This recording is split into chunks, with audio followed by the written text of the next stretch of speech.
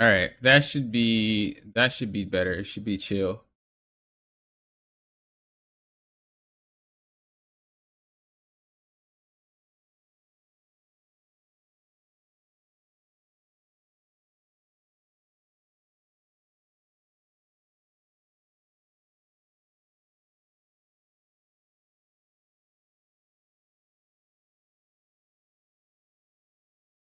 I'll give everyone a little bit of a second to hop into the new stream. I probably should have gave them the link. Maybe they'll figure it out. My viewers are smart. Y'all are smart. They'll figure it out.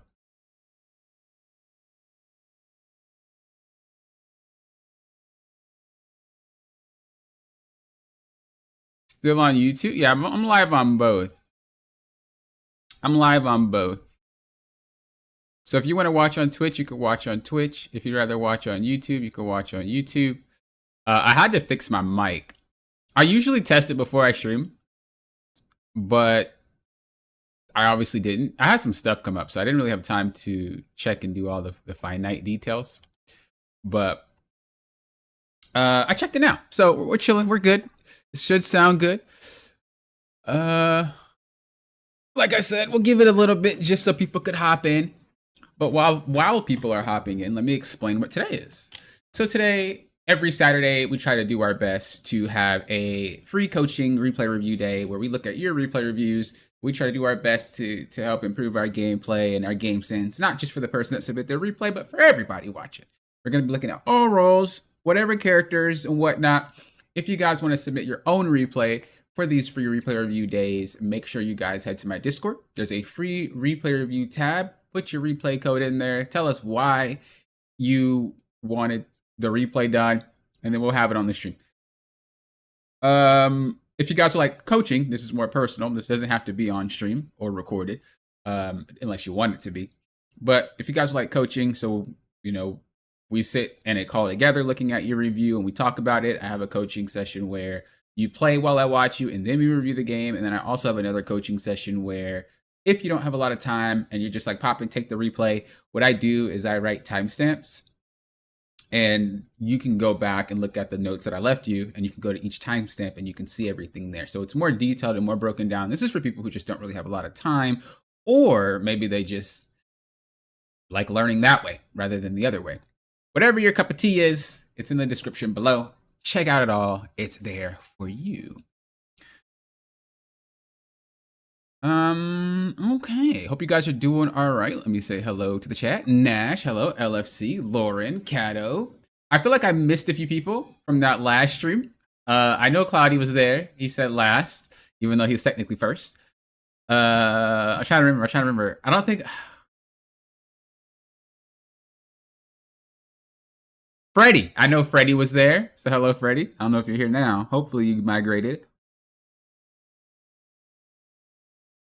But hope you guys are doing good. How am I? I'm doing fine. We had a horrible live streak the other day. Like just back to back, losing and trolling and losing and trolling. It's pretty crazy. I'm genuinely shocked. That was the video that I made about trolling and whatnot. That was actually in the middle of that loss streak. Because I was like, bro, this is crazy. We're winning. And then you just don't want to play anymore because I guess someone yelled at you on comms. I don't know. I don't have comms on. Or you swap and then we have one healer and nobody wants to heal. And if I heal, then there's no tank. Like, I'm just put in a predicament. So I was kind of annoyed and fed up about it because a lot of these players can continue to play for free. I even see some of these players that throw my games, some streamers are duoing with them. And I'm just like, so you threw multiple games, dog. And you're just carrying on for free, huh? Just chilling. Cause like, remember when I play in my rank, I see the same people. So I'm seeing you back to back to back to back, and you've been throwing, and I'm still seeing you in my games, which means that you're not punished yet. What's going on, dog? Oh, do they want me to actually play it? I just don't want to have the little triangle or the little exclamation marks popped up. That's all. I just realized you guys probably can't even hear the game. Let me turn on the sound for you. I know my voice is beautiful, but you guys need to hear some sounds. Okay, we're not gonna click all that. We're just gonna have it. All right. Remember, if you guys want your replay reviews, check out the Discord. There's a free replay review tab. And yeah, PC time finally. What? We always do reviews on PC. It's a lot more crisp when I do it on PC, so that's generally why. It's a lot more crisp.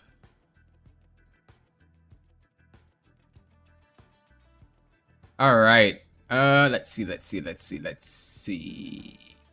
Who's gonna be our tank pick today?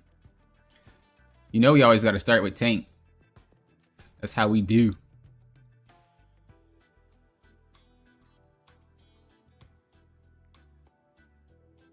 We're gonna start with the Blood Moon, because I know I've done a lot of you guys in the past. I think I only did Blood Moon once. So we're gonna do theirs. They have a really short one. They said, honestly, I feel like I did a good job living, but not protecting my team. Any thoughts? Let's see. Let's see, buddy boy. Or girl, I don't know. Blue Pit, what's up? Let's go. You already know. You already know. Tanks deserve more love. True, true. Facts, facts. Gino, hello. How you doing? Hope you're doing great, buddy. Hope you guys are having a good Saturday. I know it's a little bit chilly for a lot of you guys, so make sure you guys are bundled up. Make sure you guys got some cozy hot chocolate. Let me get out my pin tool here. I always say I want to make it more interactive for you guys, and I always say, like, I want to ask you guys questions. And then I never ask questions, or I ask one and then I stop. But generally, it's only because one point leads to another point. So it's always like the connection of the. I haven't played on this map in like 47 years, bro. What?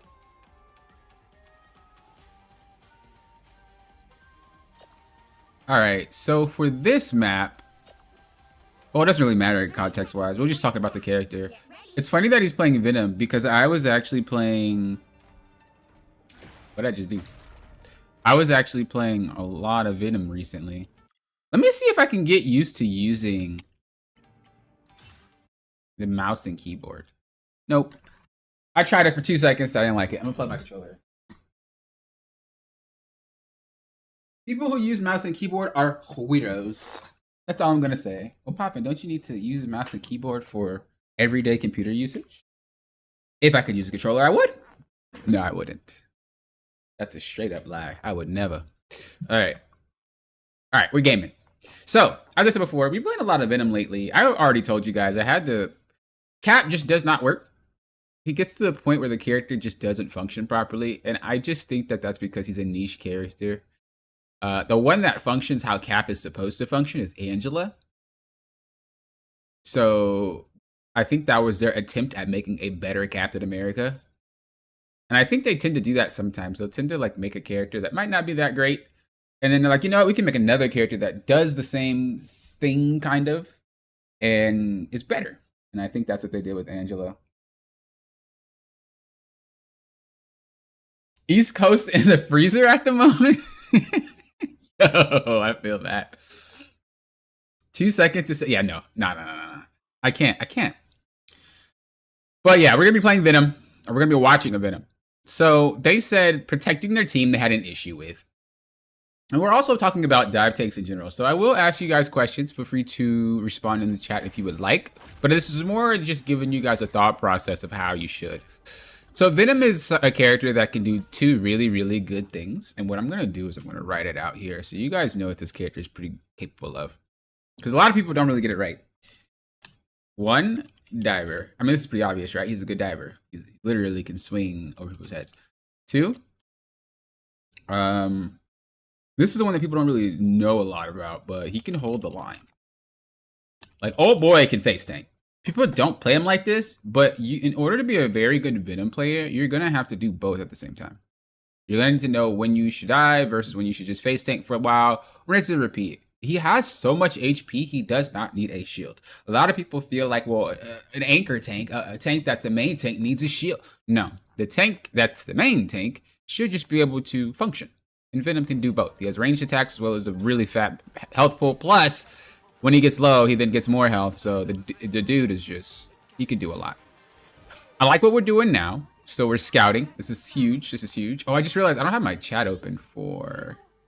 I'm sorry, guys. You guys are like popping. You're trolling today. I know. I'm sorry. Please forgive me. So what he's doing right now is he's scouting.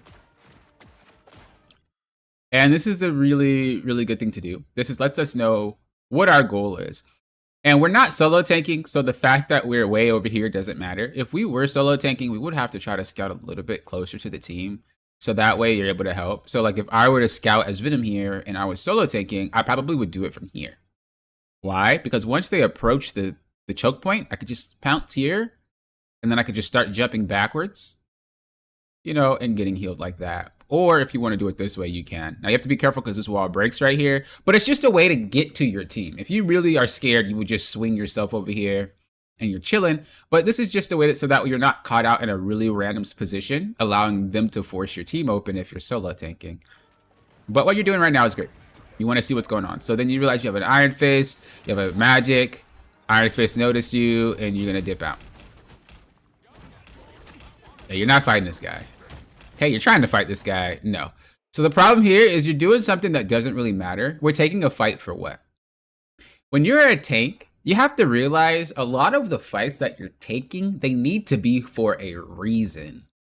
And this is something that a lot of tank players struggle with. It's not just this player in general. A lot of players struggle with taking the right fights. They think that every time they see someone is the fight they have to take.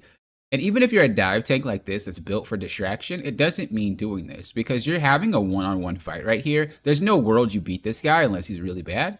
And your team is just getting pushed for free. Your off tank is Deadpool. Deadpool, unless he's a really good player, doesn't... Oh, wait, that's not even... You are solo tanking. I thought that was the Vanguard symbol. Okay, you are solo tanking.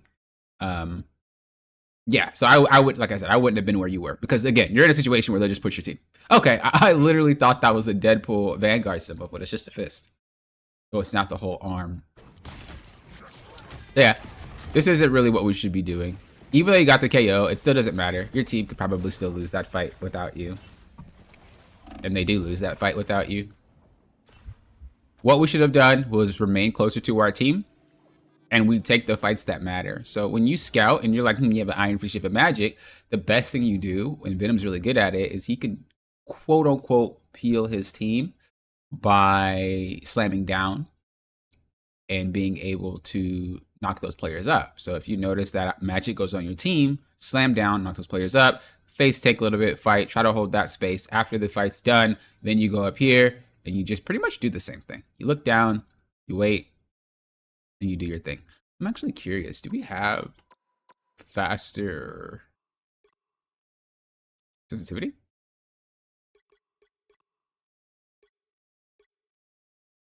Do you have faster sensitivity when it comes to... We're just gonna...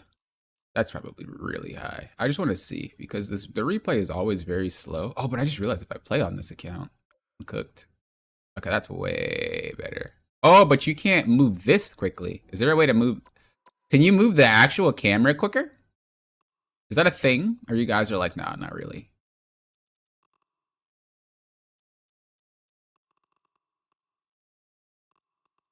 I don't think that's a thing. I think everybody just has that speed. Oh, maybe it's cursor sensitivity. Is that maybe it? Let's try. I'm gonna just bump it up. That seems faster, right? Or am I trolling? We're gonna put it up a little bit higher. A little bit higher.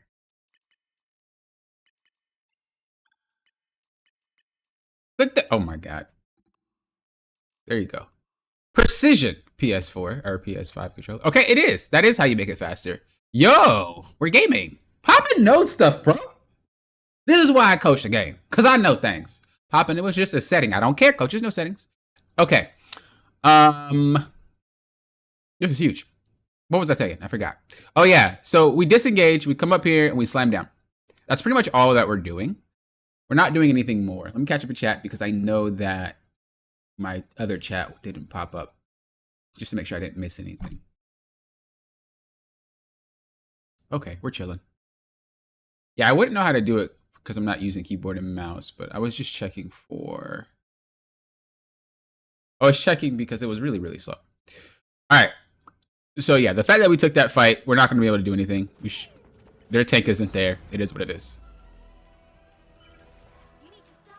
This is why it's important for you to always make sure that you're in the right spot as a tank and you're taking the right fights. Because every fight that you take, you have to make sure that your team is able to follow up and play with you and stuff like that. But we're pretty much just all over the place. Now we have a second tank, so it's a lot easier for you to play. Hey, Cameron, how you doing? Hello, hello. It's a lot easier for you to play. I think my shaders are still loading. That's why there's a little bit of lag. All right, doing the same thing. And we're trying to look for a spot to dive. Now, this isn't necessarily a bad thing. But again, take the fights that you need to take. At this given moment, we don't really need to be looking and scouting for a fight. We should be trying to fight with our team here. If you want to really get a slam, just crawl up this wall and slam back down. But be present. You're not an assassin. You're a tank. You have to be more of a presence.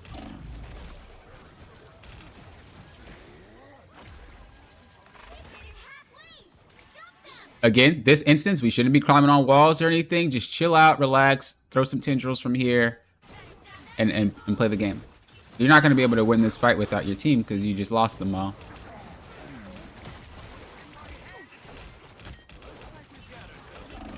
So the goal with Venom, if you guys are Venom players or any dive tank players, the goal is to touch down and leave before taking damage because this allows you to get that spike back. So let's just say, well, let's not just say, Venom's cooldown, I believe, is 5 seconds on slam, 6 possibly, maybe 7, somewhere around there, right?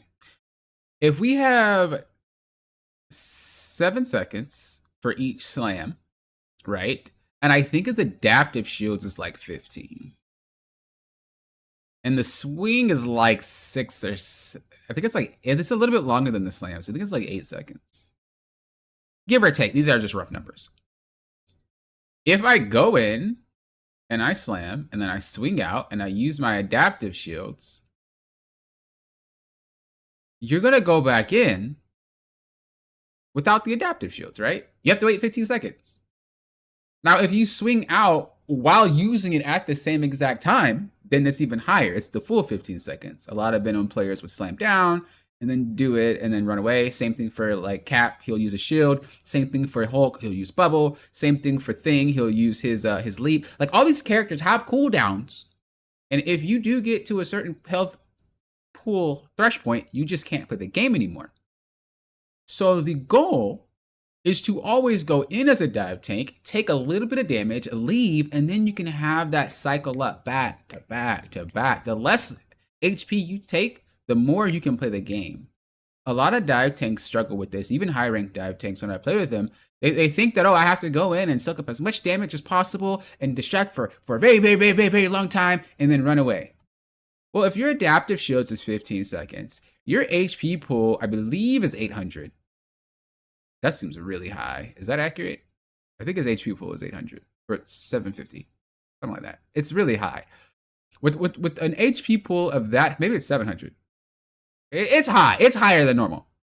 With an HP pool that's really, really high, not only are you waiting for your adaptive shields to come back, but your healers also have to burn a ton of healing into you to heal you. It takes a very long time.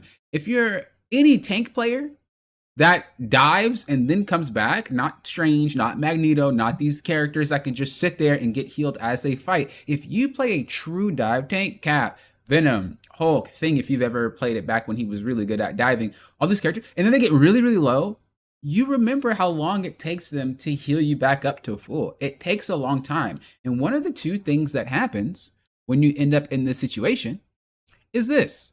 Option number one, You have, oops, a little bit higher. While I do this, actually, what do you guys think happens? What do you guys think happens if, what do you guys think happens if you're very low as a tank and you have to go to your healers to get healed to full HP? There's two things that could happen here, and most likely one of them will happen every single time. What do you guys think? Any big brainers in the chat? Or if you're watching at home after the stream, any big brainers at home? What do you think? I wish I could change the font size of this. Is it possible? You guys can't see what I'm looking at, but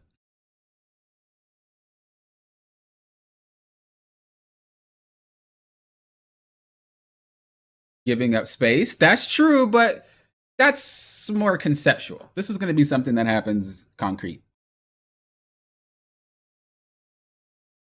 You stop the healer from healing another teammate. That's one. That's not what I was going to write, but that is something. That's another ramification of it. They'll push your team. That's another. But again, that's more conceptual. We want concrete details of like what's going to happen, not maybe they will. You know what I mean? So one thing's going to happen. Number one, you'll go back in with not enough HP. Every dive, tank, DPS does the same. You will see it. You've probably done it. I know I've done it. You don't want to wait so long because your cooldowns are back. So you're like, I'm going to just go and pray to God you heal me mid-air. Everybody has done it at some point. If you are a dive player and you're like, Papa, that's never happened to me, you're a liar. Sometimes we get our cooldowns back so quick and it's like, I'm at 50%, 75. You know what? Forget it. You'll heal me as soon as I start flying. And that just doesn't happen. It does sometimes, but you'll go in with lower than enough HP, which means that you actually have to leave a lot earlier, which means you're making it so that your job is even harder. And the second thing that's going to happen, or can happen, is pretty much what Cam said, is you're taking more resources than you need. A lot of players complain that, oh, my healers aren't healing. I actually had a game today. It was me. Here was the comp.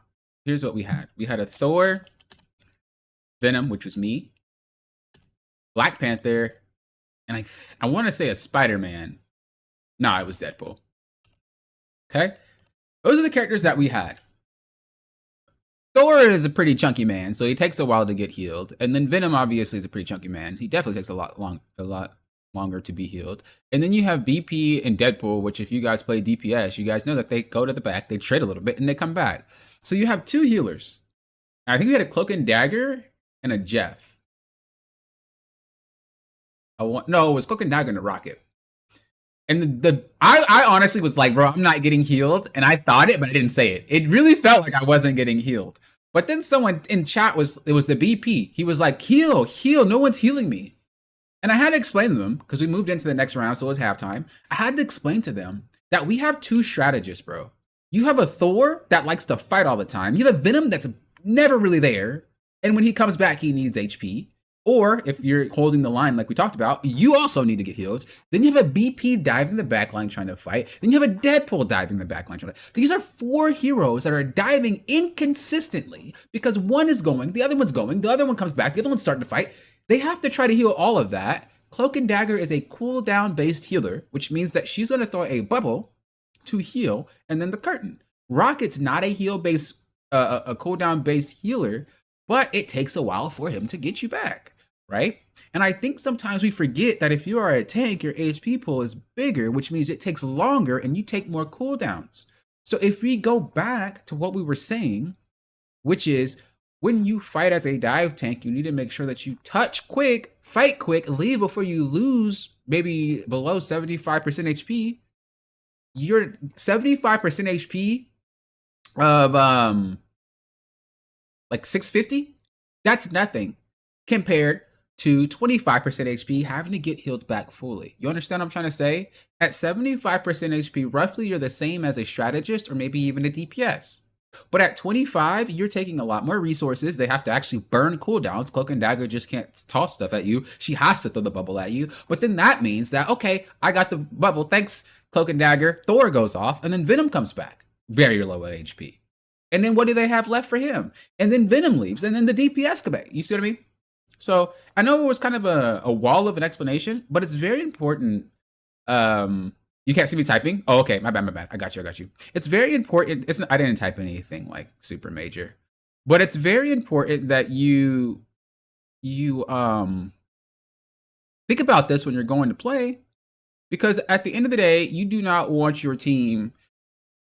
At the end of the day, you do not want your team to have to worry about giving the tank the full amount of resources. When you're solo tanking, it's a little bit easier because everything is basically getting poured into you. But when you have another tank, you have to keep this in mind. And then when you have the 2 DPS that tend to run in there and do crazy stuff, you have to also keep that in mind. You have to also understand that if I take too much HP, I'm out the fight for longer. I have to take more resources. All this stuff can cascade. Maybe the Hawkeye gets to play the game for 3 extra seconds, and that's all this dude needs for a pick because you got so low that you couldn't go back again. You know what I mean? It seems like a lot, but it's very important if you're playing a dive tank that you understand that concept. Because if you do not, you're going to end up in a situation where you're like, oh, my healers aren't getting healed, or they get picked off before you can play the game, or you just feel like you have no pressure. You have nothing. Because every time you run away, oh, he has 800 HP. Good Lord. Because every time you run away, you're in trouble. So like, let's right here, right? Let's just assume I'm at 536 out of 800 HP. If I swing back and get healed, then you're chilling, right? And you have your slam up in about 6 to 7 seconds, which means that if you swing back, get healed, it's going to take you only a little bit to get to full HP. You run back, you slam. You still have your adaptive shields, and you're able to play the game within a span of 5 to 6 seconds. And you're only giving them 5 to 6 seconds of breathing room. If you're playing the Hulk, it's different for you because you have a jump that's a lot more consistent. What you'll do is you'll get to the same amount of HP, you want to hop back, you want to get healed, boom, you're back. It's even less. It's like 2 to 3 seconds. If you're playing Cap, that's a little bit rough because his cooldowns are 12 seconds each, or about 11 to 12 seconds each, which means you don't really have the consistency to be able to just straight jump to the front to the back. But if you cycle your cooldowns properly and you're not heavily punished for it, then you should be able to play the game a lot quicker as well, along with the Hulk and stuff like that. So not only is cooldown management important, but also HP management is important. And that's something that a lot of tanks don't understand. A lot of stuff that players don't understand. Is this quick play? Yeah. I don't care if it's quick play or ranked. Conceptually, it's still the same. I know some people don't play a lot of ranked, and I don't want them to feel like they can't get better because they don't.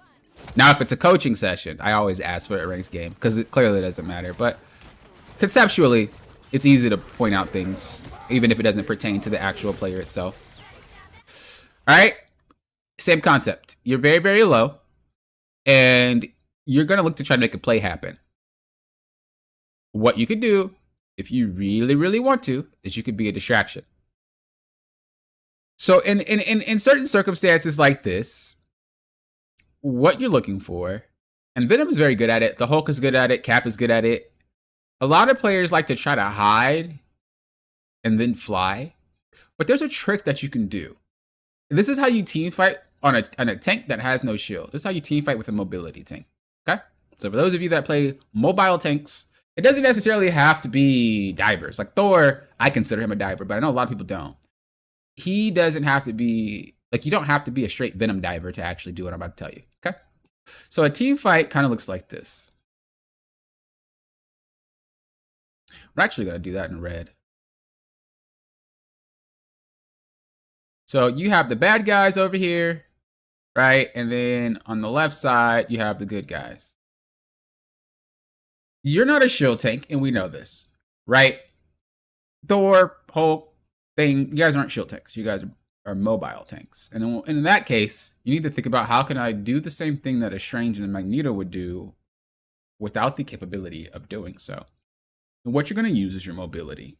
And so how this works is you're going to not provide space by jumping on them and distracting them like that. What you're going to do is you're going to do something that makes it so you don't actually take any damage. So where Venom is right now, we can't use that because, you know, that's a weird spot. But let's just say Venom is down there, behind this wall, right here. and he sees them coming. I'm pretty sure this can break, but he sees them coming, and they're shooting at him, and his team is also coming out from here and from here. So they're coming out that way and that way. This means that if I'm tanking as Venom and I don't have a shield, how did I make this happen? What you would do is you would swing up and go up here. You would swing to the right. This is kind of troll. I wouldn't go there. Or you can just dive in there. What this does is it makes it so that the enemy team is focused on you while you're there. Now, this is not the same as diving because you need to be relevant. It's not like, oh, I'm just distracting because they hear me. And no. This is different. You actually are going to be fighting. It's just you're taking the fight in another location that they have to look. And then as they're doing that, your team is free to get picks or at least move. You know what I mean? And this is something that you're going to have to do on a consistent basis. And it's very hard to really pull off consistently until you learn to do it right. But like I said, do not confuse that as distracting and I'm just playing cap and I'm running around, and it's not the same. In order to do that, you need to make sure that you're a threat. You need to make sure that you're a problem. And to be a problem, you have to be attacking. So if I were to do it with Venom, I would come up here and I would use my tendrils, right? If I were to do it with the Hulk, I would come up here and I would, use my clap. If I were Cap, I would come up here, I would throw my shield. You're still fighting. You're still in the fight. It's not the same as just, you see me go over there. Okay, well, they're all going to look at you because in higher ranks, they'll see you do that. And unless you give them a reason, like unless you trained them to understand that ignoring you is not the play, they're going to ignore you. And they're just not going to look at you until you do what you want to do. But that just leads your team to get picked off. And then you have all these dive tanks wondering why their team gets picked all the time. Because you're trying to play like an assassin.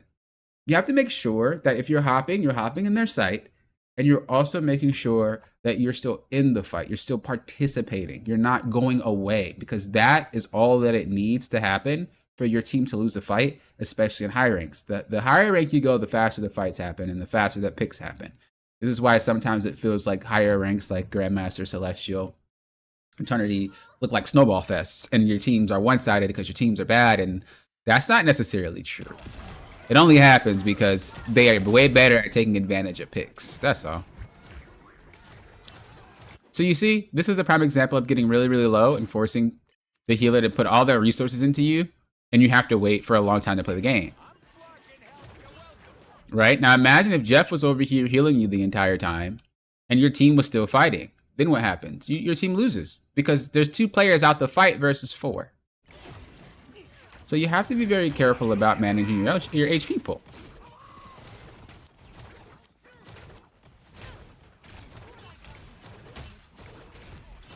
Hey, you're chilling, but you got to ask yourself, is this fight going to win us anything? If you KO this Magneto, what happens? Like, what is this Magneto doing that's going to be a problem for you? You could say, well, Poppin, they're holding the point. True, and they could technically score this point. But if your team gets wiped here, and then they just turn around and take you out, you're going to lose way more than you would have if you just took out their team first and then held the point here. You know what I mean? Now, this map holding the point here is kind of hard because of the way that the spawn is set up, but it's just a concept thing. So, okay, they took out your team.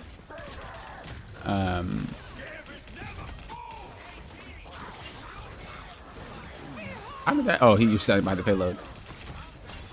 Oh, that sucks. Jeff Gaming. So it worked out in your favor, but realistically, you would have lost that if this were not quick play.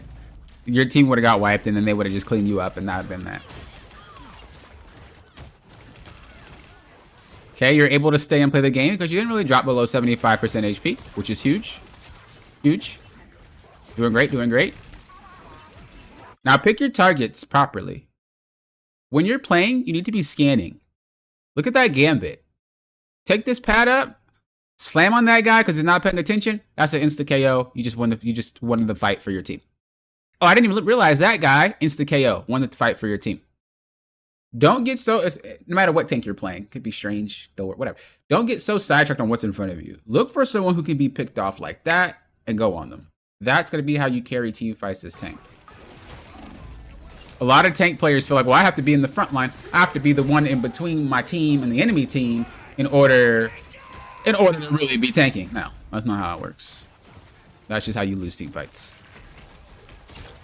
The name of the game when it comes to playing this game is whoever gets to pick first usually wins.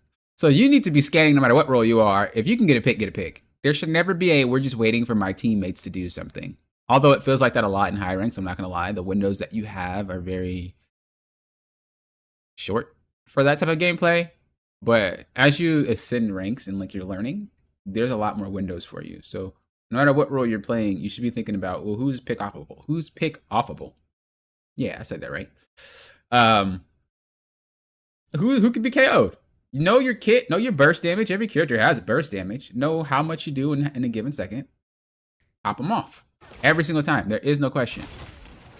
When you use your tendrils like that, or not your tendrils, but I'm going to just call it a latch, because I don't really know the name for it. But when you latch onto someone, that cooldown is pretty massive, which means you can't do that. And that's a great way to secure a KO. So you latched onto him for no reason. And then now, should someone be free to get a pick like that Jeff right now, and you saw that, and you can use your latch to get the KO, you can't. You just wasted your ability. So now you're stuck. Even right there. Imagine if you slammed on this guy when he ran away, and then you use your latch. You get KO. You see how much you're missing out because of cooldown management? And again, it goes for every single tank. It is not just a Venom situation. It is not... it's not just because it's quick play. Nothing. This is something that a lot of players don't understand because a lot of players are used to mashing buttons. It's a very friendly, casual game, and you know they reinforce a fast-paced game. They reinforce button mashing, and you have to keep in mind that that is not going to be successful the high rank you go because a lot of these abilities are very, very, very important for you. Every single one, every role, every character.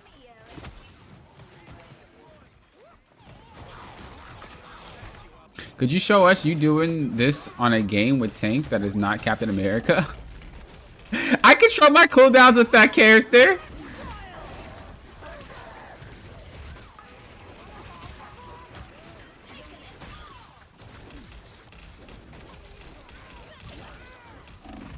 I control my cooldowns? What you trying to say, Kato? Disrespectful.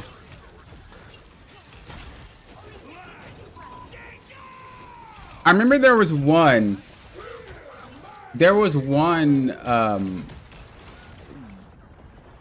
unless you mean distracted. Unless you mean distracted. Oh, you actually doing cooldown management?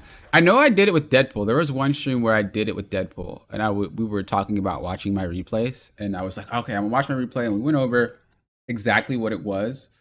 When it comes to Strange, it's not that difficult because his gameplay is very slow.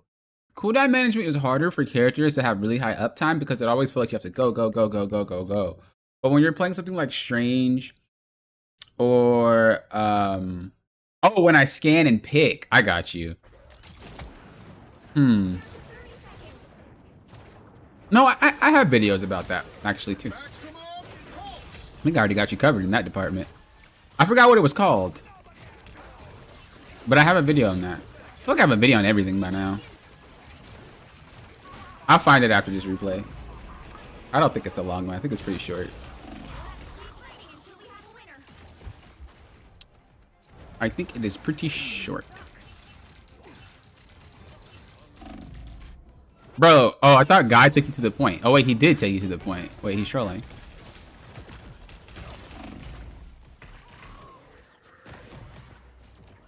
But the easiest way to really look at who's out of position or who can get KO'd and things like that is you have to know your effective range. So the reason why I said it with Venom is because I know this dude can zoom. He can go from point A to point B relatively quickly, and he can do it from a very far distance. If I were playing Doctor Strange, your range is a lot less, you know, potent as Venom's. You have to walk into their range, and they also have to be in a position to where they can't escape you, and you also have to know your Maelstrom bubble. They removed the fall off from the Maelstrom bubble, I'm pretty sure, so you don't have to worry about being directly on top of them. But it's the same concept. Same thing with mag. Like, all characters have those KO ranges, and you have to make sure you understand what yours is. Well, I'll take a look at it. What we'll do is I'll go over every single tank, and I'll just let you guys know the effective range of your character. That way you guys can know. That is fine. You're just kind of stalling out the fight because your team got KO'd. Perfectly fine. I didn't think they're going to go in that early. Your team still hasn't even gotten back from base. They wild. So when you take a lot of HP and then you run away and you're going to get healed, that's fine if you know the fight's over from there. Because you're going to have a cooldown period. A lot of the times after fights happen, there's that cooldown period where everybody has to set up again. And, you know, so if you're really low, it's fine. Because what you did was stall the point and there's nothing else left to do anyway. Those are the exceptions. But most of the time, 90% of the time, you really want to pay attention to how much HP you have. Because if you're too low or you try to swing back mid-fight, or any other dive tank, as I said before, you're going to be in a situation where they can't really heal you. Because they're paying attention to the team. Like that, as an example. You see how they have to try to heal you and fight at the same exact time? It's like, okay, what do we do? And then you go in with half HP, as I said before, right? And your team also can't heal anybody because they're focused on you. And then Deadpool ends up getting KO'd. So again, these type of ramifications can make or break a match, especially if you do it consistently. So be aware of it. Make sure you're not getting KO'd. Make sure you're not getting super low before you go back to your team. Some tanks are less forgiving. Venom is a very forgiving tank because he has an 800 HP pool. But you have some very squishier characters like Captain America. Thor, I think, has 650. Could be wrong. Some of these characters, if they do get caught slipping and then they get very low, you know, you're probably going to be in trouble.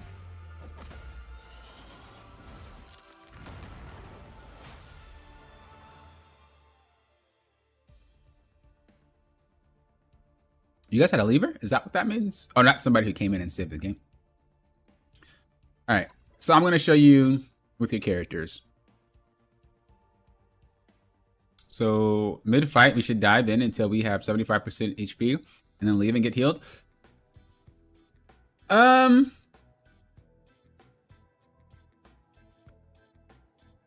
It really comes down to what you're comfortable with. I know for me, 75% HP is pretty good. But make your own fast, hard and fast rule. Adjust it how you want. I'm not someone who's very strict when it comes to rules. We all have our ways of learning. We all have our ways of getting better. So I usually give you guys loose definitions of rules and have you guys figure it out. That way you can get your own gameplay in. I'm never going to be the person that's like, do exactly what I do. So if you feel like 75% is nothing, you're like, Poppin', I can get lower than that and it's fine. Get lower than that. If you feel like higher than that is more comfortable for you, you know, have to be more comfortable. When you leave is not necessarily as important as when you engage. If you engage incorrectly or you engage at the wrong time, it's much more detrimental than you coming back with lower HP. You know what I mean? All right. So the effective range of Cap, if you're fighting or whatever and you spot someone super out of position, you see how when I jump, that's pretty much it. I don't actually keep track of meters. I'm not one of those players, but I know some people are like very meter focused. I'm like, bro, I don't know what to tell you. I just know by feeling. I would play it so much I get the feeling. But you see kind of how far he can go. Well, my sensitivity is giga high. Okay, work with me. I didn't lower it because of the replay, but that's pretty far, right? So if I saw Luna like 75% HP, I'd go on her. And then she's done. From way over there, she didn't even realize I can get that far. This is why it's important for you guys to play a character that you love, because you can know these things and the enemy just won't know. It's not something they would pick up unless they play the character, right? Okay, that's pretty far. Now, what if I did this, right? What if I'm fighting, she's back there, and like Squirrel pops her with an acorn, right? I come in, she's done. Way over there. Again, very important to know your effective range. You need to know if someone says, here's a low HP target, you have 1 second to try to capitalize on it. You need to be in range enough to capitalize on it. If you're dealing with Doctor Strange, right? And let's just say, ooh, this is really high sense, bro. Let's just say you're doing your thing. Realistically, if they got hit with an acorn over there, there's no way you get this. But you can snipe. People don't think this dude does damage from far away, but this guy can snipe characters, bro. So if you know your range, you can get close enough to be able to, let's just say you're fighting, you're doing your thing, you're fighting, and you're like, bro, you're super low. You can walk forward and snipe them real quick, and you'll get the KO. Now, obviously, as I said before, his Maelstrom is pretty, you have to be really close to pull it off. If you're fighting, and there's maybe a healer right there, and you know that there's a healer right there, what you could do is you could fight, relax, boom, boom. They don't really know what you're doing. They don't really know what you're doing. Come up, right? Get behind him because he's silent. Drop down, hit him. You're at full, bam, one shot. It doesn't matter how you do it. You just need to know how to get there. That's it. You need to know how to get to that range.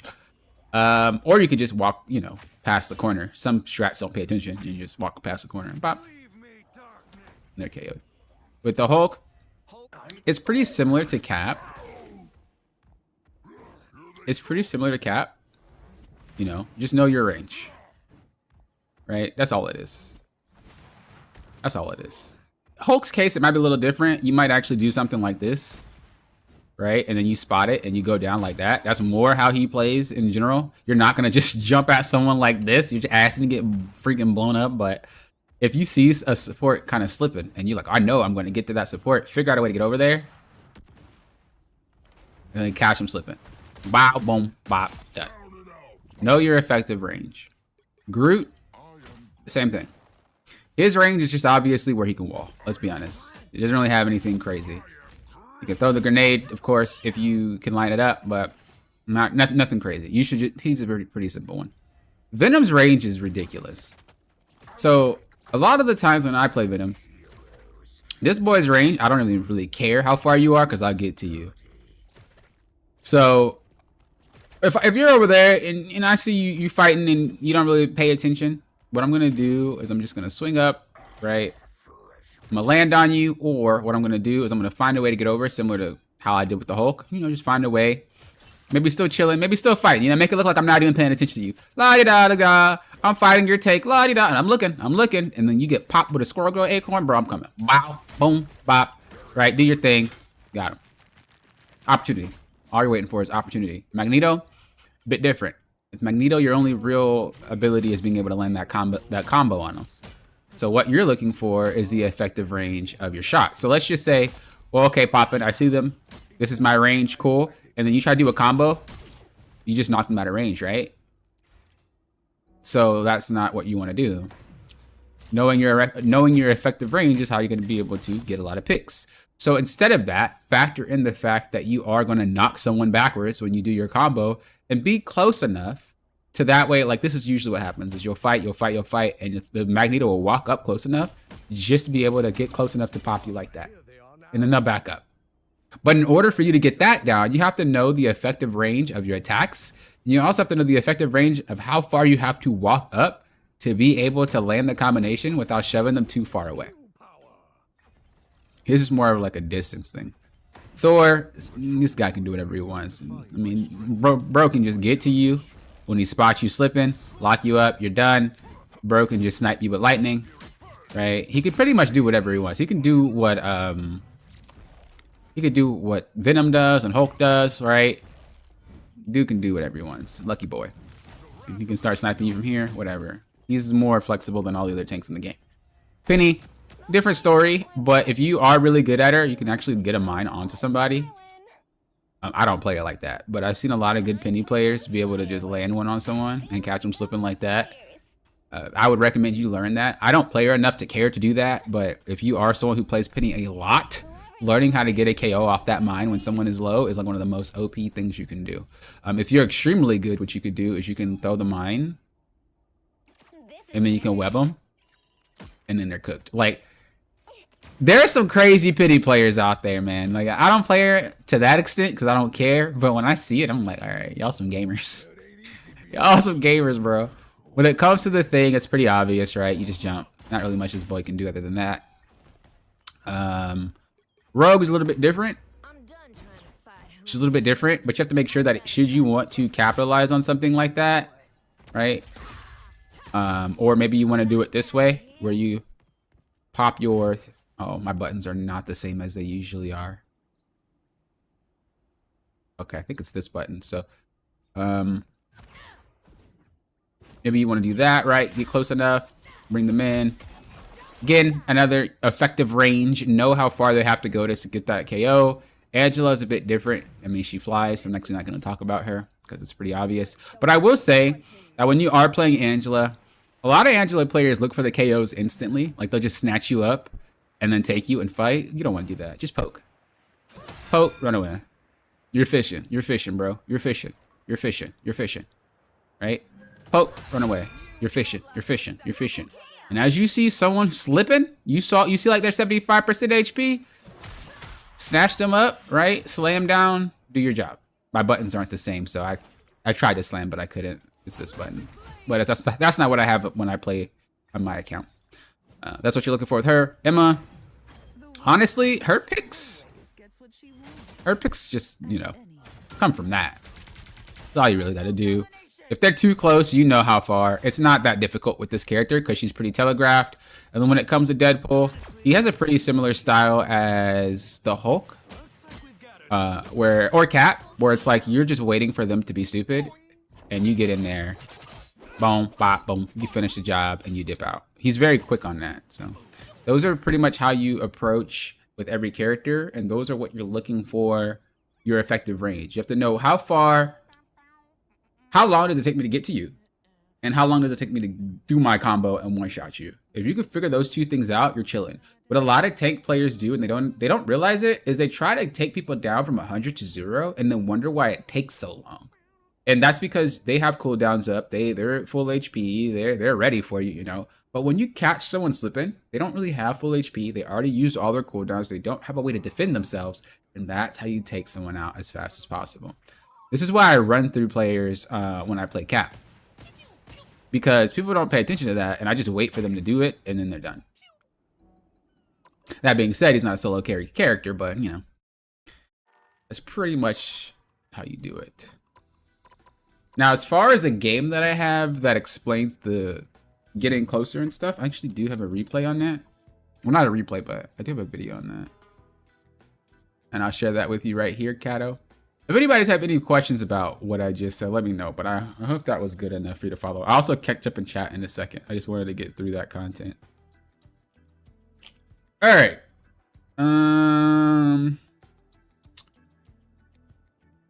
think it's called... Is it called Think? No. Mind?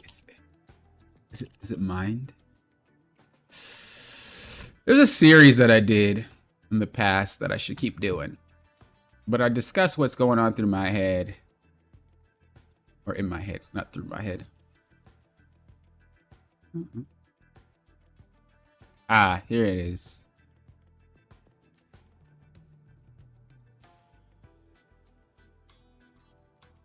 But yeah, it was a series that I don't. Oh, it's called Hear My Thoughts.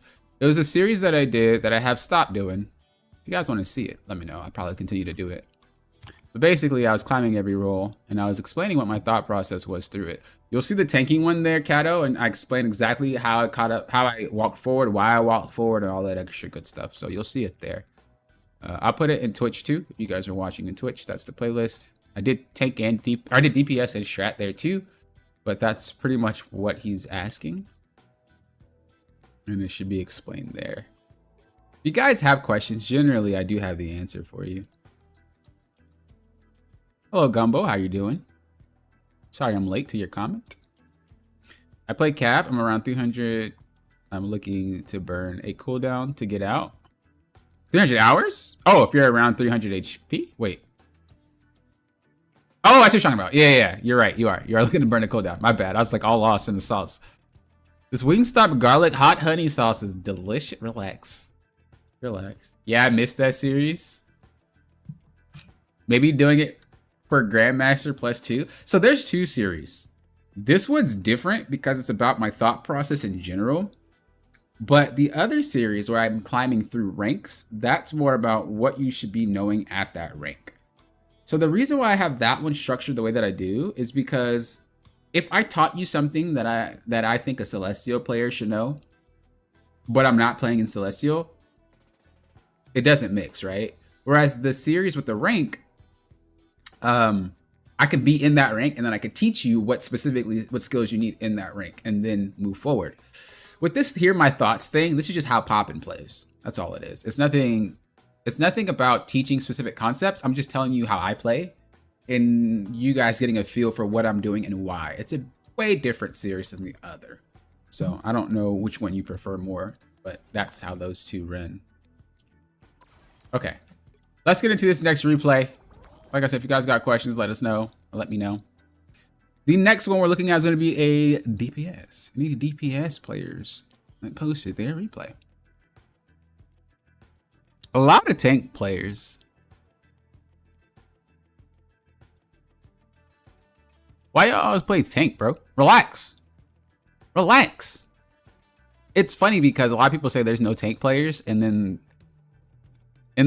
there's a whole bunch of tank players that watch my content. So what's going on? What's going on? Every time I watch people's streams, there's no tank player. There's no tank player. I'll sell it. There's no tank players. But there's so many tank players. What am I missing? What am I missing, bruv?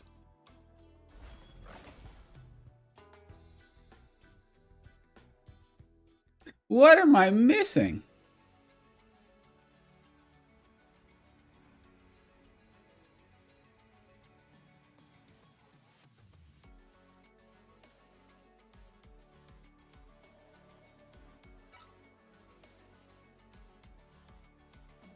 Tank players care the most about improving?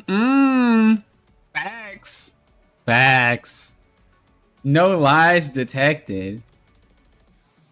Alright, I'm gonna share my screen so you guys can see what this person wrote. Facts, no lies detected, bros.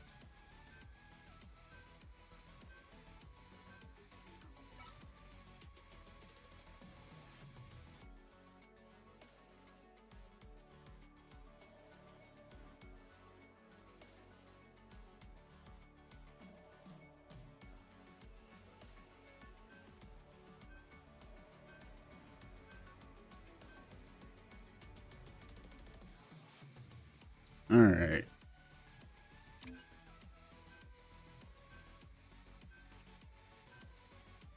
So we're going to be looking here at Murray. Hold on. All right, here's what they said.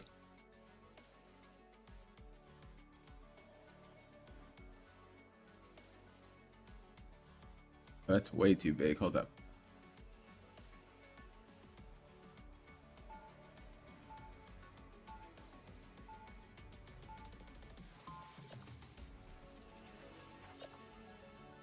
Still too big.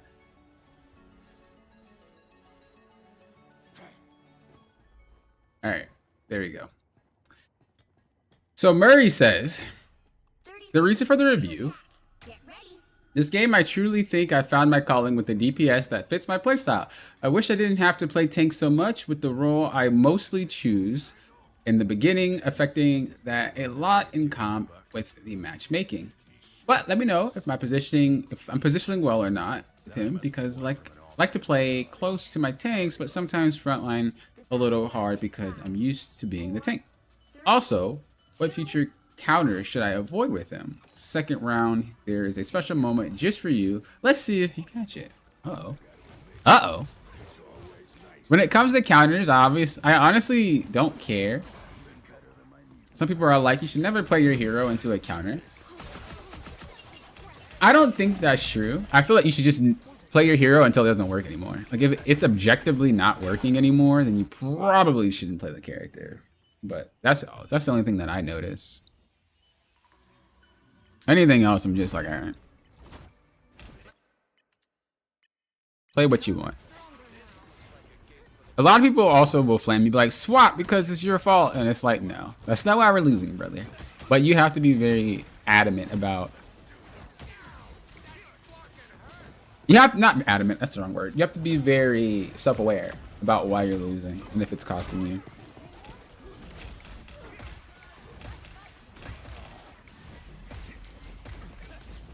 And then you swap afterward.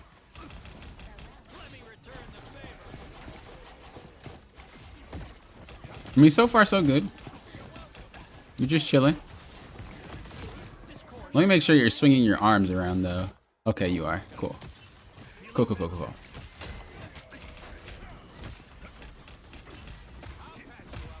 So when you get big like this, if you have the ability to walk past, just do it. Just do it. Especially if you see another diver. Even when you're not big, if you see another diver, just jump onto them and give them that shield and fight with him. He can fight pretty much anywhere he wants to because he can slingshot himself anywhere. Now, you have to be careful because I'm not saying always dive, always do that. You're kind of like a pseudo tank where if you can play forward, you do. If you can't, you gotta pay attention to your surroundings and play to that. This team is giving you ample opportunity to just run them down. So you should be doing that. Okay, here I want to see more camera slinging. Like I want to see you every time you hit, get into the habit of slinging your camera. Every time you hit, so slam, hit, sling, sling, sling. Every time. You see how you're not doing it there, but you did do it in one instance when playing him. Like even right there, that actually could have hit her if you swing your camera around. Look, right here. Swing. You hit her. This is why he's busted. This dude can miss and hit. Every time you swing, you got to get into the habit of just wiggling your camera around. It's very weird at first, trust me. It is weird. But once you get used to it, it's gonna be normal to you. So really get used to just always swinging your hand around. Even there, you could have swung and hit the thing. Even here, you can swing and hit those squids. I mean, not where you are right now, but I'm just bringing you an example.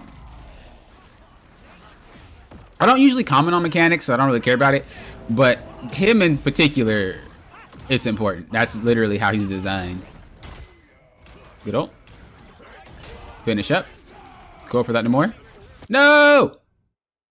Go for the Namor. You are a DPS. Look, if he's getting low, Rocket's focus is going to be on the thing. If you fight the Namor at the same time Rocket's focusing the thing, you give this dude two options. One, he focuses you and heals, which leaves him to get picked off. Two, he focuses the thing, which is a done deal anyway. He's not going to survive. And you get the free KO here. This is what I mean by you're scanning for picks. You're looking for things that can help you win the fight faster. This right here is a straight up W for you. The guy was going to get KO'd anyway. You didn't have to do that. Because Namor could have got picked. And if he survives, it's because of you. Okay, he didn't survive, but if he did, that'd have been because of you. But then also there's Rocket back there that we could have gotten another pick on. Just rolling. You'd have an ult charge, faster, all this extra good stuff. And that fight, it didn't really make or break, but there are some fights that will make or break if you decide to do that. So just keep in mind that you only really fight in the back if you need to. Otherwise, continue to play like a DPS and fight forward. Playing Mr. Fantastic like watching an action movie with a shaky camera. True. It's a really weird thing to get used to. I'm not even gonna front. It's super weird. Same thing here. When you get bigger, really try to get closer to everybody. So it's just kind of like a 1 or 2 process, or step 1 to step 2 process, right? Step 1, try to get your inflate meter built up as much as possible. Step 2, jump at somebody if you can't. Be safe first. Jump at somebody, you get bigger, you wail on them, and then as your team follows you up, you know, when you're about to get low or whatever, go ahead and go to your refrigerator mode and then just walk backwards. You're creating space off of your cooldowns. It's very cooldown based. But again, you have to get that checkbox of like, I don't need to be in the back helping my team. If you don't need to help your team, then you go deep. If you do, you don't want to commit on something like that.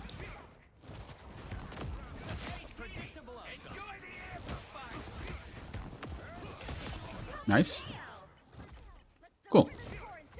So far, it's just shake your camera more and focus more on cooldown management, as well as being able to notice when you can dive and when you shouldn't. I wouldn't have wasted that because it doesn't matter. Either you survive or you lose.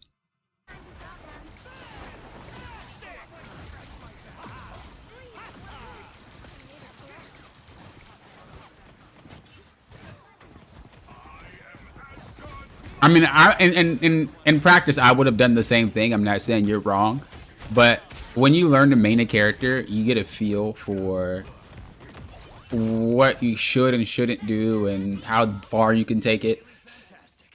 That is something that I would think about in hindsight, but if I were in your shoes, I would have done it too. But that Pop-Tart mode, it is a very long cooldown, and you don't want to waste it. Because if you survive, you can use it later. But if you don't, then I mean you don't. Regardless, you lose. You're just stalling out how long you survive for. Okay, I like it, but again, think about what just happened. You hear her saying, "Limbo, stand with you." You should be moving. As this ends, you're going to snatch that back line and get to the back with your magic, because you know that's what's about to happen. She just said her ultimate. But look what we do here. Why? Why do we back up? You should be with her. You have your Pop-Tart mode, right? You're not gonna, if they do focus you, that's even better for Magic, to be honest. Use that. You're like a pseudo tank. They do things like this to allow the divers to be able to play the game, right? Well, do it too. Look how far you are when you know for a fact Magic just ulted. You should be back there with her. You should be back there with her. Whenever you hear someone ulting, it's really good for you to pressure with them. Ulting basically means you have an advantage. You need to move. Every time you hear someone ulting, it's very important that you take that advantage.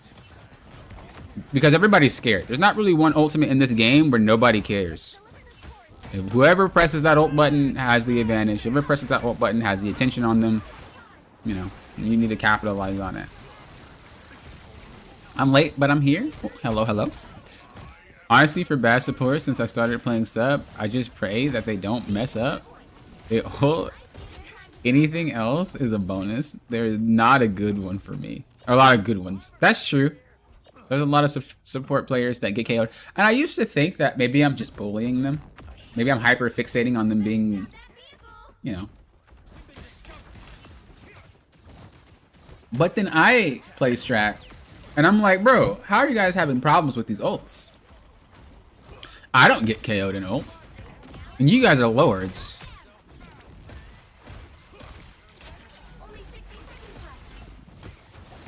Alright, you see your team in the back line, go with them. You already got a KO, so you know that there's no one in your back line. You know that there's no one back there. So you should be moving forward way quicker than this.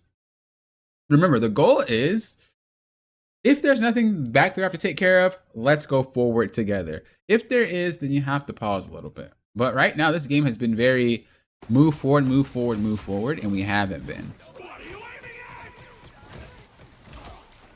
So right here, we know that he ulted, right? He said, what are you aiming at? This means you got to respect him and give him space. You should have backed up. Okay, now we move forward. We know Salak's behind us, but now we're going to look to try to make a trade as DPS. Well, it doesn't really matter if you're DPS or not, but you have to assume your backline is about to get picked off, maybe 2 people. So you need to try to trade 2 people.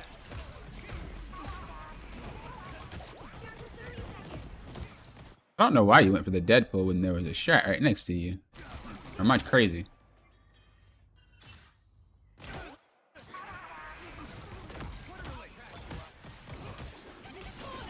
Okay, no, yeah, you could have gotten the Jeff. But you also could have got her standing there. I'm not gonna knock you for that. I was just curious on why. I like that we're still in there though. Your team didn't need you. That's what I'm talking about.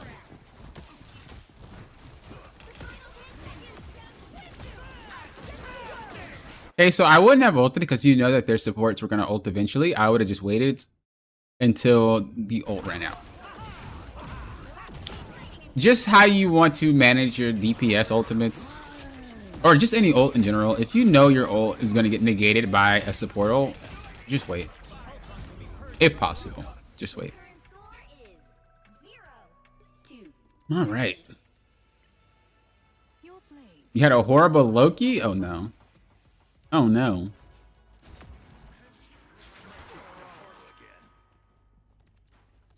Follow my lead, or don't. I really don't care.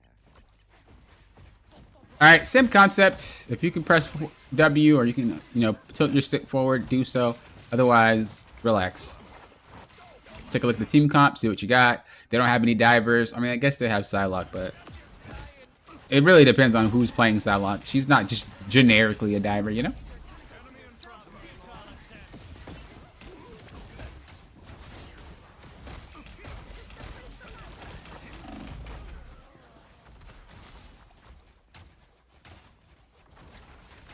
And at that point, I think your team was already getting pushed back. There wasn't much you can really do about it. Again, it's similar to really just every role. If you're losing the fight, just back off.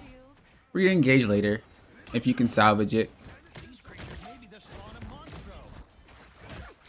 Okay, swing your camera. That's a double hit right there. Right here. You actually could have hit him there too, but you didn't swing. Swing your camera. You can hit them both. Keep walking forward. Keep walking forward. What you're doing is you're baiting it, looking like you're hitting him, but you're smacking him instead. Well, you're hitting both of them, but he doesn't know that. And Jeff might not pay attention. So you walk forward. You keep going forward at him. And then when you swing your camera to the right. You're trying to hide, but for no reason. Nobody's going to KO you. You're chilling.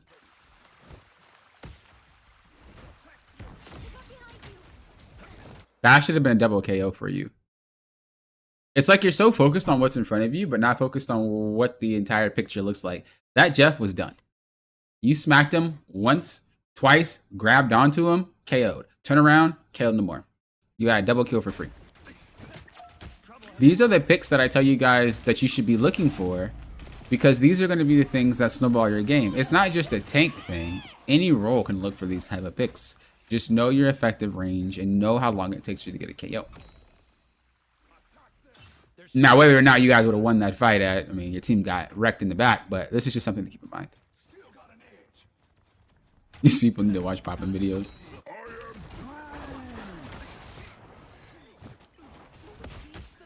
Yeah, that's fine.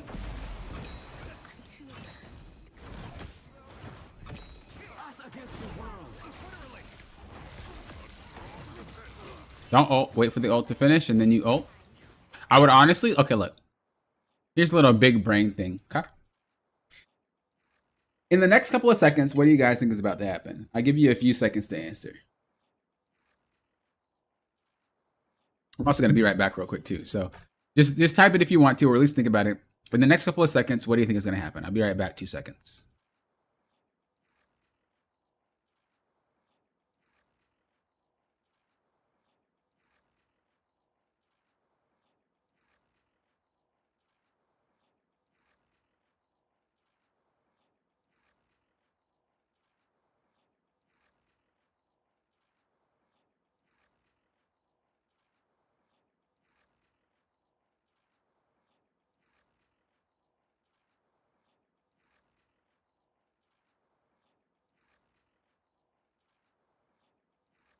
All right, we're back.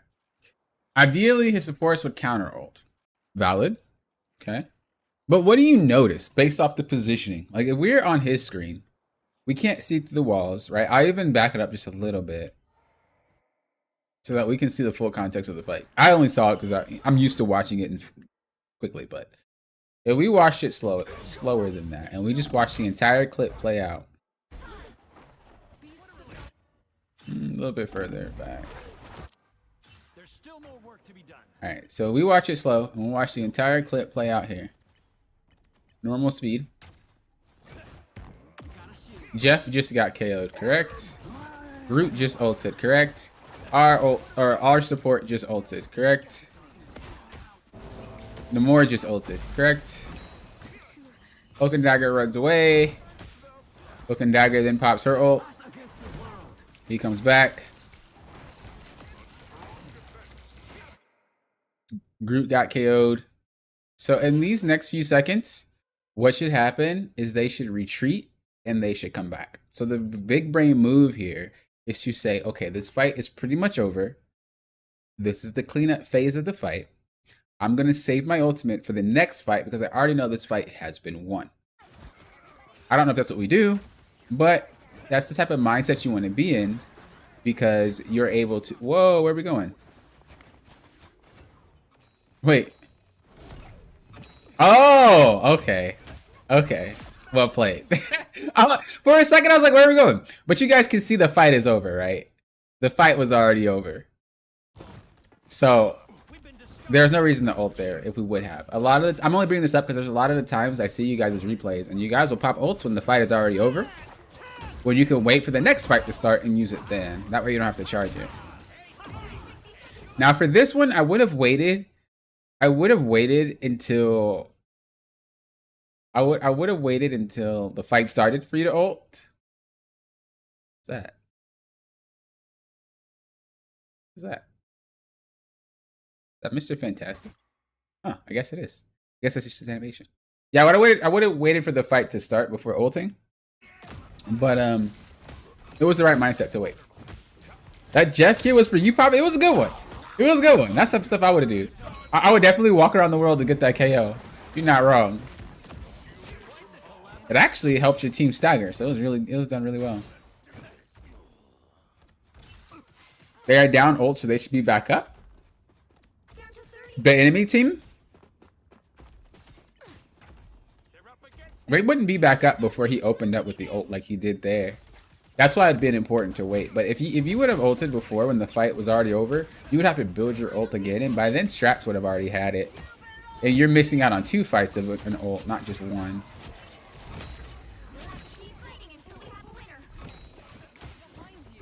So I think overall, this was a pretty good game. I would say, again, get used to moving your camera a lot more. Get used to scanning other potential picks, not just what's in front of your screen. Get used to cooldown management. A really good takeaway is just build your meter. When you're about to get bigger, just go in. Make sure you're always diving with your divers if possible. You don't always do it. But if there's nobody behind you and you're chilling and your healers are chilling, if you see someone go. Especially if they pop ult, like Magic or something like that. If your team is safe, go with them. Give Magic the backup. Give Iron Fist the backup. Give Black Panther. Give Cap. Give Thor. Get your whole everybody. Dive with them. So that way you're able to assist him. That's pretty much what he is. He's like a pseudo tank. He's very supportive. He's a very flexible character, no pun intended. The character is actually really good, and this is why I say that he's good. A lot of people think that he's not that great, but people focus too much on how many KOs a character can get. They need to focus on the strategy that they can implement. Mr. Fantastic is very flexible. This dude can be almost played in every single comp. The dude is very well-rounded. He's always a problem. It's a great character. Definitely worth picking up if you like him.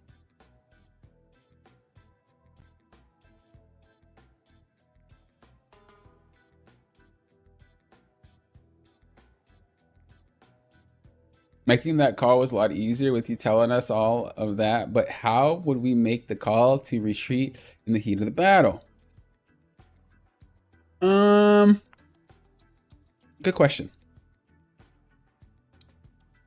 It comes with practice, but I guess the easiest way to know if a fight is over is thinking about what team comp you have. And then if a specific character from that team comp gets picked, is the fight over? So it's also in context of could you get anything accomplished? So I'm going to take a quick look at, because I'm going to put the next code in here, and I'm going to just share with you what I mean. So here's the next code. Look at the characters. We have Hulk, Angela, Spider, Namor, Invisible Woman, and Deadpool. Right? If I'm playing Spider-Man and my Deadpool gets KO'd by, I don't know, Star-Lord runs at my Deadpool. He's over there and he gets KO'd. I have 2 options. Run away or try to get a pick or 2. And you have to do this like that. You have to do it so quick. And if you're like, can I get a pick or two before in the next like second and a half? Then you go for it. You don't have to retreat. The reason why I chose Spider-Man is because unless you have ult, it's not happening. So if I have ult in that instant my strat gets KO'd, I'm going to jet to their backline and try to get an ult off so we trade. If I don't have the potential to do so, I'm going to retreat. This is usually what you're thinking about.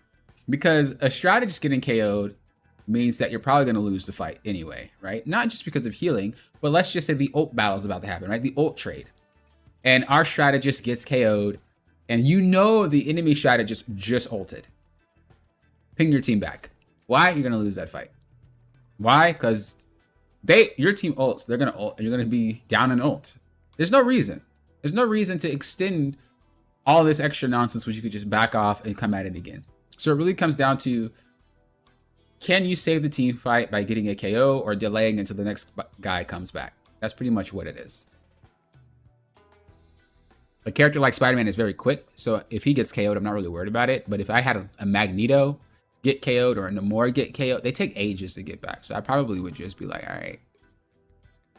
It just comes down to that. Can you win the fight without them? Can you get a pick without them? All right. So this player said, hold on, let me finish. So if one of my healers gets picked, depending on which strat is down, then I should back off. If you're a tank, no, you can make your own play too. If you're playing Doctor Strange, you can walk up and get a tank KO if possible. You can walk up and ult if possible in the team fight before it happens. You have to just be able to gauge that yourself. Again, it's not something that I can just tell you A, B, C, and D. But that's the best way I can tell you how to think about it. Is if you feel like you can get a KO before anything really pops off, then get that KO. Or at least if you can stall long enough. But generally, it's more, can you get the KO? Can you trade something for what you just lost? If you can, you'll be good. If not, the fight's probably going to be over. It also depends on if the fight already started. So if the fight hasn't started yet and someone gets picked like that and we haven't even gotten into position, you just restart because the fight hasn't started yet. Remember, we have the setup phase, the pre-fight phase, the full fight phase, and then the cleanup. Well, if we didn't even get to the pre-fight phase, you might as well just restart. But if you're already in like the full fight phase and someone gets picked, you need to finish that fight out and try to turn it. So those are the differences. I hope that helps explain a little bit further. All right, this player said,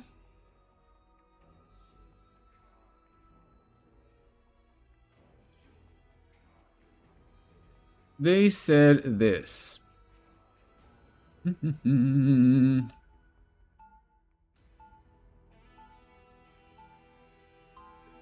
I don't know what's even put as the reason. I spent over 1,000 hours getting better at this game and done multiple replay reviews and everything. No matter what I learn to improve my games, the loss streaks continue, and I can't get past GM3 to save my life. I'm constantly up and down between Diamond and GM, but can't do any better. For Christ's sake, I can barely get a win streak on my gold rank account, despite being a consistent GM3 player. I don't know, just give me something. Edit, please review this game. Okay, so we'll review the second game that they asked for, not this one. So this is actually a pretty common thing. This isn't something that only one player goes through. This is something that everybody goes through. Whether or not you speak out about it is a different story. But every player goes through that where they feel like you get close and close and you just get knocked down. And that type of thought process actually needs to be broken down a little bit, because if it's not, you're going to find yourself in a really bad spot mentally. And that's obviously not a good thing if you want to climb. So we're going to do something fun because we haven't done this before on this stream. Everybody ready? Time for the fun time. I don't know how to do it. Okay, we don't want that. You guys see that? Oh, wait, but I'm not in the picture anymore. Guys, my face is gone. Wait, I just want to see something, though. Okay, cool. Oh, we're off the game. But real quick, because my face is gone. Hold on. Let me see. Where is it? All right. All right, here we go. So, you guys ready for the poppin' original? Is this heaven? I was gonna use the black screen. I don't. Is the black screen better? Oh no, you guys can't see the black screen. Cooked. All right, we have to use white. Sorry, guys.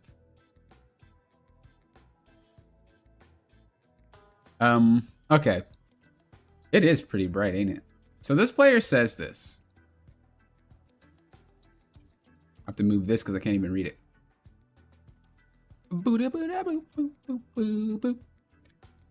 All right, so this player says that you spent a lot of hours. So let's just say in context, we spent 1,000 hours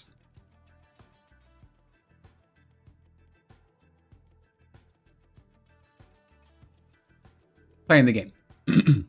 Or getting better. That's not even playing. That's just getting better, right? Which probably, that's a lot more hours than I think you probably have played. I know it might feel like 1,000 hours. I'm going to give you like 500. So we're going to cut that in half because I've played thousands of hours and I don't know if that's a typical thing that players would do. So we're going to give you the benefit of the doubt here. And say that it's probably 700 or maybe even 600 or something like that. But, you know, I'm just going to believe you. So 1,000 hours, right? Now, realistically, you didn't practice for 1,000 hours. You played for 1,000 hours. Big difference, big difference. Okay. And then they also said that they go on loss streaks a lot. So what we want to do here is we want to separate two things. Okay, W's and L's. Just because you winning does not equal I got better, right? On the same side, losing does not equal I got worse. Okay? I think this is something that a lot of people have to put into perspective because realistically speaking, you're going to have a lot of wins and losses you just can't control. But if you have a mindset that's like, I'm winning, I'm getting better, your losses are going to feel way worse because then you're going to assume either A, I got better. Why am I losing? I shouldn't be losing. This is nonsense. This whole system's rigged. But you didn't even get better. That's like saying, Poppin, you know, I think I'm a really great player and you're a diamond player. You know what? I think I deserve higher rank. And I put you in a Celestial game. I'm pretty sure this entire chat and anybody watching the replay can understand what's going to happen if we put a diamond player in a Celestial game. So, but in context, I won games, I got better. Not the same. Just because you climbed does not mean you got better. It just means you climbed. You could be lucky. You can have a friend that helps you. There's a lot of reasons why you can win. There's also a lot of reasons on why you can lose. Someone trolled your match. Your team comp didn't work out. You guys don't play well together. It doesn't have anything to do with I got worse. But the reason why I bring this up is because each of these can lead you into a very, very negative mindset. And then it will also spiral out of control of something that, you know, you can't control. It's out of control. Right? If you think that you got better, then you're going to associate every win with like, I'm stomping. I'm an amazing player. You're tricking yourself into thinking that you're good. And you know what your brain does? Your brain loves that. Your brain's going to eat that up. Eat that up. It's going to connect so many dots. It's going to connect so many thoughts. It's going to be like, well, yeah, I am getting better. Look at it. See, I'm doing this. Look at my heels. Look at. But nothing's changing. Your brain's just feeling like it's changing. What can give you this signal of I got better is if you go on a loss streak and you start winning, you're playing against worse players. So it indirectly makes you think that you got better. And then you win and you get back to where you were and then you lose again. And it's like, this game is so every time I get there, we just keep losing. But then it's stupid because I start getting on a win streak. It's not stupid and it's not random. If I'm a diamond player and I demote to platinum because for whatever reason, and I'm plat 3 and I was D3, you should get back to D3 like that. It's not rocket science. But a lot of players think that, well, if I go on a loss streak, how come all of a sudden I go on a win streak? They don't want to accept that you are playing with players that are worse. And when you get back to where you were, you're playing with players that are better. The only thing that changed was what the game gave you, not how you're playing. And so if you think that the game is against you and the only thing changing is technically the game because you keep deranking and ranking and deranking and ranking, you're going to assume it's rigged. But if you look on the inside and you say, when I'm getting into platinum, I win. And then when I get into diamond, I lose. I'm playing the exact same though. Why doesn't... That should be your answer. You can't play like a platinum player in diamond and expect to just get to grandmaster. Now, I'm not saying that's you in particular, but I'm just giving an example. So just because you win, it does not mean you got better. It could just mean that you got lucky. It could mean that you were deranking and now you're ranking back up. It could mean all these things. However, when you lose, it's going to hit you like a double whammy because you assume that you got better and that's why you reached X rank. Well, I got to diamond. That means I'm better than what I was in platinum. So I don't know why that I'm not winning anymore. The only thing that changed was your rank. It was not your gameplay. And so if we return this and we bring it back home, if we have 1,000 hours of getting better at the game, we technically wouldn't be in this rank because you would have gotten better at the game, right? And the problem with this is it reinforces the mindset that I'm not the problem. And there are many games where you are not the problem. I'm not going to lie. You guys see it on stream. Sometimes I'm just like, bro, how was I supposed to even win this? Like the dude's AFK. Bro's over here playing something. He knows he doesn't know how to play. We got one healer. Like those games happen. But to have that mindset in majority of your games is something that you shouldn't have because that's false. But if you continue to have that mindset, you're never going to get better. And you're going to then end up in that position where if I'm not the problem, and I hit diamond and then I demote and then I'm winning and I see, I told you I'm not the problem. I'm winning now. And then you demote again. You're like, well, I'm not the problem. I don't know what. It becomes the game's issue and not yours. And that takes all the power out of your hands. And then that keeps you trapped in a rank. And this is why we do not want to end up in this position because you will end up in a very negative mindset and you won't be able to improve or climb because you're basically putting barriers around your brain, telling your brain, keep me safe. You have to be vulnerable. You have to understand that you're not as good as you think you are. I myself have to do the same thing. Like, I might hate my teammates, but I also know I'm not as good as I think that I am. But we're human. We all have egos, even if it's a little bit. We all have it. We're designed to have it, so it doesn't matter. You can't say, well, Pop and I never have an ego. It's wrong. You do. Everybody has an ego in some shape or form because we're all human. But we just have to make sure that it doesn't control. It doesn't control how we perceive ourselves when we play, and it doesn't control our ability to learn something new or our ability to play better. So they said that they got close to GM, right? And then when they got there, they started to D-rank back lower to diamond. We'll just say 3. And then, of course, every time they get back, they go on a massive lose streak again when they're about to hit it. And then they go back to D3. And this is the cycle that you're going to see a lot when you hit something called a plateau. Now, you might have heard this concept before, and you might think, oh, Poppin', that's nonsense. No, it exists. There is something called the plateau. If you guys don't know what a plateau is, it means that you're physically incapable of getting higher than that. Period. Sometimes the plateau is player-based. Sometimes it's like you realistically are not going to reach this rank no matter how hard you try. Statistically, you're not supposed to. If you think about it in the statistics of top 500, not everybody's going to be top 500. It doesn't matter how good you are. You know what I'm trying to say? That goes for every rank. It's not just top 500. If you are not good enough, you will never hit that rank. It doesn't matter how hard you try, you're incapable. Now, there's one thing that I do that a lot of other coaches and maybe YouTubers that do reviews and stuff like that. I will tell you if it's impossible for you to climb. I'm not going to sugarcoat. I'm not going to take your guys' money when you want coaching or replay reviews and stuff like that. The free ones, I'll obviously help you. I don't mind. But when it comes to money transactions, I like to be honest. If I think that you can't do something because of XYZ, I'm going to tell you. I'm not just going to say, let's have another session and then just give you false information. And then you're like, well, Poppin, I'm not climbing. And I'm going to tell you why. I actually had a student like this in League of Legends. I don't know if I told you guys this story before. I remember like it was yesterday because he's a really cool dude. He's made drawings for me. He's a really nice guy, But mentality in the game was the problem on why he couldn't climb.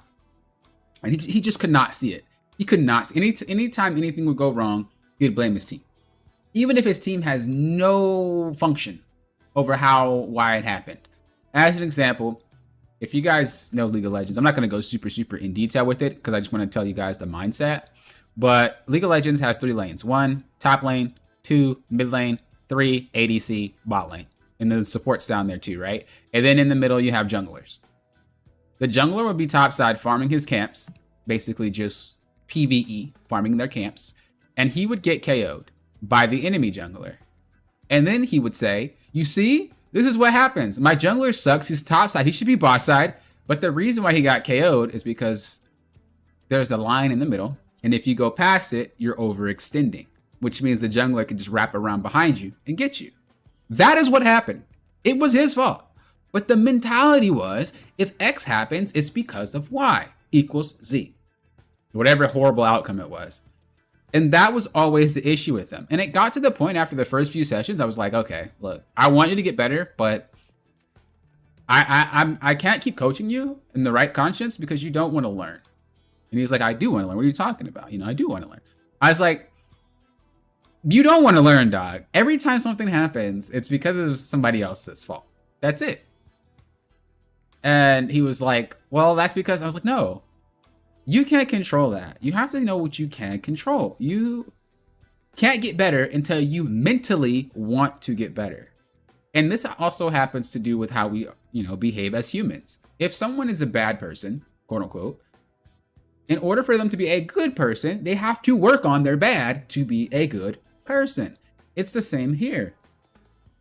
You can't get better unless you tell yourself, if you tear down these barriers that are protecting you. So I actually stopped coaching him for like 2 weeks because he had a package that would have multiple sessions or 1 session a week. And I stopped coaching him for like 2 or 3 weeks. And he comes back and he's like, hey, I want to try coaching again. I was like, are you sure? He was like, yeah, I have a different mindset. So we go through it. He definitely did have a different mindset. It was obvious the way that he played, the way that he carried himself. It was better. He definitely worked on himself. Lo and behold, less than, a week or 2, dude passes his plateau and dude gets even further.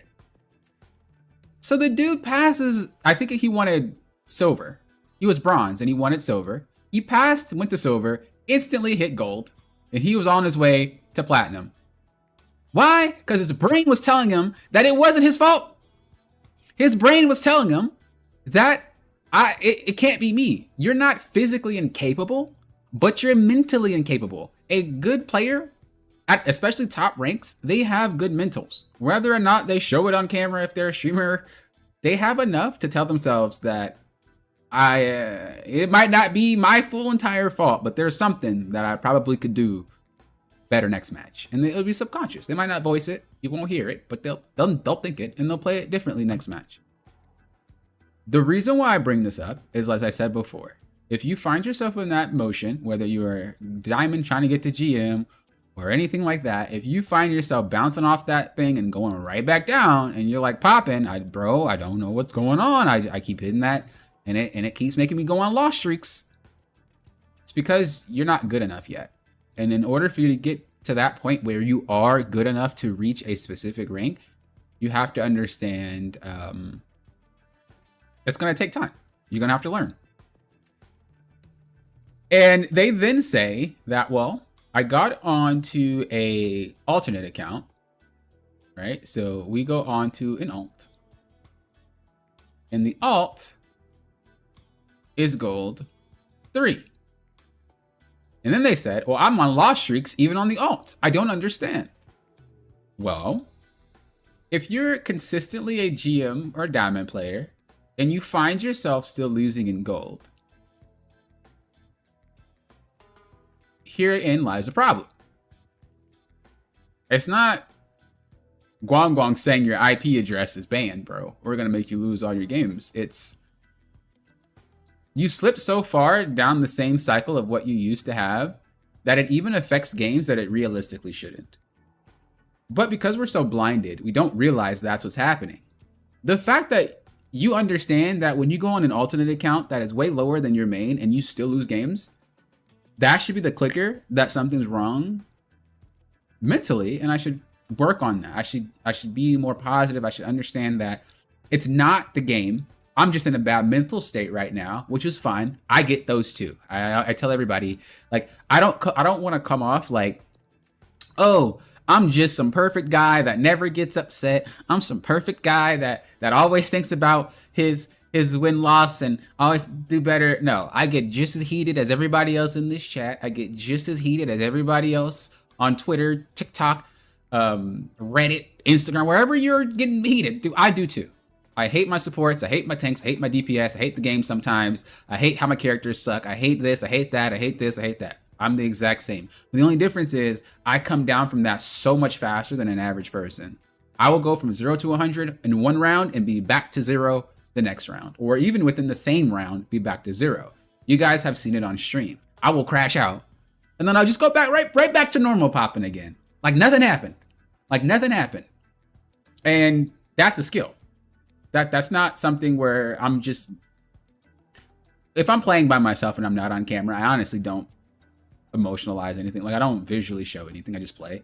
But because I'm streaming, I'm more active. So I will act what I think and I will say what I think, but it doesn't impact my gameplay. A lot of you guys think that you guys don't get tilted. A lot of you guys think that your gameplay doesn't get impacted. But from a professional coach standpoint, it's not true. That is something you have to actively learn how to not do. And even then, you could still have your gameplay altered based on what's happening and based off what your brain is thinking. As an example, one thing that you guys know I cannot stand is a freaking Jeff on my team or a strategist getting KO'd mid-ult. So if even though I'm pretty good at not getting tilted, and I'll go from 100 to 0 real quick, if I'm always thinking that every time I have a Jeff, bro, the heals are going to be horrible. If I'm always thinking that every time I have a Cloak and Dagger player, they're going to get KO'd mid-ult, regardless of if those two things are true or false, I'm going to go in every game thinking that already. Which means that should it happen, it triggers me more. And I'm not thinking about how can I play without the ult. I'm thinking about if they ult and they get KO'd, I guess we just lose. If I get down that mindset, how am I going to impact the rest of the match if I feel like if Cloak and Dagger gets KO'd in her ult every single time, we lose? How do you improve off of that? That gives the power to the Cloak and Dagger player. It should be the power that gives you. So instead of thinking that way, how can I get a pick on someone before the fight starts so that way we don't have to rely on support ults? You know?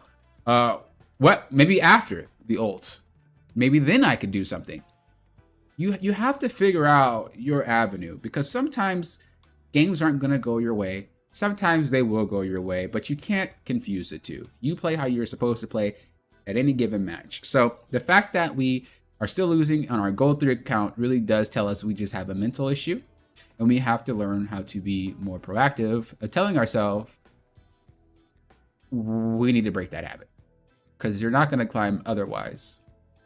As much as I know that, as much as I can see the potential in players, dude, I played with all these guys. What? Dude, am I in this match? When was this played, bro? Is this Diamond? Oh, he said it was almost GM. Dude, I play with this person. I play with that person. I play with this person. I play with this person. And that's it. I think this person is pre-made though, which is why he's probably in your game. Or they're just on a really bad L streak right now. Pop and crash, I would say it ain't so. Yeah, I'm telling you, I play with a few of these people. They must be playing a lot and they must be D-ranking. Or maybe they just promoted. I don't know. They must be having a hard time. Anyway, as I said before, mindset is the huge issue here. You have to figure out what you can and can't do, and go about it. And I know the ups and downs feel horrible, but remember what I tell you guys. I was one win, and I think I was talking to you guys in Discord. I was two wins, not one. I was 2 wins off of Eternity, and I demoted all the way to Grandmaster 3 or 2. I mean, not off of Eternity. I'm sorry. 2 wins off of top 500. 2 wins off of top 5. Matter of fact, I might have the screenshot in our Discord. Let me see. Let me see if I can get it. Oh, wow. It popped up instantly. All right.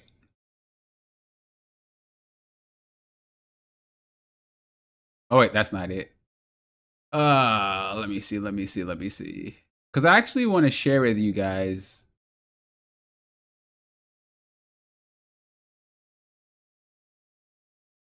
That it is definitely possible for someone who doesn't belong in a rank to still continuously lose. Dang, I don't remember exactly when it was, and I don't remember the keyword for it. Dang, if you were there, you saw it. And I sent the screenshot, and I was 2 wins away. I was 2 wins away from I'm going to try looking up one more. I'm going to do it this way, and I'm going to search up when I started posting attachments. Maybe I can see it from there.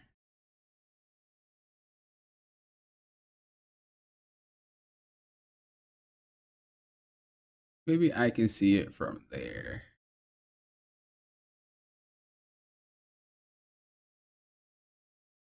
Holy, I have 64 pages of attachment. That's crazy.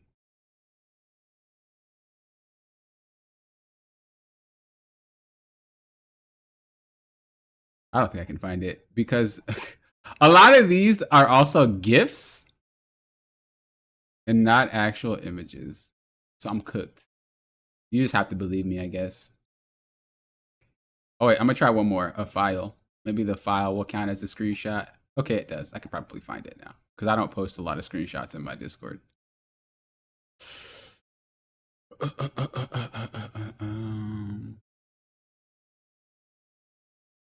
But yeah, it's something to keep in mind because we've all been there. We've all had these issues, and it's not just something that one player is only susceptible to, or a low rank player, or anything like that.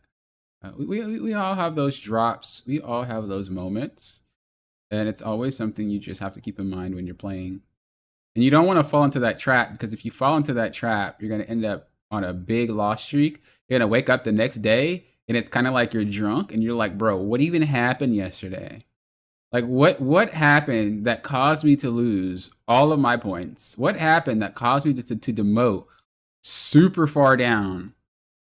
And it's because of how you were.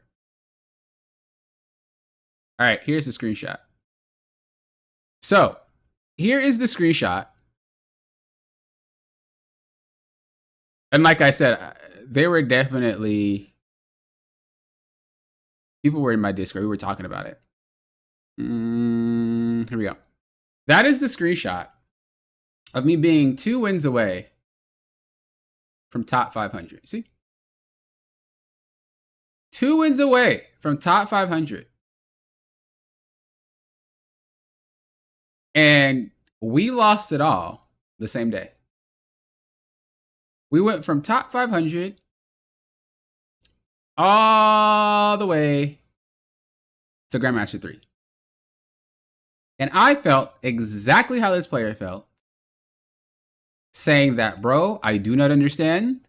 Bro, I'm better than these players. Bro, this, that, and the other. But the thing is, my judgment was so clouded that it obviously couldn't have been me. It obviously couldn't have been me. And that led to not getting it that season. And I was 2 wins away that season. So Again, keep in mind, guys, that this mental thing is no joke. This thing will have any of the top rated best players in the world, pro players even, having any type of mentality will screw with the heads of everybody. We're only human. So you have to be very aware of when stuff like that can happen. And you have to be very aware of the ramifications. If you really are in that mindset, you just gotta stop or it's gonna eat you alive. All right, so we're gonna be playing Cloak and Dagger here. 4, 3, 2, 1. You want me to react to your? You want me to react to your guys's? Oh, that'd be a good idea, dude. You guys are smart. This is why I need you guys in my life.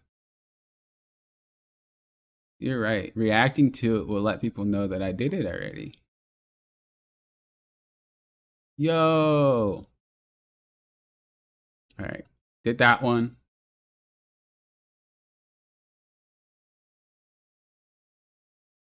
Pretty sure I did this one. Did this one. I don't think I did any of Nash's.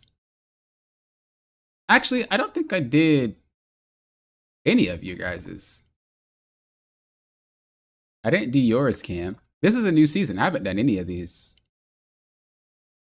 other than just started. So this is actually a good idea from the get-go. Cool. We're going to take this idea and run with it. Boom. Got him. All right. Okay. Smart popping off with Lofton viewers, bro. I tell you.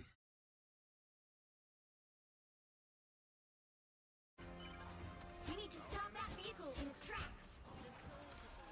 It takes a village to keep popping on. Yo. Where's our 5% cut? True. Facts.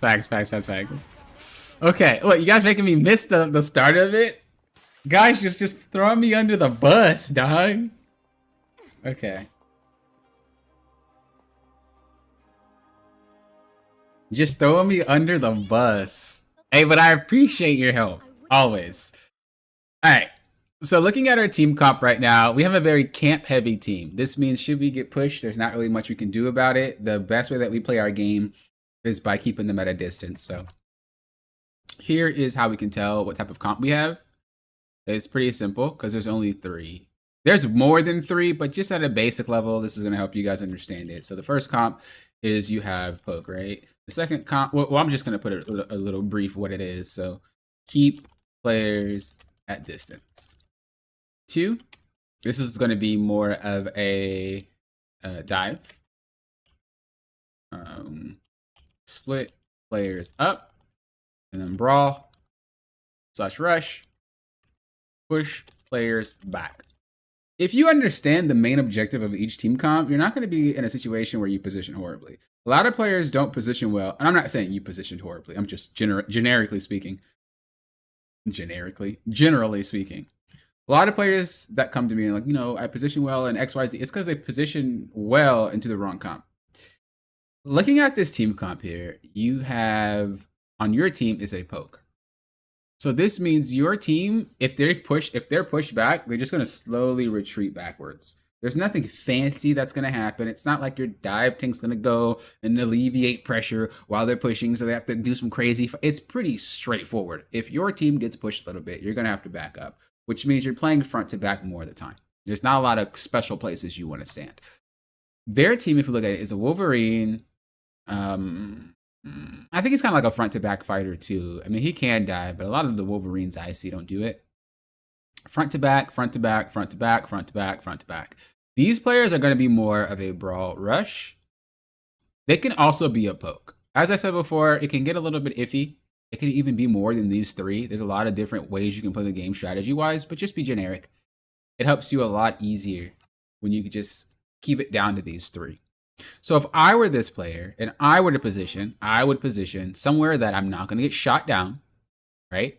So I'm actually going to give you guys the option to pick which one should you stand, okay? So if you were playing as Cloak and Dagger, where would we stand?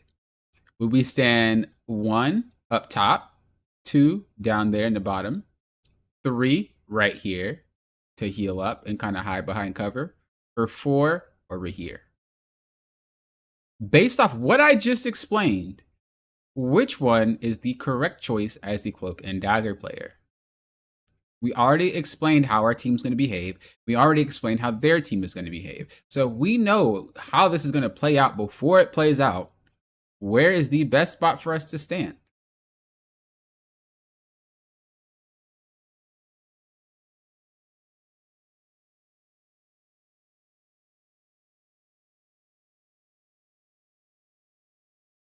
All right. Pretty solid choices. 3 or 4. Okay. I'm going to let you guys run with that. So now you're saying 3 or 4. Based off how they're playing, which one's better? Is it 4 or is it 3? You have to pick one. Which one do you think is best for how they are going to play? I gave you guys the type of comp that the enemy team is.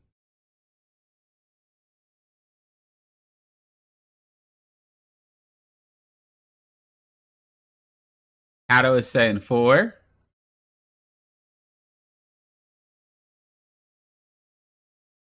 Any other guesses?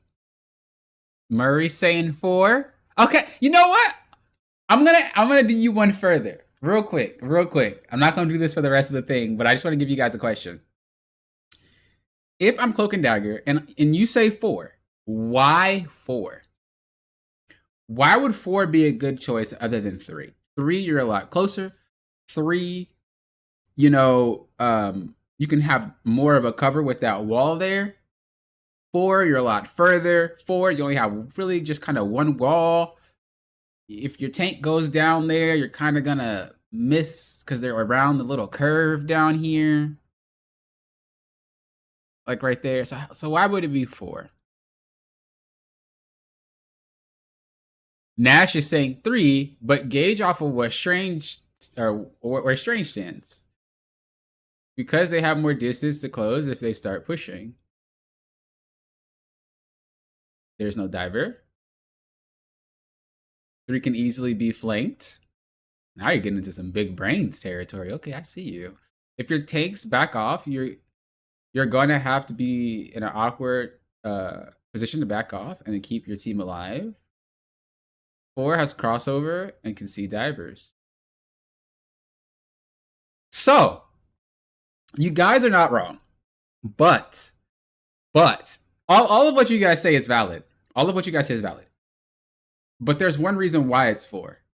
And the reason that I'm going to give you is a reason that you can take into any map. Okay? What you guys are saying is pretty map specific, but I want you guys to understand this in a more broad sense so you can take it everywhere you go. Now,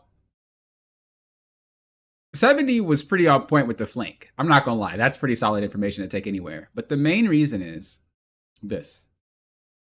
We were talking about comps, right? Look at their team comp. If we're pushing here and you're standing here, and as you push, you have to go over here, you're in the line of sight to get shot down. They have a Bucky. He will snatch you. They have a Luna. She will freeze you. Right? They have an Emma. She can snatch you. You're in line of sight to get KO'd as you make your way around. But if you're already here, you can use this as cover. And the further you get away from this wall, the more you can see. But you can still use it as cover. So this is something that a lot of players don't utilize. And you'll see a lot of people just hugging walls just to hug walls. But if you ever use a wall, the closer you are is not necessarily the better. If I were playing Cloak and Dagger and I want to heal here, look how much can see me in that little sliver of area right there, right? And as I do this, you might be a little bit more danger. But if you back up a little bit further, right? You can kind of do the same thing, but look, you're in more of a safe spot. You can even do it over here, but you just got to be very, very, very careful. And you could kind of still get your job off, throw the little bubble, bang it off the wall, and you're still doing your thing. All these angles are important. you don't always just have one wall. Even if we're here, right? If I were to hold this angle and I were to fight peeking like this, you could still do the same thing and have more to play around if you peek like that. It's still covered. You see what I'm trying to say? So the reason why we wouldn't stand here on 3 was because if they do push you, and as we explained, it's a poke comp, and yours is too, that you guys are just going to back up slowly. Your team is going to start backing up, and you have to cross this entire threshold with all that dangerous stuff and try to make your way over. It's going to get you KO'd. So when you guys are playing into specific comps, keep in mind what they want to do, and then you can position well for it. If we look at how this plays out, look how they move.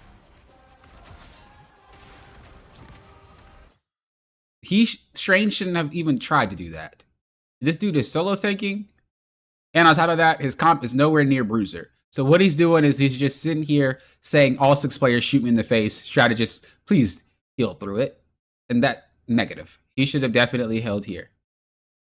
As a tank player, you have to understand what type of comp you have as well. You can't force these guys to do things they can't realistically do. If you had a Magic, a Spider-Man, you know, a Wolverine, Mr. Fantastic, yeah, you could be a little bit more up. But when you have a poke team, the only one there is you. Your goal is to play this as much as possible and try to make sure that your team has angles. Look at all these crappy situations that we're putting our team into. And I know this is not a tank replay, but just as an example for you tank players, look at the crappy like angles this team has to stand. You're either standing here or you're standing up there. Why?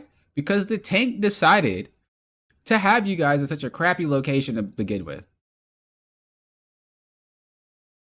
If he's tanking here, where do you guys where are you guys gonna fight? There is no other location.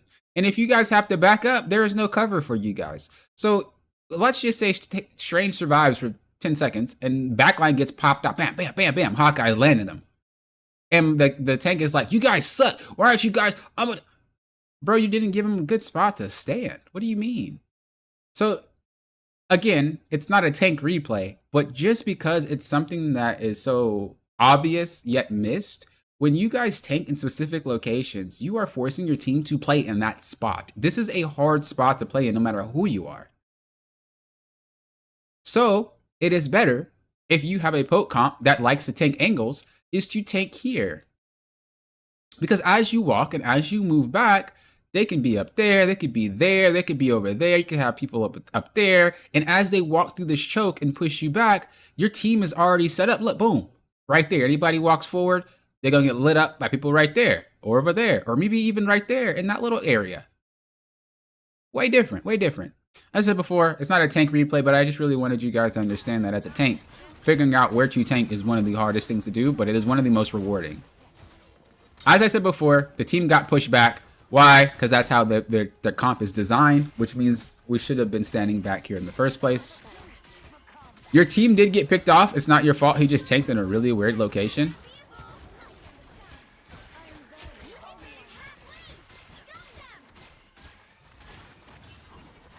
Right here, unnecessary. And I know we talked about cooldown usage before. When this bubble expires and someone needs healing, you don't have the bubble anymore. It's always more beneficial to throw the bubble where your team is going to be fighting. So they could be fighting here because the cover is here. Nobody's going to step out in the middle and take all that damage for no reason, right? They're all going to tank here. So realistically, we should put the bubble here. And then we fight.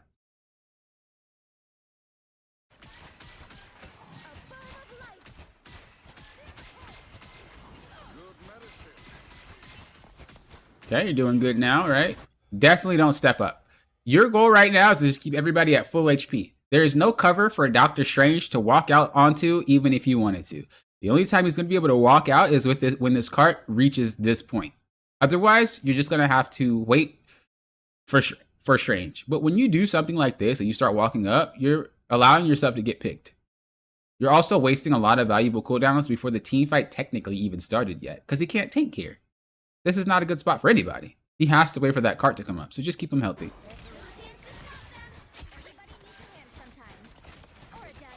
You see, now that the card is there, you're able to play the game.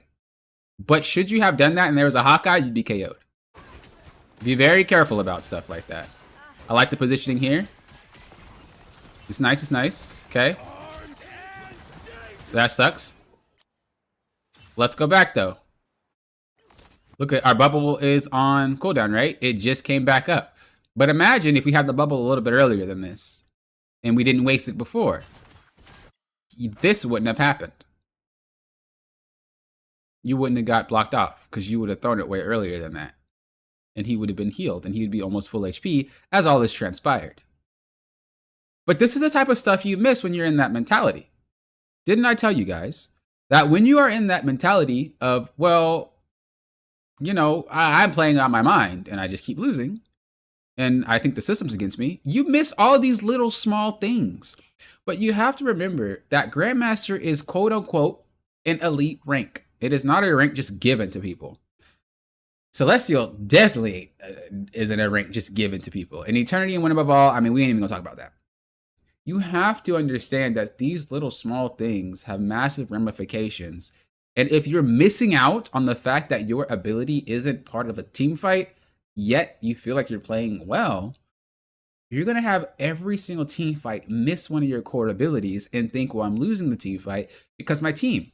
When you keep doing the same thing each game, but you don't realize it because you stopped focusing on self-improvement.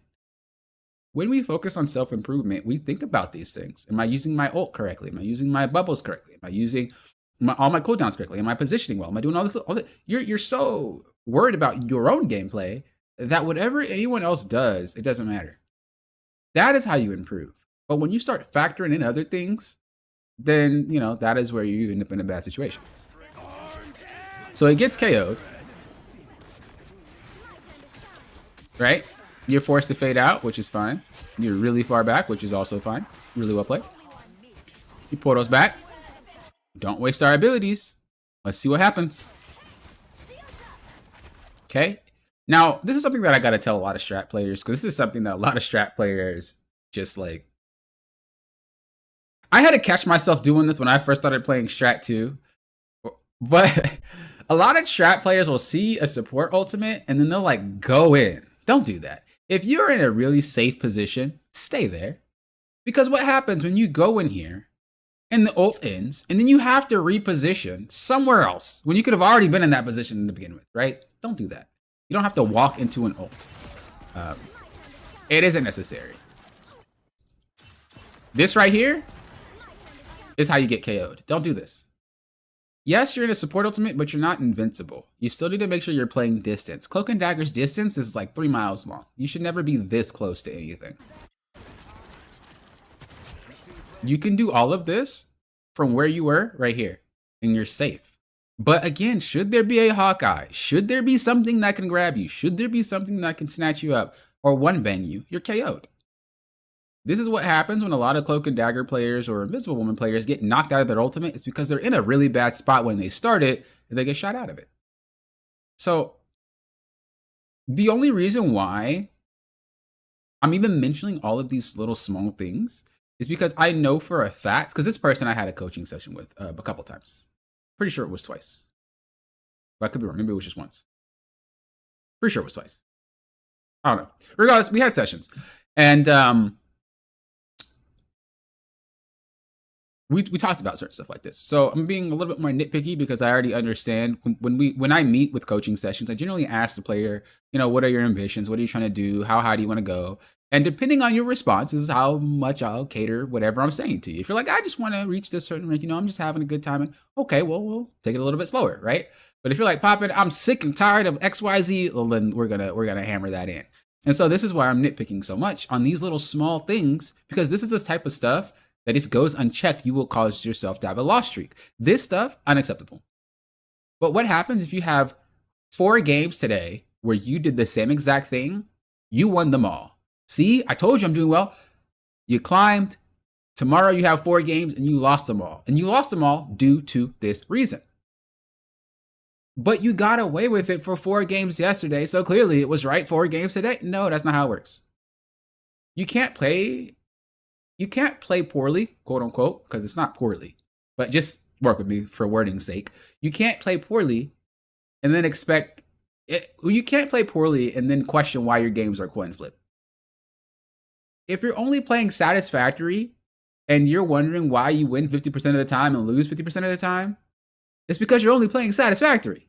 You need to play better than where you are. You need to play like a god. And in order to do that, you have to understand these little small things that might not seem like a lot, but it is in the long run if you get punished. And this isn't even just one time. Think about how many fights we're going to have in the first round, the second round, possibly overtime third round, and possibly overtime fourth round. Well, not possibly. It will happen if you have an overtime third round. Imagine all those fights and you do this. Or waste the bubble and it gets blocked. Or missed or something like that. That's a lot of team fights that you could impact that you didn't impact, and then you feel like your team is letting you down. Again, only mentioning it because it's that important to pay attention to. Even here, she should crystal you, snatch you up, and KO you. Like, for real, for real. But she's not. What I would have done is I would have led you, because I can already see how thirsty you are. This is what I would have done. Like, I would have outplayed you so hard right here. And it's not an ego check or anything. I'm just telling you what's going to happen when you start climbing higher. I would ego check you right now. So what I would do is I would act like I'm scared. Oh my God, oh my God, oh my God, oh my God, oh my God, I'm getting checked. I would snatch crystal you. I'd crystal you, and then I'd snatch you up, turn around, kick you to that wall, and you're done. That's all I would do. This player is not that good, so they're not thinking about that, but I guarantee you play against some of the best Emmas, you would not pull this off. You'd be KO'd in this exact instant, and they'd run you over. So you have to just not. You can't do this. This is unacceptable. Unacceptable. Even right now, like, this is trolling. This is borderline griefing your team right now. Like, okay, look. I'm only saying it like this because I know how you feel about your teammates, and I know how you feel about how they let you down. This is griefing. Like, this is, if you saw your teammate do this, you would be probably extremely frustrated. But when you do it, you don't notice it. Again, I'm only bringing it up because of how you explain that you want to climb. But if your focus is so much on your team and you're doing stuff like this, this is not a Grandmaster Cloak and Dagger. I mean, well,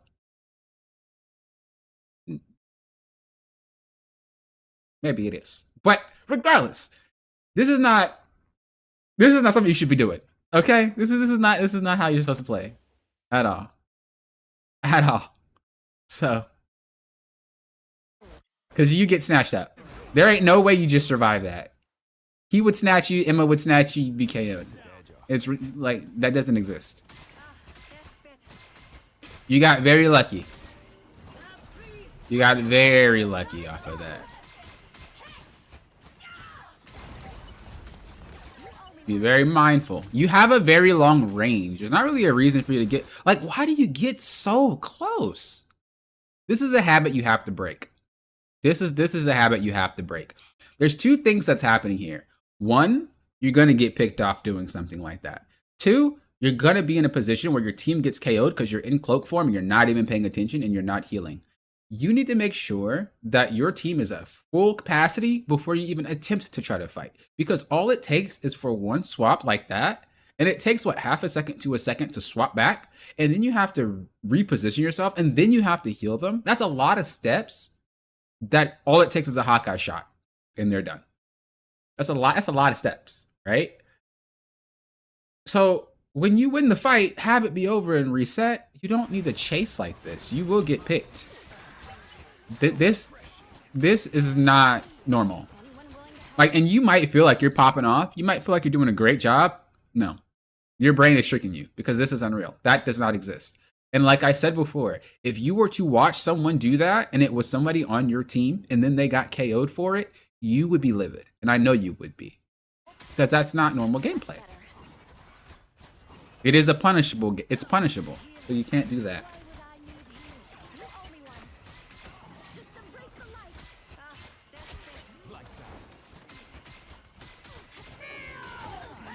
All of what you're doing, you could do right here, by the way. Or if you would like to, you can do in this spot. So that way you're using cart as cover. I just want to throw that out there. My time to shine. The reason why I suggest here, by the way, over where you're standing right here, is because you can see your entire team from this spot, whereas where you are right now, everybody's covered by the cart or they're too far away from your peripheral. But if you were healing right here, you're in cover still. Oops, you're in cover still, but you know, you actually are more so in cover over here than you would be where you are right now, and you can still see your entire team. You can give them the curtain and all that. So I would suggest that you do that when you're thinking about positioning and where to stand. It's not necessarily about you, but it's also about seeing everybody in your vision. Do not cloak up and go deep. Please play. You don't need to be so deep. Okay, good. Okay, not good. Okay, good. You're still really close. I don't like that. You could do all of what you just did from here. Look. I like the idea, but you could do that from here. Look, boom, and just skate this way.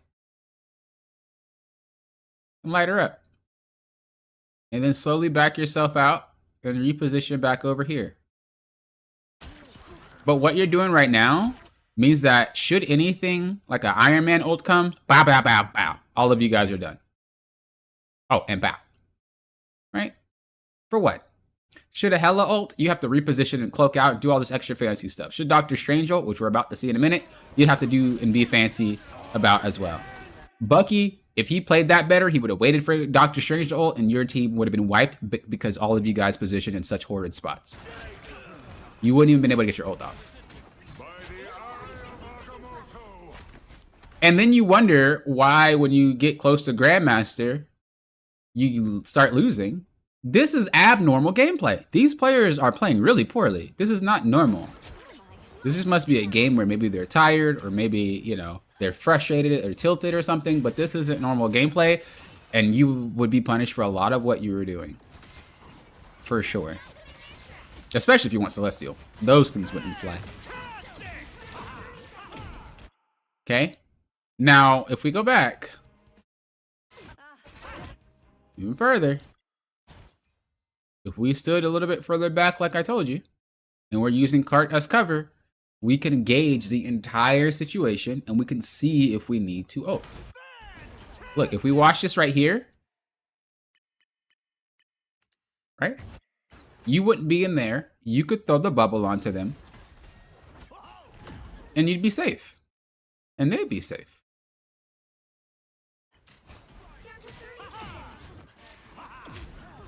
Or you could have just straight up popped your ult because you know they didn't have an ult to match.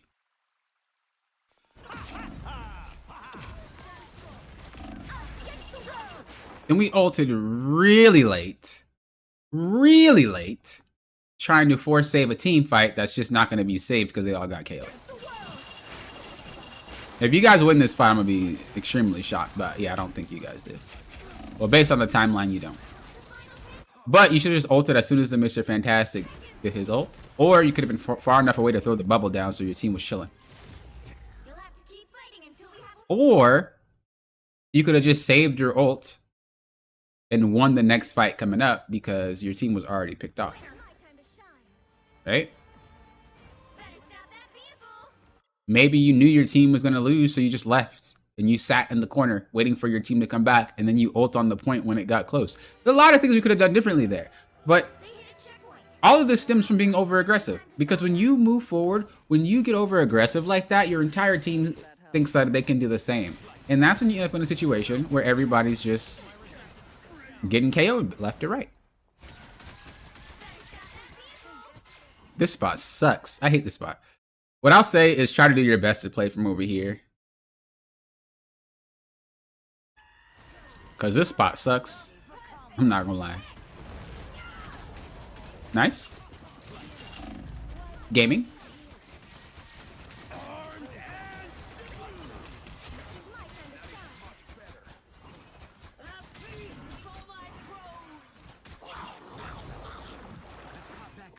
You should be able to KO that with him. Yep, nice. Perfect. Textbook. Okay, you're still getting too close. You could do everything you're trying to do from here. You do not need to be on that wall with them. Look how close you are. Okay, so you have to really self-evaluate yourself when you play, and when you get into that mentality of I'm on these loss streaks and it's like I'm very frustrated, you have to really understand how you are playing the game. This, I would KO you repeatedly because you play so aggressive. I would just wait for you to do it. This is unacceptable. This is not it.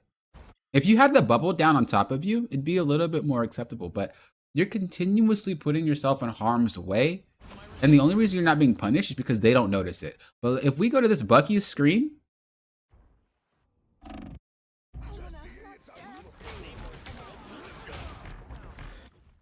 right? And if we watch you peek,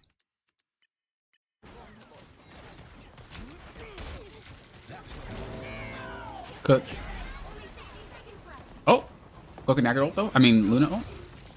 What did he even throw that at?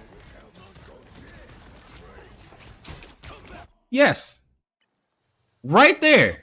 I would have been done that way earlier in this game. And he wasn't even trying to. This is collateral. That is collateral. But if this boy was smurfing, or if you were playing in like Celestial, you would get grabbed repeatedly. I mean, not even Celestial, like mid-Grandmaster. There's no way you get away with that. You'd be pulled and one-banged every time. And the thing is, you'd be punished repeatedly. It would get to the point where you think that my tank should be doing something about it. But you just got away with something that you shouldn't have been doing for so long. You thought that it was good. And so you would think that, well, if it goes wrong and I'm getting pulled constantly, it's because my tank's not in front of me. And then it spirals into teammates' problems. You have to understand why you get away with something and why you don't. Because if you don't understand that, and you're in a situation where you get KO'd repeatedly, you're not going to piece it together that I got away with it. Down to 30 seconds. Better stop that vehicle. Just keep going. Just keep going. There's still a chance to stop them. The final 10 seconds. What I would have done is waited. Because we know the enemy Cloak and Dagger has a counter. There's not really a reason to pop this. So I know you want to, but we should have done that earlier. Because now she's just going to counter. And we know this because there was already one fight. Last fight, she didn't use it, I don't think. So we know that she has it this fight.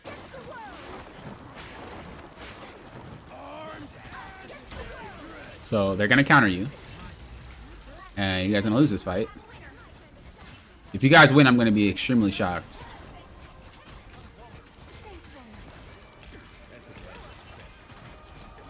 Remember, your goal when people are fighting is to make sure they're at 100% HP before you start fighting yourself. So just keep tossing daggers in there. Don't try to fight like that. Keep them healthy. Now, like I already said, you weren't going to save that point. So now what's going to happen is you're going to lose the next fight. Why? Because you don't have your ultimate here, but they do. Now, I will say they have a Jeff, so it's a little bit more reasonable that you won't lose the next fight. But the reason why I say you might lose the next fight is because your Luna might ult in a horrible fashion. And if she does... Oh, you guys have 3 strats. Never mind. All right, you're chilling. Well, I guess I'll just say in context. If you were still running 2 strats and Luna ults horribly, but you don't have your ult now and you guys lose because the enemy ults better, I would have just waited to wait. Or I'd have waited to use it. I don't think 3 strats are the answer. They don't have a lot of damage. They have a lot of survivability. But we need more damage. And we need more of a front line. I see that it's so common for people to go 3 strats now. They don't even really have a reason. They just say, we're losing 3 strats.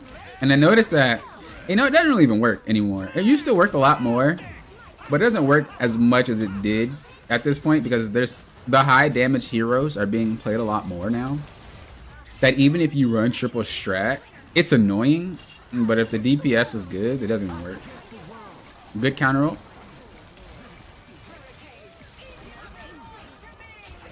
Beautiful. Textbook, textbook.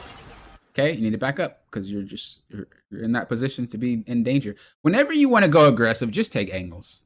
Like, I'm not even mad at what you're trying to do, but just take angles. If you're going to be super aggressive like this, just do it from here. That way, you can run away. Or you can just drop down. Like, just do it from angles. And I'd be more satisfied. In this particular instance, it's fine because, you know, they were all KO'd, but I just wanted to beat that into your head that I would rather have you use angles. All right, let's check this one. The battle starts in 5, 4, 3, 2, 1. Let's get that vehicle to its destination. All right, you threw the bubble down. Your team is fighting perfectly fine. Remember, just position yourself somewhere that's good. Maybe somewhere over here. I know you could be flanked over here, but you can hear them. They have sound, and you can hear if someone's walking. I like to stand over here. But this is just me. I'm not telling you to stand where I stand. But I do like to stand over here. So that way I can heal and not be in too much of a line of sight. But just find somewhere that you can stand where you're okay. If you want to be closer to the cart, you can. But just make sure you're not going to get dome shotted.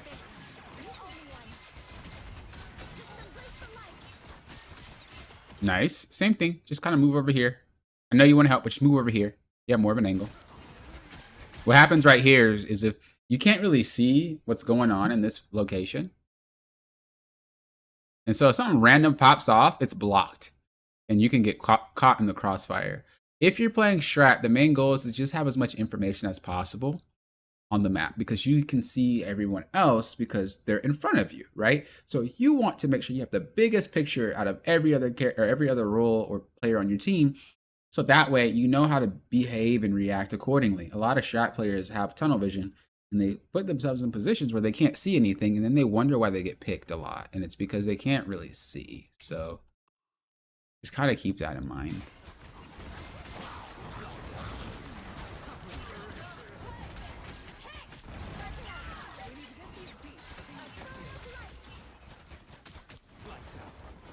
My time to shine.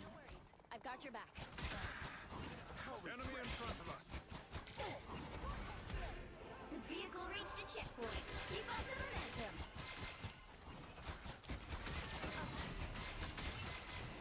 Same case here. You're walking up when you don't really need to.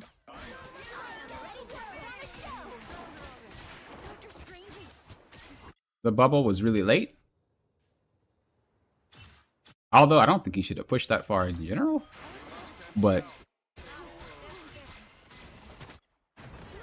that should have been a bubble. Right at him. But because you swapped the cloak, because that's what you like to do, your whole mindset just flipped for a second. And then it came back and it was like, oh snap, Wanda's low. If you were already in the mindset of keeping everybody at 100, you would have spotted that already, bubbled them, you'd have been chilling. But now we're trying to salvage a bad fight. Which is fine, because it's not really a bad fight. The cart is still moving. Strange just got picked and it's fine. But again, I'm just, what in the flip-flop? Okay, again, be careful. This is scary. Good fate. Heal? Yeah, okay, I was about to say. Okay, you see how you're blocking off sight from the people that you're supposed to be healing. Don't do this. Your range is really far. You need to be, look at her. Look at her. I'm not gonna lie. This player is pretty decent. I don't actually mind having them on my team. They've been KO'd out of ults before. That really made me mad. But like overall, their gameplay is pretty solid because their positioning is kind of on point. This is what you should be doing. You should not be so far ahead where you can't see anybody. If they get hurt, but your camera view is this, they're going to get KO'd, or you're going to have to like try to turn around, and it's better if you just save all of that and back up. This also prevents you getting caught from the top. What if there's a Moon Knight up there, right? And the dude is like, oh, but you're so far back, she would see it. If you were there too, you would see it. This is how you catch all of this stuff. But you're so far ahead that if there were a Moon Knight, if there were anybody flanking, anybody doing anything, you're so deep that it doesn't matter and you're going to get KO'd.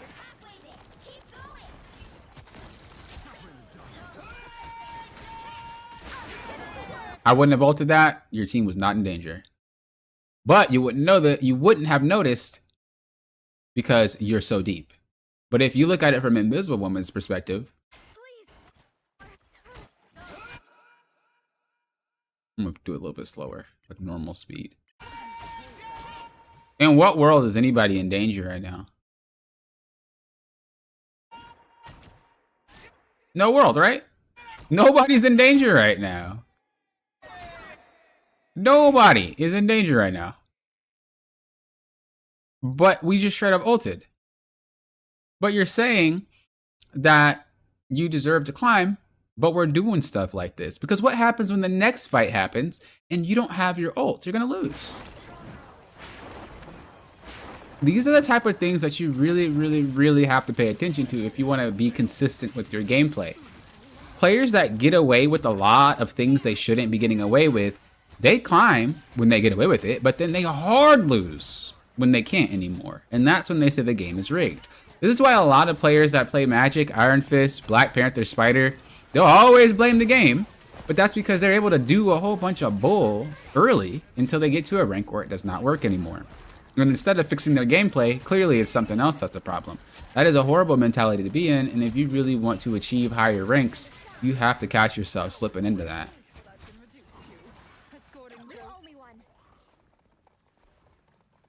Oh, we have to be careful. Because we know that you don't have ult for the next fight, but all three of those shots will. Way too deep again. So now we have nowhere to run. If someone were to walk out right there, you'd be KO'd.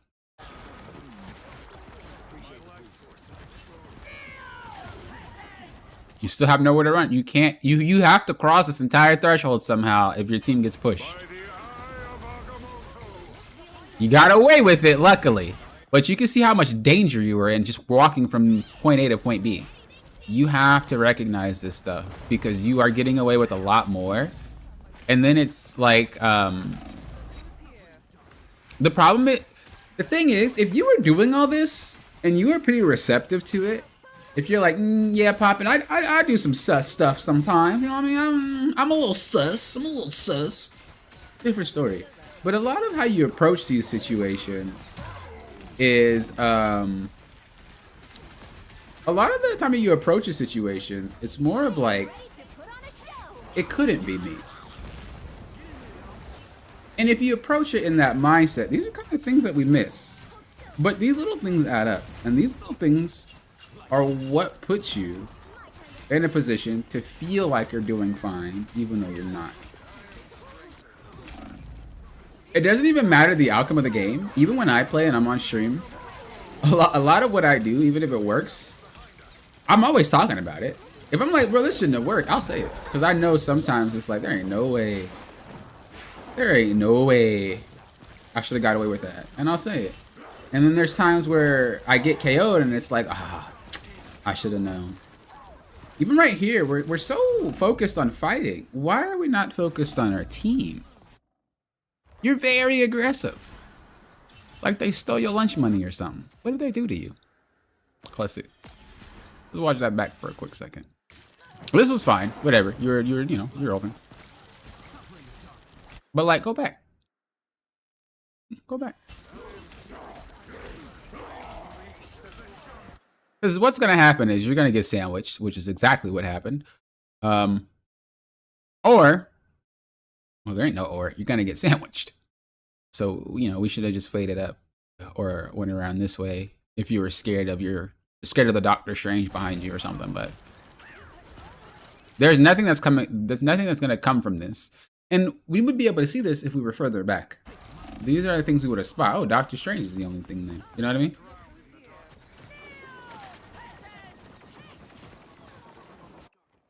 I don't have time to assess if the team is in danger for a Star-Lord ult. I hear audio cue, so I react, because if I wait, that is an insta-death. It's not about the audio cue. It's about the positioning they were in beforehand. You have plenty of time to assess. Look, I'm gonna go back real quick. Just show you. That's better. You have to realize that the game plays out in a predictable way. The more you play, the more things are pretty predictable in how they play themselves out, right? So look. Look.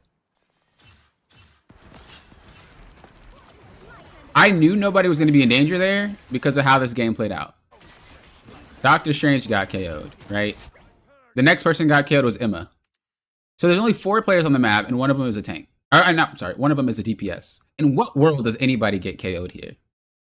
You have Doctor Strange with a shield. You have Emma with a shield. You have Fade. Namor has Bubble. Wanda has Fade. And Cloak and Dagger. I mean, not Cloak and Dagger. I'm sorry. Invisible Woman can just jump out. Or shield. There's nothing. You don't have to assess in the moment. You had like 10 seconds prior to see what was happening before you reacted. Look at that.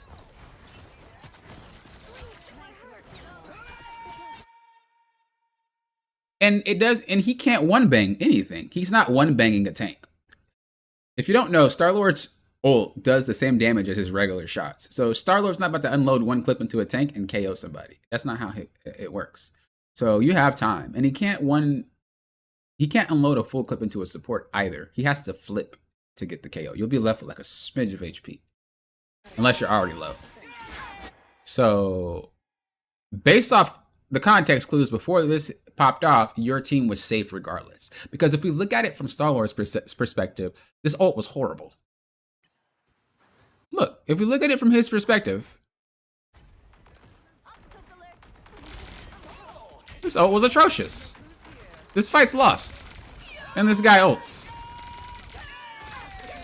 Like, what does he expect to accomplish? Bro, there's 6 players looking at him. There ain't no way this ult works. And he knows this. He screwed up. But he baited your ult,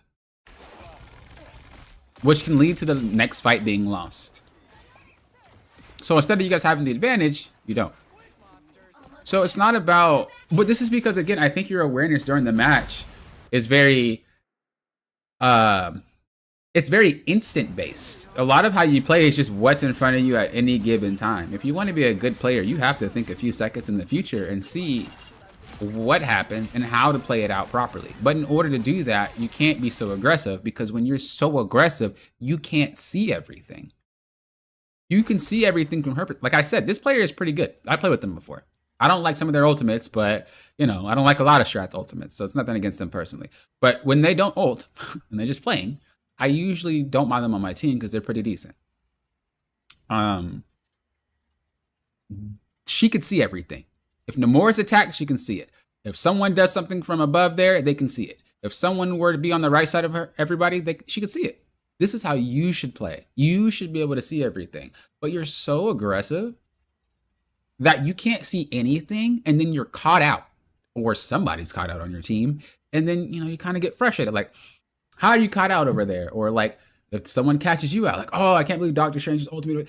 None of that happens if you just take a few steps back. None of that happens. Take a few steps back. That's all it is.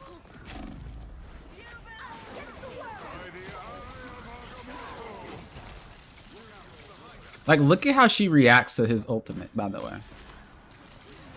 Like, check this. She was so far back, she could see it.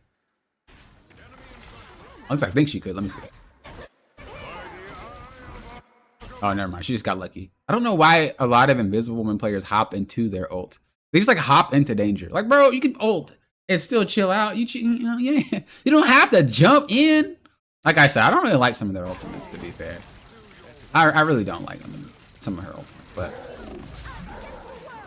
they are a pretty decent player without ult. I feel like a lot of Strat players just, when it comes to using ult in this game, a lot of players don't know how. I feel like DPS players know how to use their ult way more than everybody else. Well, some tanks just whiff for no reason, but DPS players, bro, when they ult, they know exactly when to.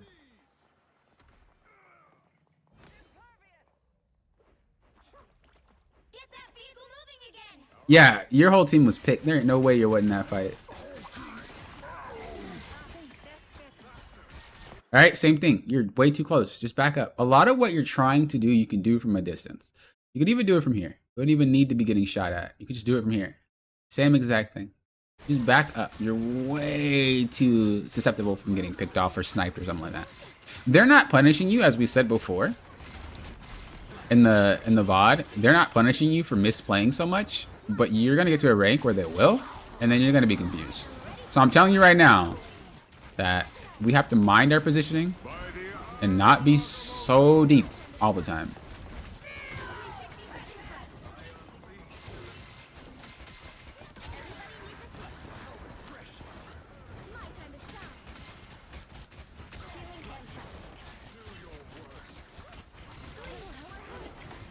I wouldn't waste your fade. You already know that something can pop off, and that fade is very, very important. There was no reason to fade, just like there was no reason to walk up.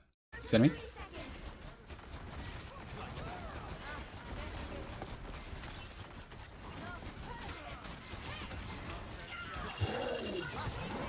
Wouldn't have ulted that. Wouldn't have ulted that. What was the point for ulting that? Just fade out. What does a Hulk do? I mean, the guy can one bang, don't get me wrong, but like, this character 9 times out of 10, unless he is giga godlike, like smurfing, he's not getting a KO on anybody. As long as you heal him, they're chilling.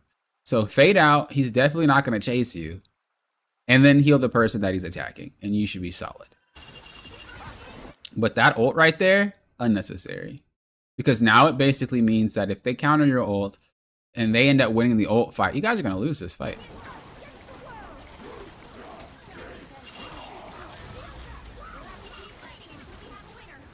And who's going to have their ult last? Luna Snow. So you guys better win before she ults. She got it. She got it. Here it goes. And your team gets KO'd. Why? Because of us. And so this is why I tell you, and this is why I explained the mindset before, I would definitely highly recommend you go back, because we talked about the mindset as well. But this is why it feels like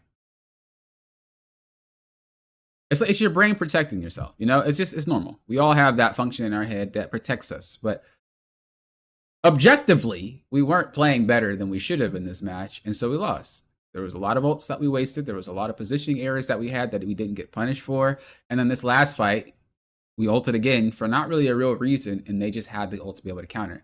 If you waited and then they ulted first, you'd be chilling. But because you ulted first, their Cloak and Dagger ulted, then your Invisible Woman had the ult, and then Luna got the ult. But if you just waited a few seconds, allowed their Cloak and Dagger to ult, you actually went out on this trade and you win this match. As I said before, carrying isn't like this. That's not how carrying works in this game. It is like this. If you screw up your chances to carry, games will feel impossible. No player is meant to straight carry an entire match unless they're smurfing. That would just be the most busted, abusable game in the world. You have spikes, just like their team has spikes, and their players have spikes. And the way you carry is by figuring how you can counter it or how you can negate it. And at that Star-Lord ulted, that was his spike to carry, and he wasted his ult. So now he can't carry the fight unless he's really good at the game. He can't carry the fight for, like, I don't know, 2 minutes so he can get his ult back. Huge. That's huge for your team. And it's the same thing here, right? The first fight with the bubble, it got blocked, but that's because we wasted the bubble. That was the time for us to be able to carry that team fight. The second team fight here, I mean, there's more than this. I'm just trying to go off memory.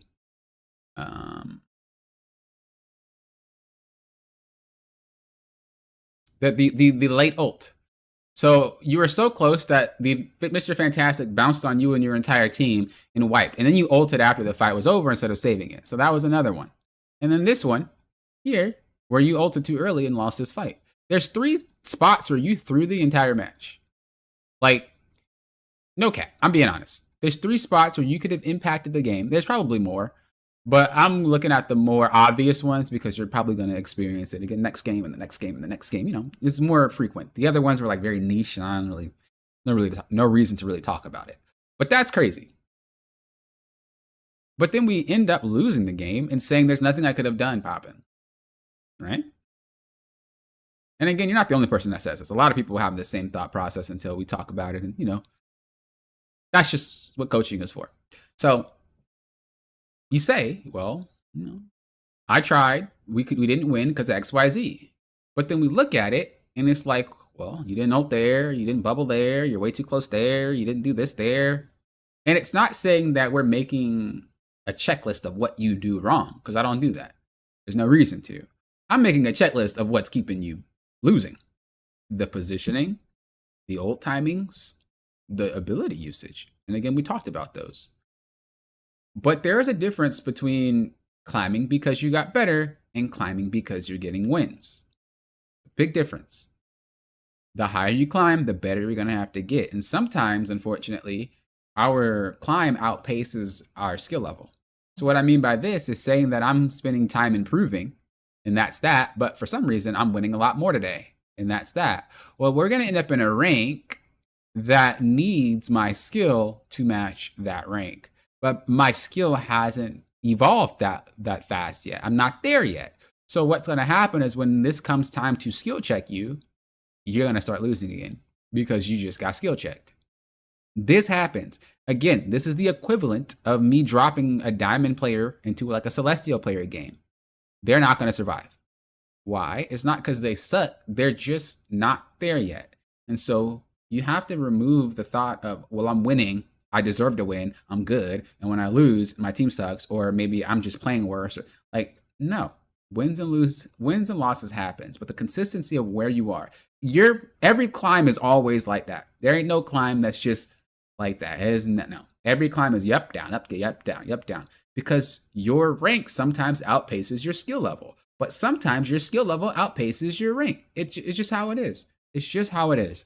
And that is something you have to accept. But when you feel like that's not the thing that's happening, when you feel like I deserve X rank because I got so close and I do, you're not going to play well because you didn't learn. And then you're going to shut yourself down and then you're going to end up losing more. I only know because I've been there. As I said before. So it's very important to recognize this type of stuff. And this is why I always recommend you guys. I always say, if you guys feel like you guys are playing out of your freaking mind, look at a game a couple of days later. I guarantee you, you're not going to have that same mindset because a couple of days later, you're like, well, don't know what I was doing there. I know what I was doing there.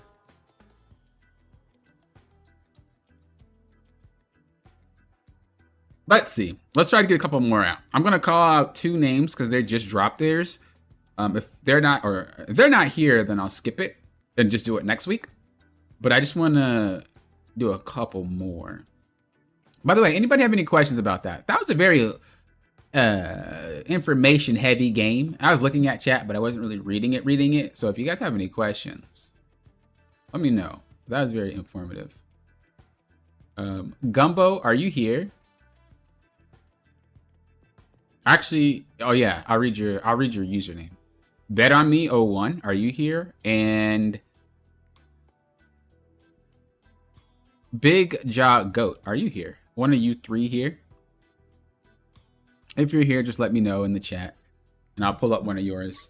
Only doing it because you're here, but if not, then I'll do it next week, whether you're here or not. But I just wanted to try to grab you guys, so you guys don't have to wait till next week. So just let me know if either of you guys are here. Bet on me 1, Gumbo 909, or Big Jaw Goat. But yeah, if you guys got any questions, let me know. That was a pretty chalk heavy game of information, but it really comes down to the positioning thing. You're not getting punished for yet. So honestly, I wouldn't trip on that right now. I would just say, stop being so aggressive. There's no real reason to always walk forward. The second thing would be to, again, use your cooldowns properly. That bubble is broken and you have to use it like it's an ultimate. And then when it comes to being able to identify whether or not you need to use your ult, or identifying whether or not you need to play a certain way, you have to make sure that you're far enough back to see the entire picture. You're only seeing a fraction of a fight, and then every judgment you make is based off that fraction or that sliver. You have to be able to see everything so your judgment is better. If I'm only seeing half the team, and like let's just say, my eye is closed, I'm only seeing half. I can't. What's over here? I don't know. I can't see. But if we take a step back and we can see it all, you can always react how you should react. You think you'll get through all of? Oh, definitely not. I'm not gonna do one or two more. I don't usually do a lot. I took a lot more time to do yours though, because I know you wanted some help. That's usually what happens. If I take a longer time on a replay review, it's mainly because I talked to you guys out of stream, and you guys have already explained your thoughts and stuff. So I just kind of give you a little bit more help. I've done it with Nash. I've done it with Lauren. I've done it with Kato. I've done it with a lot of people. So that's usually why I took a little bit longer, but usually they're about 15, 20 minutes. All right. We'll do yours, Big Ja. You're on the young DD. I don't think I've done a DD replay yet. Not a lot of Daredevil players. All right. Here's what they say.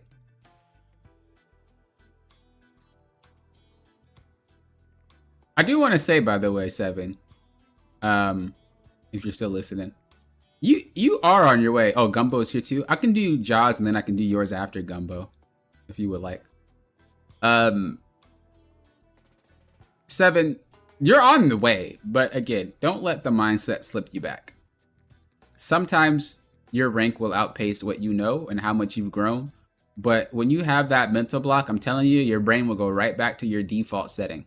And your default setting is the thing that keeps you from climbing. So keep that in mind. If you try really hard to get better, and let's just say you went from gold to platinum and you were trying really hard, and then as soon as you're about to hit like platinum 1, you start losing. Your brain, if those things that you were practicing aren't a habit, your brain is just going to be like, you know what? Screw it. Let's go back to how I was playing. Even if it's subconscious, you don't even notice it. But it's going to slip back into you not actually actively playing the game, and it's going to just go back to default. And if you slip into that default, you're going to play worse than what you did when you gained. The mindset is huge. I'm trying to tell you guys, mindset is one of the biggest things that come to competitive anything, whether it's games, sports, whatever. The mindset will drive you up a wall if it's not correct. I promise you that. All right, let's check this out real quick. So they say, hey, Poppin. Oh, wait, wrong one. Oh, no, right one. Hey, Poppin. I peaked Celestial 3. Congrats. I took a break from playing comp because Season 4 really affected my mental with how the games were going. You sound like me. Is this my replay? That's literally why I stopped playing in Season 4. I just couldn't. I don't like the direction the game was going. Even now, I'm still frustrated, but it's a little bit better. I started playing comp again last season during the last week before Season 6. I had a game today where I won, or I was on a loss streak, and was tilt queuing. Happens to the best of us. After watching the replay, I realized I should have played better and made appropriate swaps to deal with triple support. And I wanted some tips on how I could have dealt with triple support in Biz, Rocket. Rocket. Dude, triple support with Rocket is so, It's like you KO the Rocket or you waste 10 years getting to him. Or you take out that beacon. Because if you take out a strat and they come back, it's like, bruh. And by the time you take out another strat, the beacon's back. It's so frustrating. And then add them. I thought Daredevil was the answer, but I couldn't get the necessary picks for a team to take advantage. Should I have went Moon Knight? Actually, I just checked it again, and Moon Knight was banned. So any tips for how I could have dealt with it? Triple strat is one of the most annoying things in the game because it's so easy to play, but it's really hard to deal with, especially if you don't play characters that are designed to take advantage of it. What I will say, luckily you only have Rocket and Adam, which is huge. So what I would say is I would just wait for one of them. I'd wait for Rocket to ult. And then if your support matches, that's go mode. So what you would typically do, I'm just going to like say it now before it happens, just because of the specific comp that you just said. What you would typically do is you would pray that that Rocket goes second. And then you just pounce on that. Because if your support's ulting matches, I'm pretty sure Daredevil's ult damages Rocket's beacon, Rocket's ult, but I could be wrong. Let me know. You're a Daredevil player, so you would know more than me, but I think it does. So if that is the case, you could just go ahead and ult, one bang that thing, move out. But I wouldn't recommend ulting and having bad timings because you only have really, really short windows. Even if it doesn't do damage, I would break that beacon first. But I would try to play off a rocket. Let's see what happens.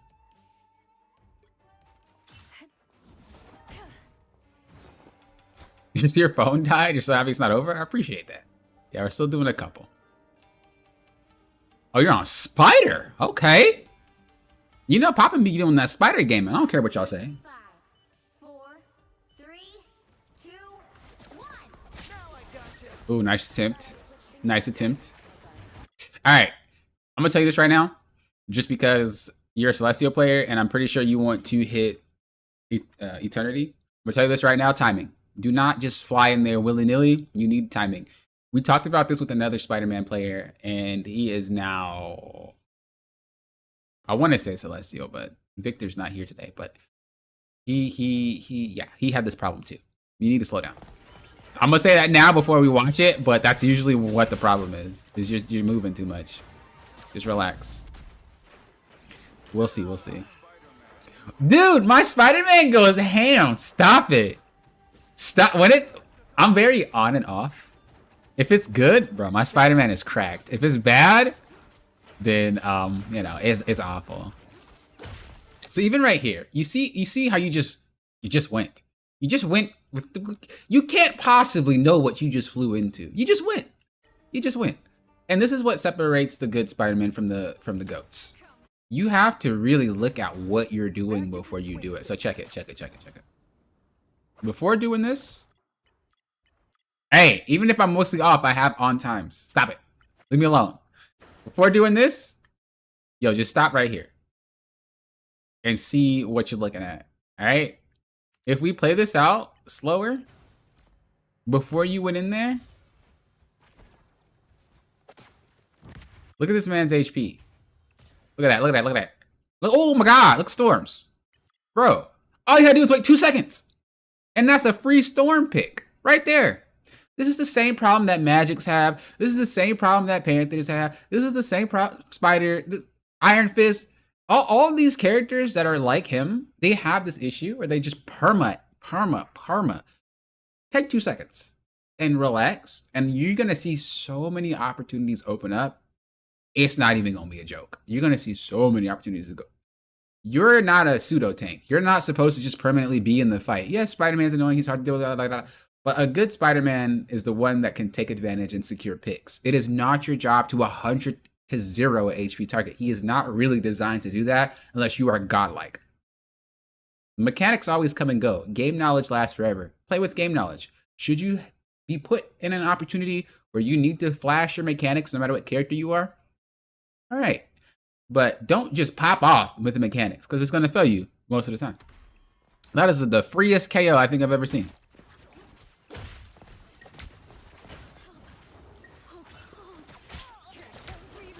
You see how active you are? Just relax, man. You gotta be like, Papa, you just jealous because his fingers move like that or her fingers move like that and yours don't. I'm a little bit, but it's still relax, you know? Chill. Another thing you want to try to do is position yourself in a spot that's really weird. So you can swing around as much as you want. Here's a little trick. All right. I'm sorry for anybody who's going to be in this player's game. So the trick is when you're playing anything that's very fast or mobile is you want to spook people. And what I mean by this is because Spider can swing over people's heads, whenever they see you, they're scared. Anybody's scared. You swing over their heads and just hide somewhere. That right there, spook central. And if you really want to take it to the next level, pop out a little bit and fire a web at somebody. A couple of them. They'll hear it. Whoever gets tagged will see it. That right there is enough. Because what they're going to do is going to be like, what the? If your team ends up following up on that, KOs happen. But because you're so active, you're not scary. Because I always see you. You know what I mean? If there's the killer chasing you, which one's scarier? The one that you can always see or the one that you don't know where they are? I'm telling you right now, slow the gameplay down. Really try to be a little bit more mind gamey, and you're gonna realize how much easier it is to carry with Spider-Man. For sure. It's actually ridiculous how easy it is. when you slow down with these characters. Because obviously, mechanically, you're not bad, right?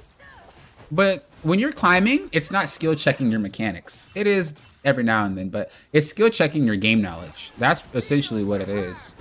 So you just got to make sure you're making the correct choices at the correct time.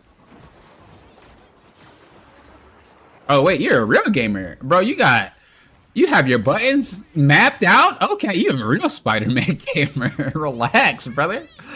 All right. So the reason why you lost this fight was because there was a lot happening at once, and I don't necessarily think it was anything you could do there. Right? Like, you got one, you got another.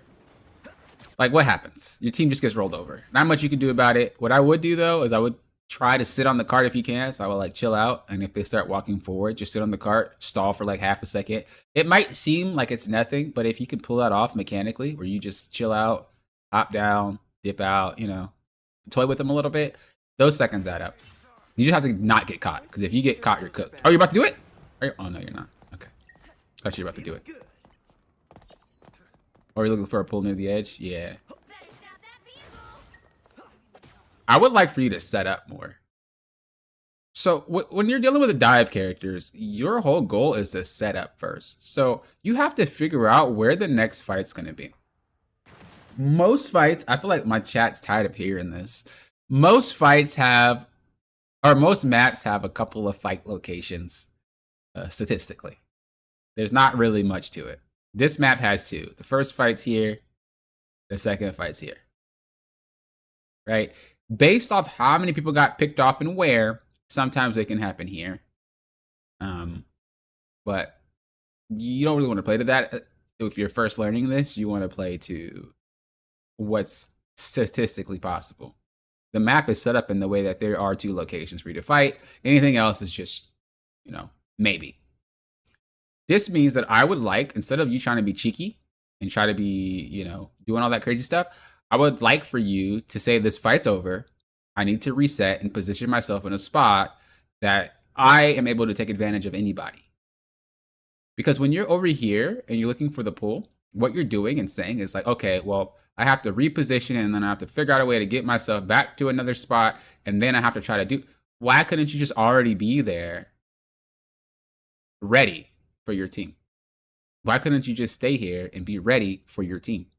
Why do you have to do all of that if you could just do nothing and be ready for your team? And it's not just Spider-Man. I'm telling you, all the mobile heroes do this. They don't set up, and they make their fights a lot more chaotic than they have to be. Mechanics are not something you use that you should rely on. Those are things that just, if you need to use them, you use them. But you shouldn't be trying to do all these crazy things all the time. I know it's fun, I know it is, but you have to keep in mind what you're doing. You see how much you can't control what you're looking at because you're so active? Like, even if you don't even get KO'd there, if you watch this back, and I know if you're a main, you can see things different. So when I play Cap, I know I see things differently than someone who's watching me play Cap. I'm like, Poppin', what are you doing? But I know what this looks like. So if you watch it yourself and you ask yourself to say, well, I don't know, what decision can I make after seeing this?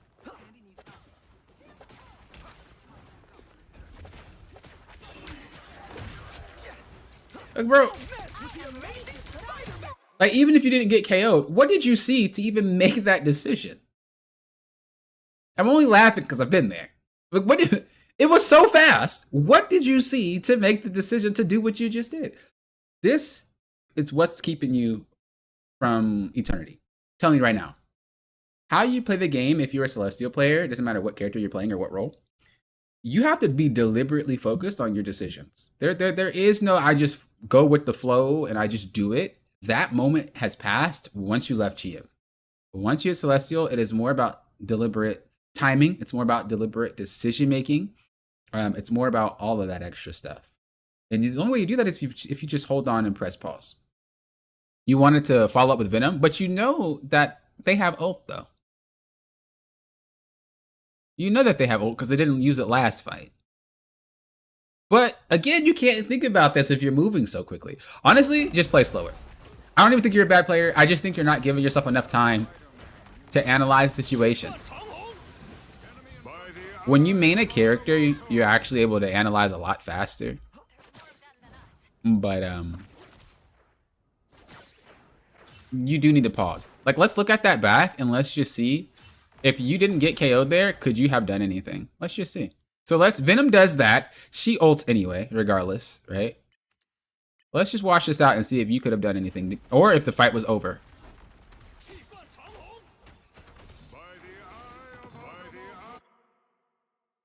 You telling me we couldn't do anything right there? Oh my God. 2 times. Count them, 2 marshmallows. Bro, 2 times? In the span of 1 point, they gave you godlike KOs and you just said, hey, let me speed demon through the... You had to wait a couple of seconds, bro. A couple of seconds, bro. A couple of seconds, bro. Both times. Just 2 seconds. 3, 4. Oh my gosh. Bruh. That's crazy. But that happens because we're playing too fast. That's all it is. This is why my Spider-Man is successful, regardless of my mechanics. Right? I don't do any of this fancy stuff that you real Spider-Man players do, but I just know how to execute what I need to execute. If I'm off, that's because my mechanics are horrible. But there's days where they're fine, and I might not be all this crazy stuff, but I'll pull off I'll get what I need to get.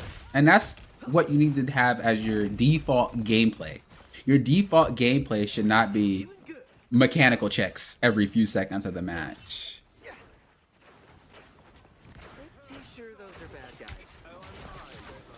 Just play slower, man. You're not a bad player, but you're not going to get to eternity playing so quickly. You need to wait a second.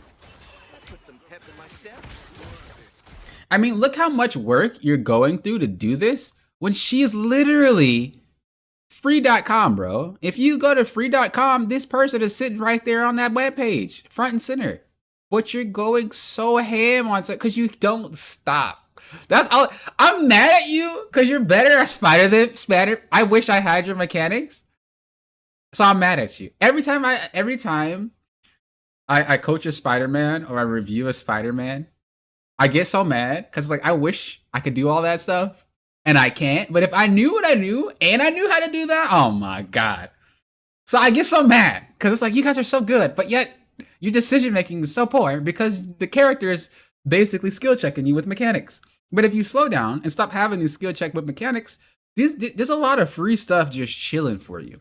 What I want you to do when you play Spider-Man after today, think about Spider-Man as 1 or 2 things. The distraction, you're not looking for any KOs. You're just trying to distract. Or 2, you're looking to clean up. That's just in quick play if you want, so you don't warp you don't lose all your ranked games. But in quick play, those are the 2 things I want you to see. I'm going in because I just want to distract for whatever reason. Or I'm going in because I want to clean up. Otherwise, there's not really any other reason to do anything. And like I said, I'd rather you do it in quick play so you don't throw your matches. Because I'm not saying you don't need to swing around and stuff like that. I'm not saying what you're doing is bad. I'm just saying you can't actively see what I'm telling you to see because you're going to be doing this in ranked. Just quick play it. And you'll realize like, wait a second, I don't have to do all that and I can win. And it's like, yes. You don't need to do any of that to win, and you will win. Bro, she is over here giving you the hands. Where's Storm at? Oh, Storm got KO'd. Yeah, she would be. Because I was like, she trolling. You are serious? What is she doing? I'm not even laughing at the KO. I'm laughing at like, why? Why are you so mean? Bro, the fight's over. Leave her alone. What was, for what? For what though? She ain't do nothing to you. You really want that character KO'd. That's hilarious. Okay, anyway, let's keep moving. Holy! I just think you're moving too much. You're like playing way too fast and you don't have to. You're like RPMing. Basically, you're just, yeah, just slow down, bro. If you weren't KO'd, you'd have ult right about now, by the way. And you would just ult this right now. That's 3 things that you just screwed up. Because you just could not protect yourself. There we go. But you could have that earlier. I mean, he has Soulbind on him too, but I'm not talking about this specific replay. I'm just talking about in general.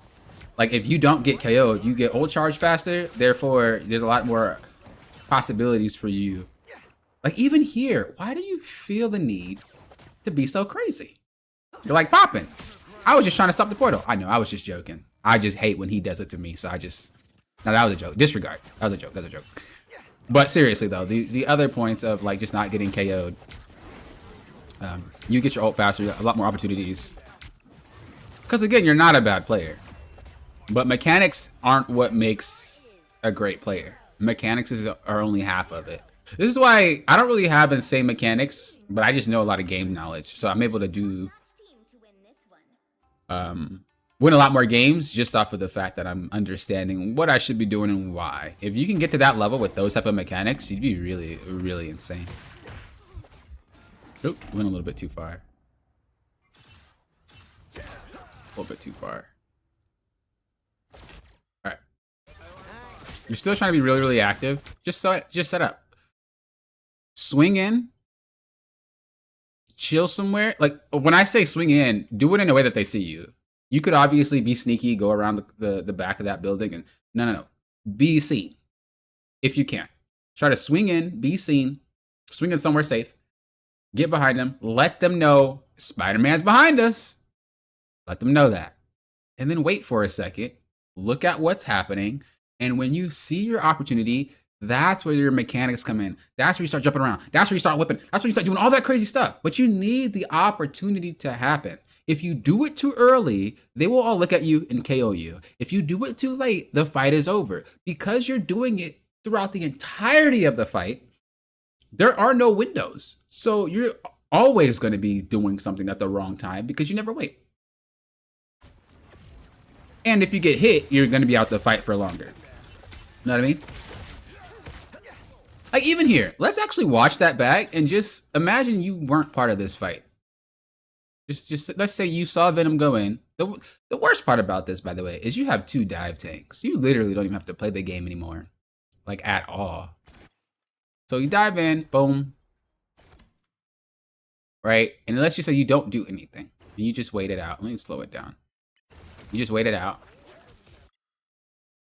Bro, if she survives, I'm gonna be mad. If you're telling me that you couldn't secure this if you were just chilling right here, brother or sister, if you're telling me you can't secure this as the godlike mechanics that you have, you couldn't secure the fact that she jumps up and you just web her right now, she's KO'd?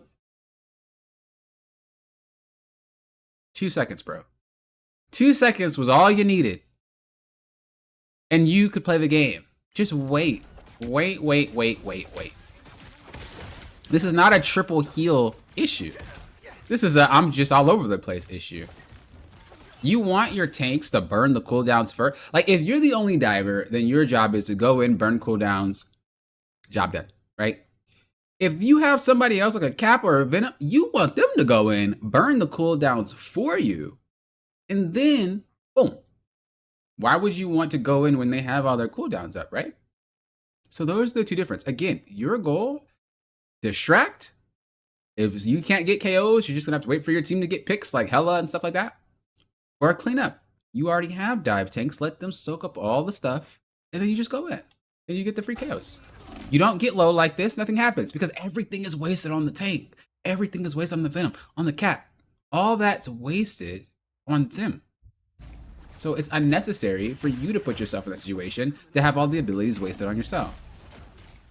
Wait for your window. Even right there, you see how she always has cooldowns? This is why it feels like they'll just always have something for you. It's because of the timing. That's it. Wait. Just wait. Don't go. Not yet. Okay, you win. You gotta wait for Venom and Cap.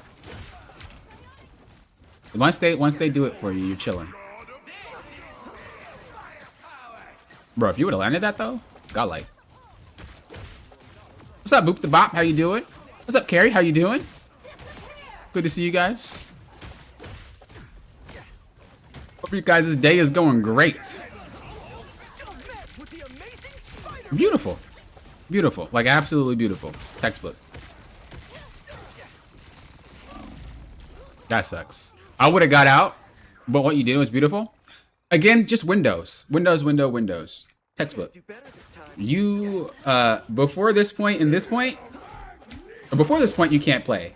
But once it's past this point, you can play. After this point, you can't play. You're looking for windows. But if you look at your gameplay, you see it's non-stop.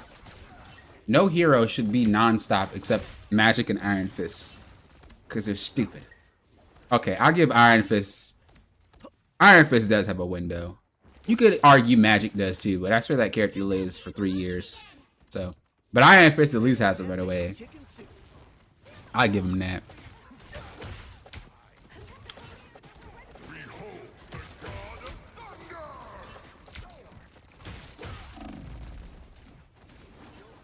Needs to utilize the pool more. I don't usually talk much about mechanics, only because, unless it's something super crucial, just because I don't want players, especially if they're higher ranks like this, I don't want players to try to incorporate something that will screw up their gameplay. I guess I'm more of like the person that has the mechanics can just learn as they go. I want you to have the reasoning behind something before you do it. Right? If you say, well, utilize your pool more often to a player, they might think pool more often. But if you tell someone the reason behind why you do something, they can connect the dots themselves and say, oh, I should use the pool more often. You see what I'm trying to say? So this is why I coach that way. I don't really coach about the mechanics unless it's something super obvious and important. Even though you feel like that's important. I'm not saying it's not, but I'm just saying I want them to figure out that part. Unless it's like Mr. Fantastic, as we talked about before. Like, not swinging your camera is just, you need to. There ain't no ifs, ands, or buts about that. Like, even when I coach Captain America's, I don't tell him the animation cancel. Because I don't really think, it's important, but like, you need to know what you're doing first. You know what I mean? That's usually why you guys won't hear me bring it up. I only wanted to talk about it because I know some of you guys might be wondering, like, Papa, why do you never bring that up? Why you never do? It's just mainly because of that. It's pretty much the same thing. You're just always in. And when you're always in like this, you can't analyze the battlefield. Just chill. It's the same. It's the same even for him. Chill. Just chill. If you play slower, like, you might think like I'm just trolling you. But I'm serious. That's one of the only things making you have an issue right now, is you're just always in. You are always in. Look, there you go. Back in again. You just always in. Set up first. Get somewhere where you have easy access, preferably at the top or maybe at the flank. You know what I mean? Wherever you need to be. And then gauge the situation and then go. When you're having a team fight, there's 4 phases, right? The 4 phases, and we always talk about this, is you have the setup. This is the fight. This is the area where people are always getting the position, you know, the cart's moving, whatever. We're getting to this place where we're going to fight. Then you have the pre-fight. This right here is normally the section where we're starting to poke now. We're starting to throw some abilities. The full fight. This is where stuff hits the fan. Like, bro, it's going down in Funky Town, right? And then the last part is cleanup. The reason you're having issues is because you're skipping all of this because your hero is so flexible. But if you were to play a hero that is very cooldown dependent, you would realize how much you wouldn't be able to play the game. Like, is there any DPS where you're like, bro, I can't play this character to save my life? Is there any you feel like that, or do you feel pretty confident? Because there are a few DPS characters that just, they won't function if you continue to play like Spider-Man or Jet. Like, you need to stop. You need to hold up. There ain't no perma go in repeatedly. If you play those characters, you'll realize how much of a weakness that you have in that area, and it would actually help you get better. So If you really find that you can't stop and slow down with Spider, then you might need to swap another character. That being said, you are clearly a Spider-Man player, so you shouldn't have an issue with it. But for someone like me, I've been enjoying Spider-Man so much, I can't stop. Even if I wanted to, I'm all over the place. But I know I shouldn't be. But it's just so fun. And so I'd have to mentally tell myself to stop because I will get carried away and I would just, it's a fun character, man. Not really. I feel confident in the ones that I play. Okay, so then you should be able to play something like, I would say Black Panther. He's a very window-based character. He can't always be in. You know, he's in there and then he's out. If you play characters like that, you won't be able to be all in like this and you'll give it a few seconds. Now, I will say Daredevil's more forgiving in the department of being all in because the character is easier to play than Spider, right? Spider is way more mechanical than Daredevil, so you can be in and, you know, and he's tankier. But it still doesn't mean that you should. Let's just watch that last part real quick. And we'll see if there was anything that we could have done if we just waited a few seconds. Because every single fight that we saw, you could have waited a couple of seconds and you would have wiped it. But let's just check.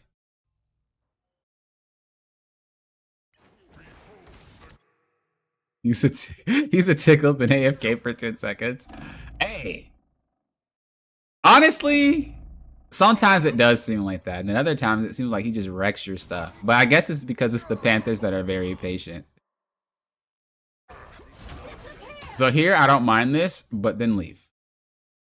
Maybe go up here and just kind of chill for a second, let the ult expire, and then see what's what. And then just wait. Because you're burning all of your cooldowns doing nothing when you could have just waited. Alright, and then you just look. Bro! I'm tired of him. You could say, well, Poppin', that was me. Let's check. Was it you? Was it you? If it was you, I'm gonna leave you alone. But if it wasn't you, I'm gonna cry. I think it was you, though. I think you did that. But imagine if you didn't waste your other abilities before committing to this. He's KO'd. But you burned everything. You've burned everything in the middle of Invisible Woman Ultimate. But if you just held it and you did the same exact play a few seconds later, you would secure this. But you're out of abilities now because you burned them all.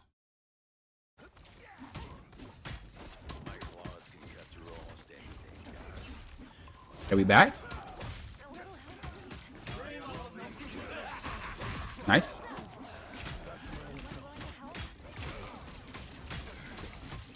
I think after this, though, I don't think there's much you could do. I think you were cooked. I mean, I don't think you hitting that saves this fight. I think it's over. Yeah, I don't think that does anything. Even though it was a mistake, it doesn't cook your entire game. But yeah, play slower, man. That's literally the name of the game. I'm not saying you aren't doing anything else that is hindering, you know what I mean? But I focus more on habits that are holding you back the most. I'm not one of those people that are like, well, you gotta do this, and then you gotta do that, and then you gotta do that, and you gotta do that. It's like, well, all that you'll figure out. You gotta look at the thing that actually you might not be seeing. And that's, you have to slow down. If you slow down, set up, sit somewhere, wait for the fight to break out, wait for people to move, you know, go in, leave, go in, leave. Sometimes you'll have to stay in the fight a lot longer, and you probably experienced this as Spider-Man or as Daredevil. Sometimes you might have to play the fight for like 10 seconds. You're just, zipping around, Sometimes it calls for that. But then there's some times where you just, boop, bop, done, out, right? Where it's like a second or two. All dive characters deal with these windows, but if you're constantly on, you're never going to identify when those windows are, and then you're just going to have problems. So that's my advice to you, is just slow it down. Slow it down. You're going to see a lot more opportunities and then take advantage of it. It doesn't mean don't fight for a long time. That is up to you to gauge how long you should be fighting and how long you should stay in, but there's not a lot of educated guesses coming from your part about what to do because you're moving too quickly. And usually a lot of uptime heroes have that. Matter of fact, did you see that video? I'm gonna link it in chat real quick for any of you guys that play a lot of these uptime heroes. I actually made a video about it day before yesterday or something like that. Maybe not day before yesterday, but a few days ago, talking about uptime and why players have such a hard time with these characters that are generally always active. I highly recommend watching that if you play these characters. And yeah, it will help you out a lot. What's up, Deluded? Hello, hello. We're getting ready to do our last replay. We're going to be doing Gumbo's replay here.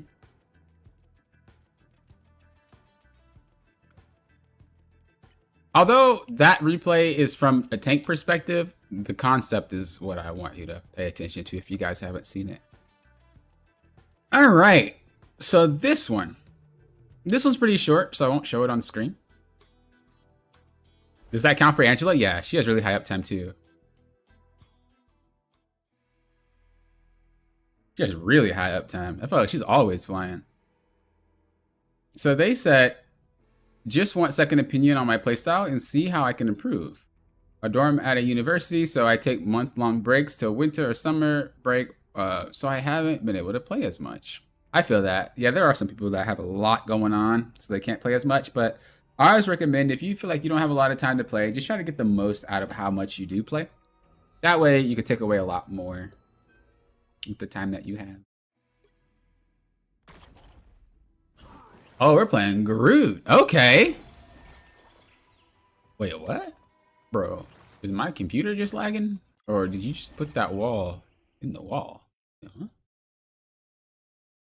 What? Surely my computer's lagging. There ain't no way I just saw what I think I saw. Wait a second. Okay. Okay, broke. I was like, what?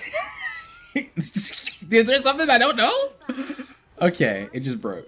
I was about to say. Thanks for the review. I'll slow down some more. Get better. Look at team. No problem. No problem.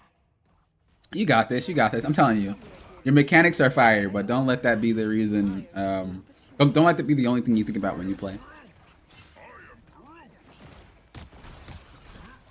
All right. Be careful about standing anywhere here because you don't want to put yourself in a position to have to walk back, especially if this ramp opens up and then you're like stuck in the front. Just be careful. That's all. Okay, you're gaming. You're gaming. Yeah, I thought I was learning some new Groot. I was like, bro, what? That's not your problem. Focus on people in front.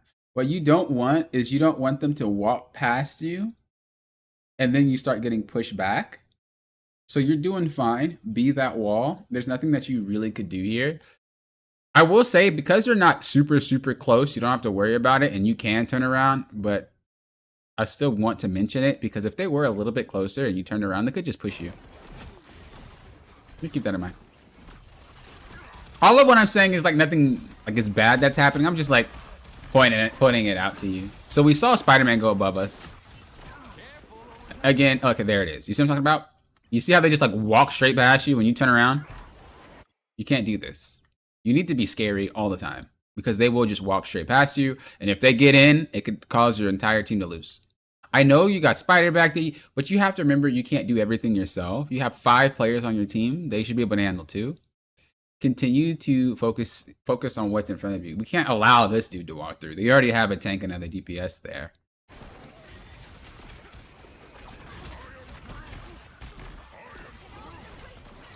Luckily, he walked back. You doing it again? Don't do that. This Groot's kind of one of those go down with the ship type of things.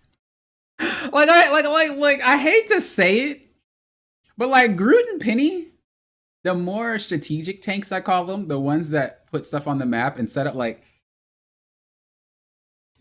those characters are really, you just go down with the ship, man. There's not really much you can do. You fight till your last breath. I don't usually say that about about the game, but these characters are so prone to sitting around whatever they set up.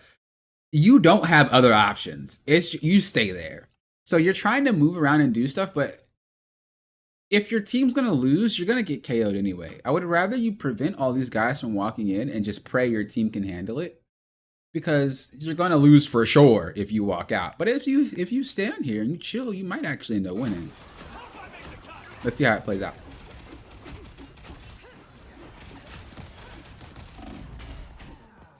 Okay. Well, it played out how I thought. Now, as I said before, I don't know. I wouldn't say that you walking back is why you lost, because you have a team. But what I am saying is that allowing them to just walk through for free made it the fight just kind of be expedited. You know what I mean? It made the fight. It ended much quicker because of how we played that there. If there's any advice that I'd give to any tank main at all, it is not your job to handle everything. It isn't. You have to rely on your teammates, unfortunately. I'm never going to be one of those guys where it's like, play like you have no team. Play like your team sucks. Never play because your team... No. Bro, it's a team game. You need to rely on them as much as they rely on you. There ain't no ifs, ands, or buts about it. Now, in like little small stuff, like let's just say I'm getting super low HP like this, right? And I'm relying on my healers to make sure that I don't get KO'd at this point. That's different. I would say play your HP and you shouldn't be this low, period. But that's very niche. For the most part, you should be relying on your team to play the game. I don't really know what happened. What did you even... What, how did you get exploded? What happened? Thought you were playing well and all of a sudden I blinked and you just got really low.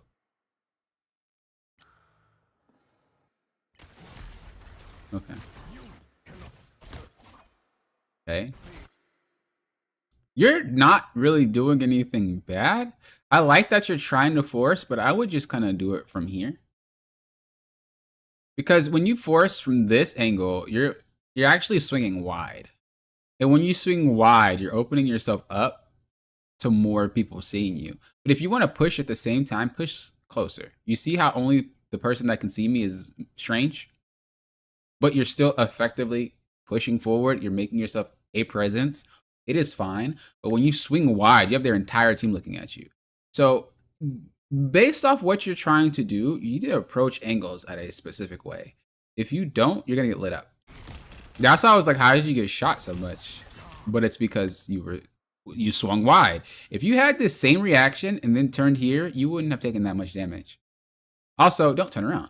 Again, same thing. Anything that happens behind you is not your problem. Not your problem at all. You can't do much about it. Not your problem. I know, but it's not your problem, man. Trust me.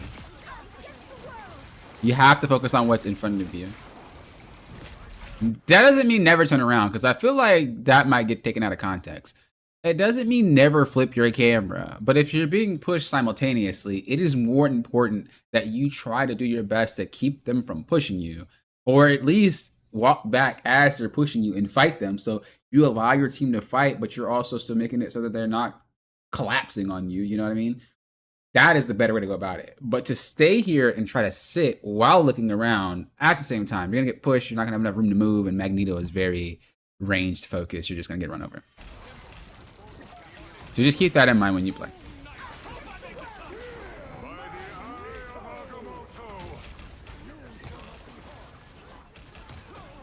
Just unfortunate. Not really much to say.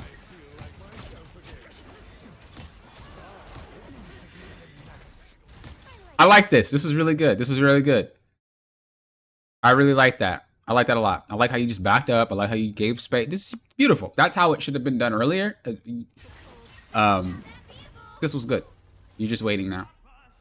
Okay, now we have to figure out how to get back to point. Don't go that way. Just go this way, and we take the fight here. With Magneto and Strange and like all these other weird characters, well, they're not really weird, but they don't have a lot of movement. as I said before, each map has specific fight locations, and so usually speaking, the first fight is on the point. The second fight is usually right there or right here, and then the third fight is usually right here on this corner. So like you guys are like fighting right here, and then the fourth fight is usually back here. Given the fact that they already beat you on the first fight and the second fight, and it's overshadowing the third fight, you can't go this way. You have to come and sit here. The reason why I'm telling you this is because wherever you walk, your team walks. If you understand that the fight is better to be had here because they're gonna have to walk through the funnel, rather they can go up top, of course, but they have to walk through the little little funnel here. That is a really good spot for you because you guys got cover back here. You guys can go up there. It's a really great spot for your team to fight and have a good time. So you should already be prepared to fight there and be positioned. So that way you're not repositioning at the same exact moment.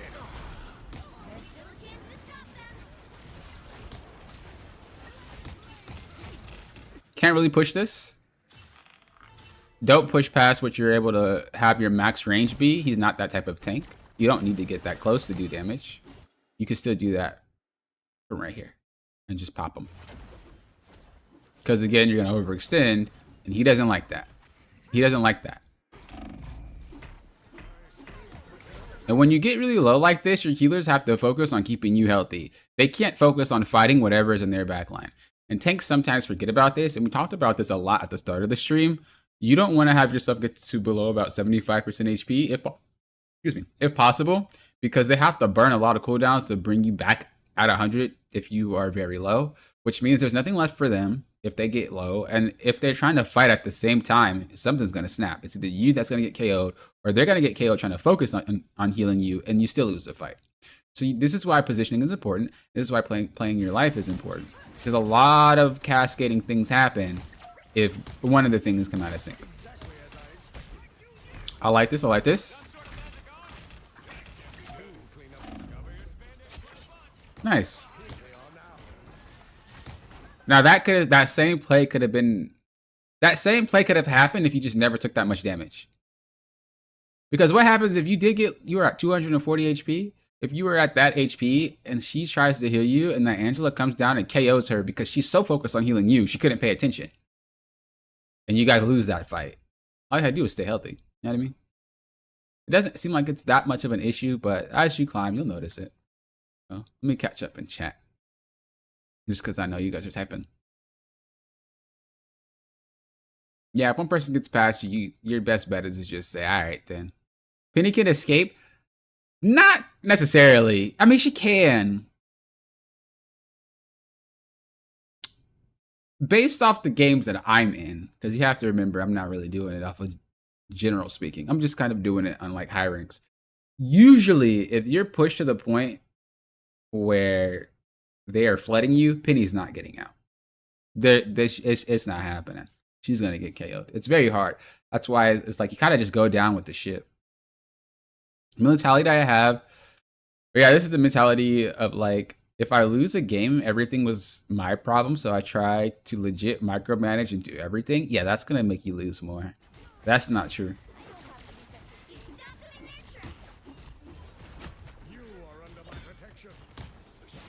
I mean, sometimes it is your fault, but I'm never one of those people that are like, every game is your fault. Every game you could have won if you played better. There's definitely games you taking L's out, man. That is not facts. Every game is not one. Even if you're a top rank 1 player smurfing, you're going to take L's, bro. That's not a good mentality to have. The things you can affect is, again, holding at spots like that, though. You see that they're coming, but you overextend it, so now you're forced to play a melee range game. That is what you can control. Now they have to waste all their cooldowns on you. There's no bubble for Deadpool. There's no heal for Daredevil. They're all going in with low HP because our tank decided to take a freak ton of damage, and there's nothing left. Look. No clap left. No bubble left. Oop, wrong person. Oh, no, that is the right person. How does she have a bubble left? What? Oh, wrong team. I was like, wait, what? Okay, yeah, no clap left. How does she just threw it? Am I crazy? Okay, it was a replay glitch. Yeah, so no bubble left. Nothing's left for them. Which means that if your team gets KO'd here, it's because you took a lot of damage. Realistically, is that true? You know, you don't know. But these are the type of things that you can control. That's what I'm saying.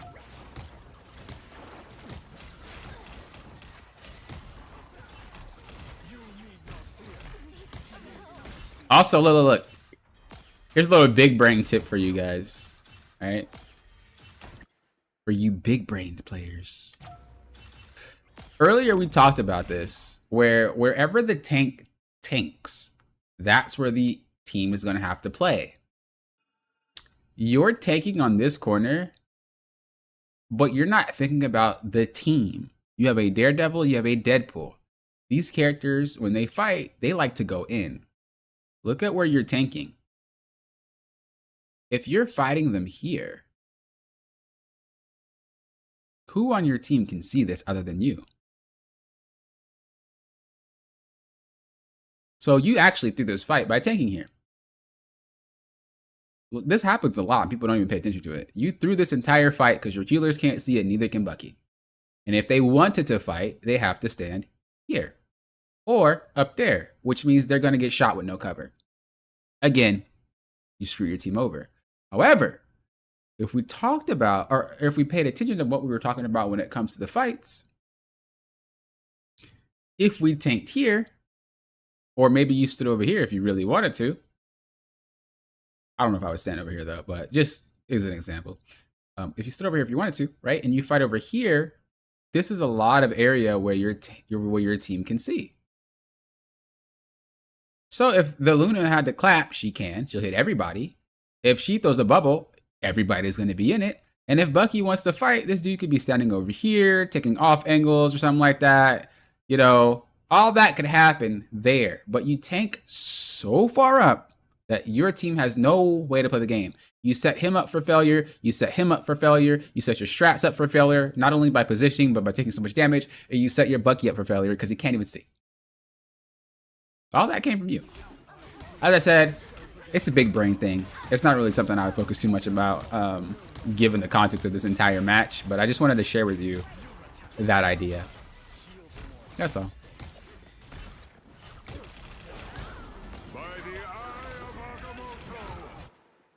Isn't the top left right here good for your DPS? Not the ones that you have and not where they were standing. Here, if they're here, this is bad.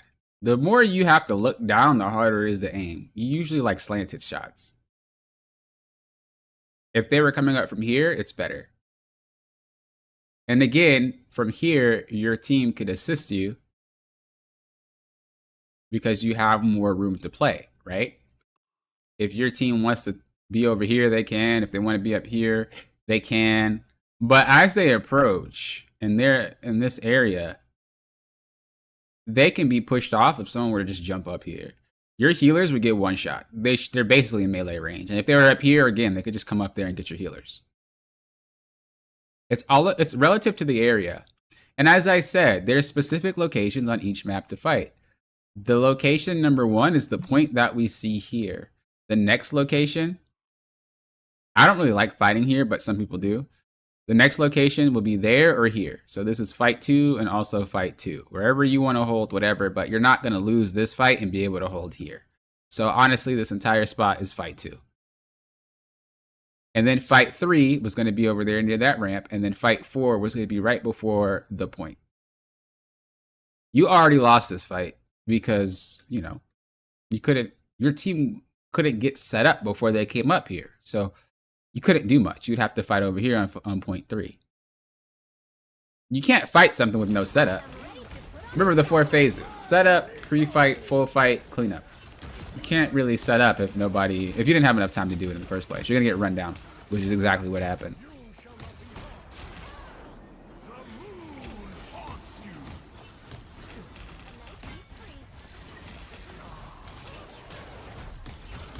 Also, just one quick tip. When talking about high ground, just because you're up above does not mean it's a good high ground. right? It's actually relative to the situation. So let's just say I'm shooting them from here, right? As a DPS. And you might be like, well, this high ground is the same as this high ground. We're up and we're shooting down. The difference is this is not an off angle. If I'm taking high ground up here and they are in this vicinity, I am shot. They are all looking at me. In what world does it matter if you're on high ground if they all can see you, if they all can shoot at you, right? However, if we think about the high ground here or here and they're further back, they're getting shot from an off angle and they have to somehow shoot the guy that's way up here. Let's say it could be the Punisher, it could be a Bucky, whatever. They're trying to shoot someone that's really far away. That is different. But they're super close, so they could just trade shots with you regardless. And then for this one, you know, it's not really important if they could just get pushed off. So it is relative to where the team fight is happening. Not all high ground is good high ground, if that makes sense. I hope that answers that question a little bit more. They hit a checkpoint. Now might be a good time to stop them. Better stop that vehicle.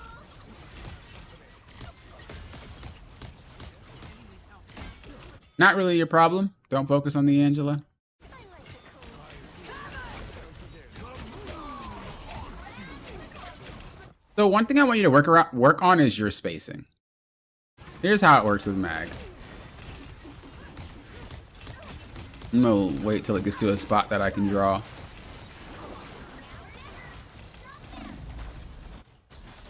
Okay, I'm not getting to it, but that's fine. I'm gonna illustrate it, and you just gotta work with me, all right?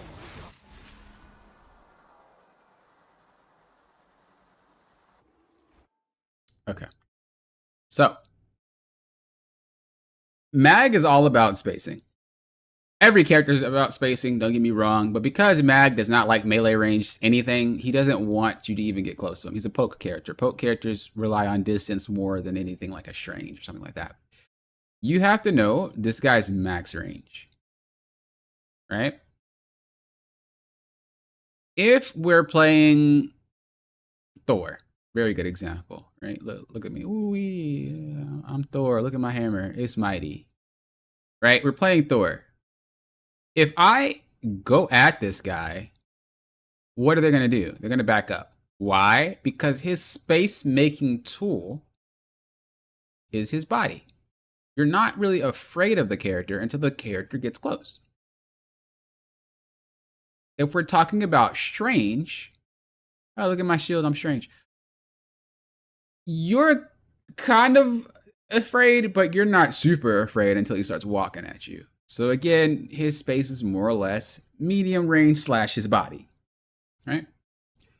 When it comes to Magneto, he is only scary at a distance. He is never really scary in melee range because it's very hard for him to land his shots.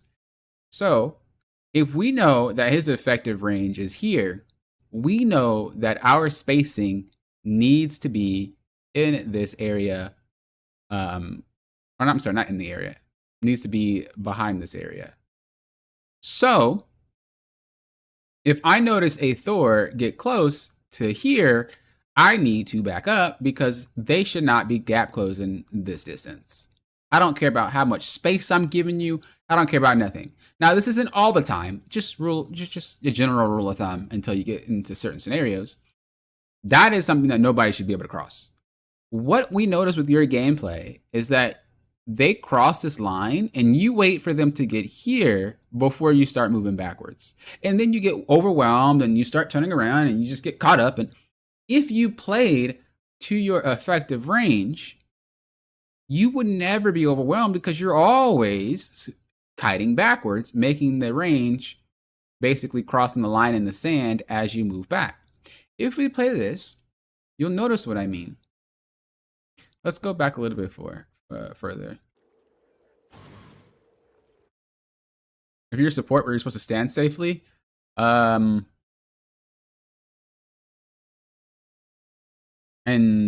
the scenario where they're pushing us, it would be on that little ramp. If you mean on that second fight where we were talking about looking down, where he was talking about high ground, you can stand really anywhere. Supports can really stand wherever they want to stand. You just got to position away from dangerous threats. Otherwise, you're just a second.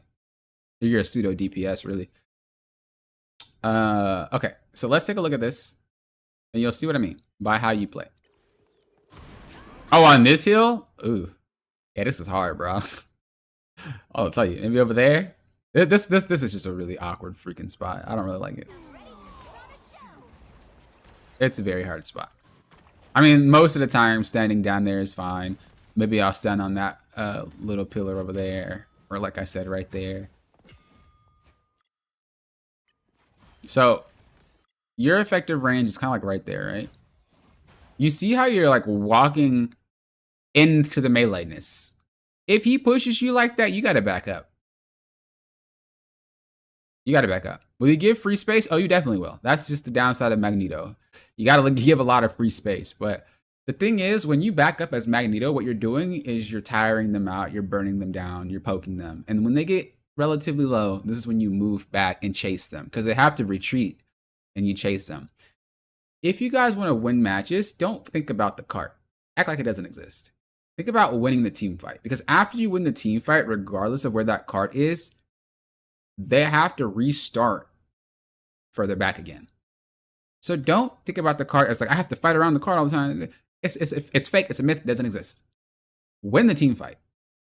Focus on that second. So you are giving space, as in the cart is moving, but you're not technically giving space saying we just surrender the fight, if that makes sense. So, yeah, no, this map is really hard for supports to stand. Some maps are just awful for them. So yeah, if we back up here, right? We keep him far back, and we would be kind of like right here. What this means is that your entire team will also back up. Luna will back up, hopefully. Cloak and Dagger will back up. He will back up, and then Emma will probably follow your lead. If not, she'll just stay up there. This means that everyone is a little bit further back.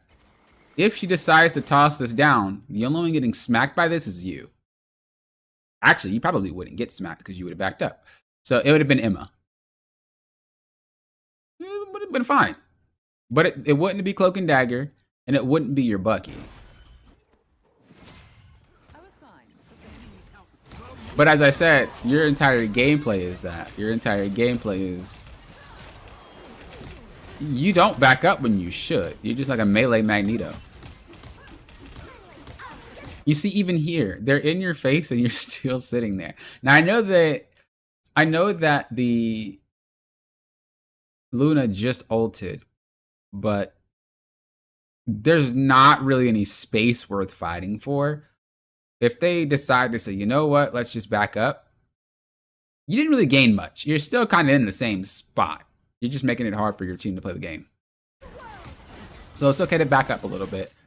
And that way you're not going to be caught off guard again like this. They would be further in front of you and you would just back up while they're still in front of you. But you keep putting yourself in this position where you always have to like turn and you're just always overwhelmed.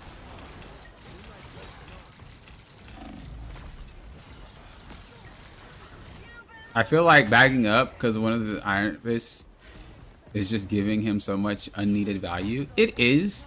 But I'd rather you win the fight and take the space back than lose the fight because you decided to stay there and they take the space anyway. Make sense? The more you back up, the more you're basically saying, run out of steam, bro. Use all your abilities, bro. I'm going to take you out later. That's all you're doing. So right here, back up.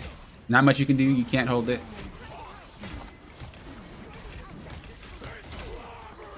I mean, I think you're going to lose this fight anyway. That wasn't like a your fault problem. That was just kind of like they just ulted and ran everybody down. Only 60 seconds left. Don't give them another inch. The push and pull dynamic is the hardest thing I'm trying to learn right now. On a full retreat, just to back up to cover Mad Cannon. Yeah, it is hard to learn. But once you get it down, it's like free.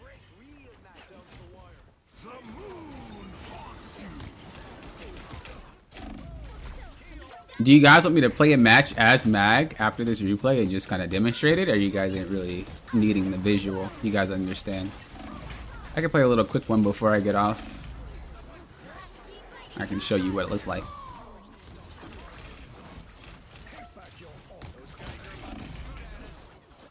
Bro, Iron Fist is so annoying.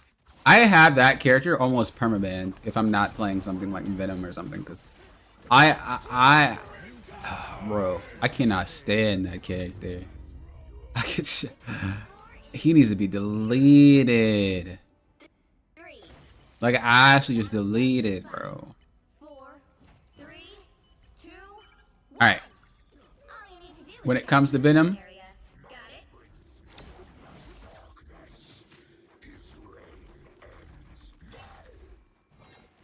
maybe after a last review on strategists, if that's okay with you, I wasn't gonna do another one after this one. This was gonna be my final one. We did a strategist one. Oh, but you said you relate to it, huh? Were you? I think you were. So this right here, I like it. You're basically staging, right? You're setting up. It's fine. Just be a little bit more mindful. What I generally like to do is I just like to slam and then dip out, because you're not getting anything accomplished here. Just dip. Because what you're doing is you're taking a ton of damage and you don't want to. Basically, here's how this works. Basically, here's how it works, okay? If I were to ask you, what is scarier? A Venom diving at you from here, or a Venom diving at you from there? That's okay if you're still learning them. That's fine. It applies to all divers. What's scarier, the front or the back? It's always the back. When you jump down and you're like, oh, I got low, swing out, you're overcommitting, but you're also saying, I have to try to do this crap all over again. So I have to try to figure my way to get back to there all over again if that's what you're trying to do. Whereas you could have slammed down, bop back, boom. You're still full HP, you're chilling. They don't have to worry about healing you. Your mag got picked off, it is what it is, but you're chilling. And you just wait. That way you're already set up. You're already good to go. And you're gaming. But the way that you just did this, you took way too much damage. And it got to the point where you kind of have to do it all over again. You know what I mean? You're like, well, crap, I gotta do it again.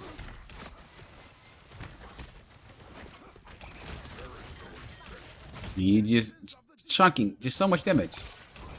And you're only taking a lot of damage because your timing is off. But your timing is off because you just constantly keep going.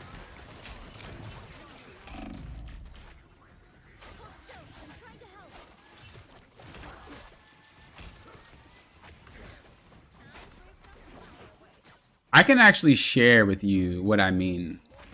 So I'll pull up a replay where I played Venom, and then I'll play a mag match for you. I haven't actually been playing mag, but obviously I know how to play them when I need to.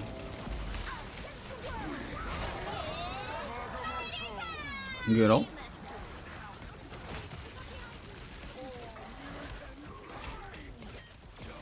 Don't mess with the amazing Spider-Man!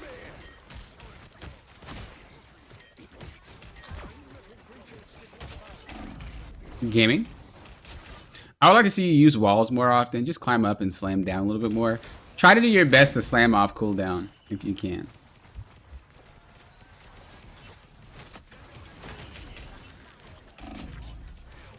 Yeah, I don't think anything's horrible. I just think just a little bit better at timing. This is just, we're cleaning up KOs, so I'm not really talking about this in particular. I just meant in general. Just a little bit better on timing. You can go ham when you want to. Like as the fight's ending, but when it starts, you want to be a little bit more careful.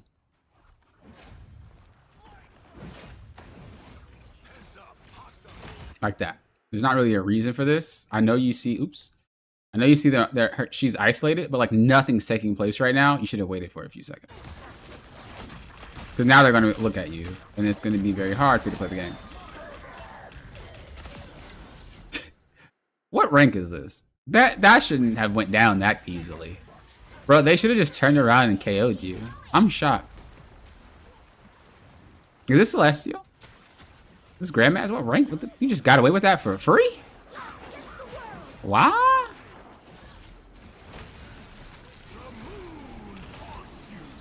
Wish I could do that. You sat there for 3 hours and they didn't even bother to look at you. You're already turning, but what rank is this game? I just don't see how that was possible. For a Venom to sit in the back line for that long and nobody look, and you went before the fight took place? That's crazy. Oh, okay, that makes a lot more sense. I was about to say. I like that. That commotion, everything was happening. Beautiful. Nothing to say.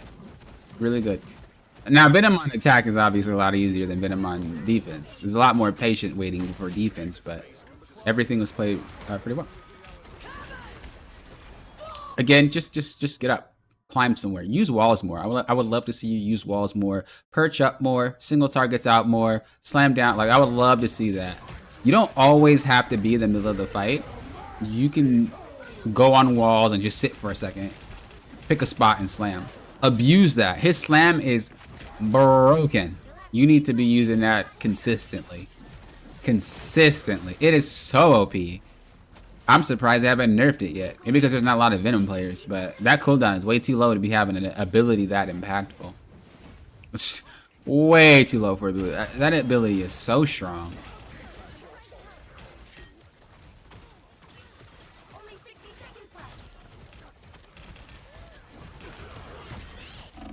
Yeah, aiming with Venom is a struggle. I used to play him a lot back when I was climbing the one above all before. But I stopped.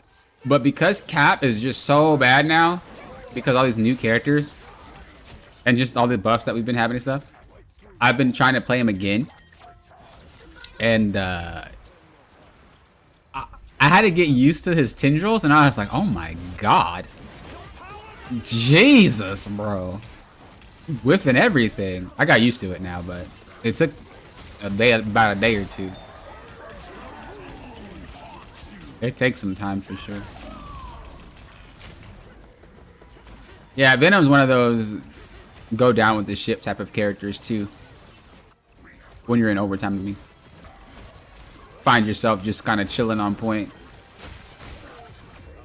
Nice. I know my Venom is weak, so I legit tried not to do anything unless baiting cooldowns or diving. Do you use comms, by the way? Like, are you talking to players or are you listening to them? I'm just curious. Yeah, that's what I was talking about. When you go in too early, that happens. You have to be a little bit more patient. Wait, let the fight kind of unfold a little bit first, and then you slam in. You don't want to be the first one in unless you're just like tapping them and running away so you take no damage. But if you're full on trying to trade, don't be the first one in. Wait a second.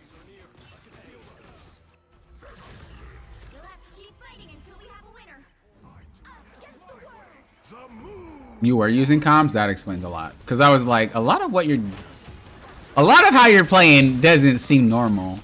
Not like it's bad or anything, but I know what solo gameplay looks like, and I was like, it doesn't look like it. It don't look like solo gameplay Venom. It looked like there's some information fed.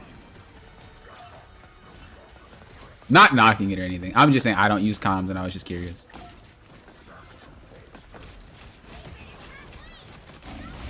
Because like I said, there's a lot of decisions that you're making that are a little bit quick. And it's not like they're bad decisions, but they're so quick it doesn't make sense. So the only other option was that you're talking to some people and you guys are playing off of each other. That's all. Again, not saying you're bad or talking to them is bad or anything. I just wanted to understand.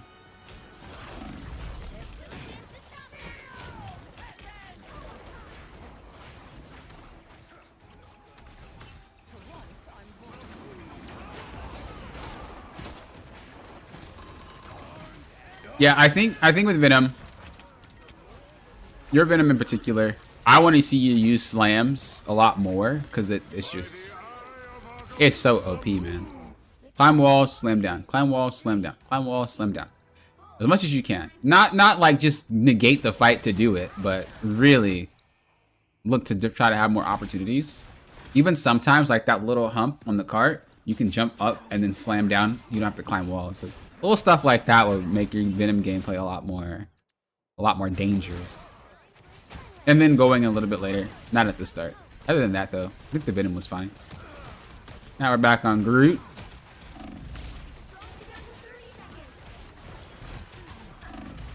So their team is very poke heavy.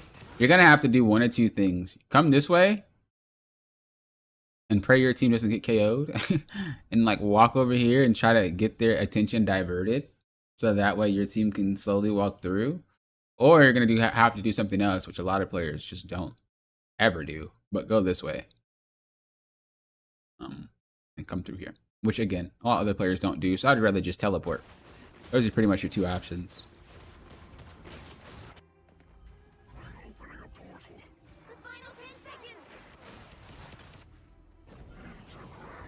I don't know if I would have dropped it right there, though. That's ambitious. Oh, you just wanted a touch point.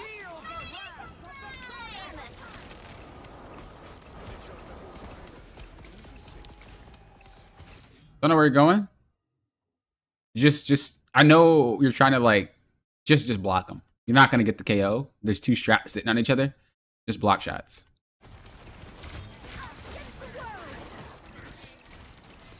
Yeah, it just like made you overextend basically.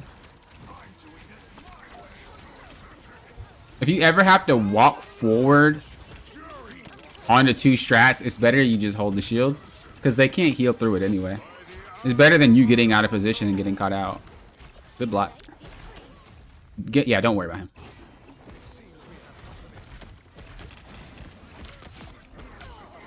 Nice. Yeah, I wouldn't worry about that guy unless he was just in your sight line. Like how he got really close to you. That's when you worry about him.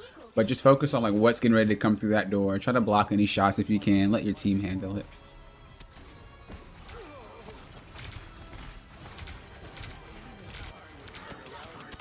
Yeah, are you a Strange player more than a mag? Because you play your mag like you play Strange. That sucks. Yeah, you play your mag like you play Strange. It's not a bad thing, but there's definitely overlap. Definitely overlap.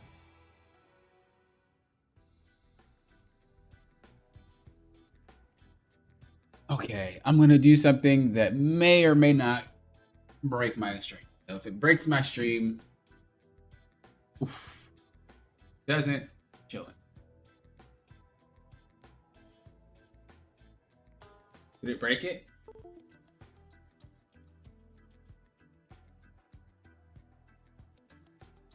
I don't think I've ever done this on stream. So. Well, it's fine. Alright, I'm going to open up a mag game. And we're going to play mag. And I'm going to just demonstrate what spacing looks like. I have like 3 times more hours on mag, but I was a Strange One Trick for season 1 and 2. Why does it seem like you're playing your Strange? Like, what happened? Wait, what happened? What did you hit Eternity with? Was it mag? You play it so different.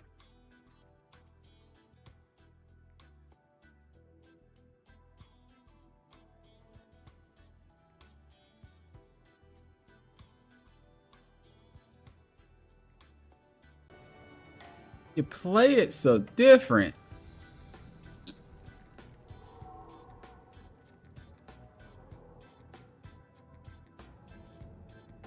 All right, we're gonna play a quick mag game and then we'll get off. I'll demonstrate the spacing. You stream for 4 hours today. Oh, you play almost all tanks? Okay, that makes sense. Oh yeah, check the reviews I covered. Thank you. I'm telling you, I don't know where I would be without you guys. It's crazy. It's crazy, chat.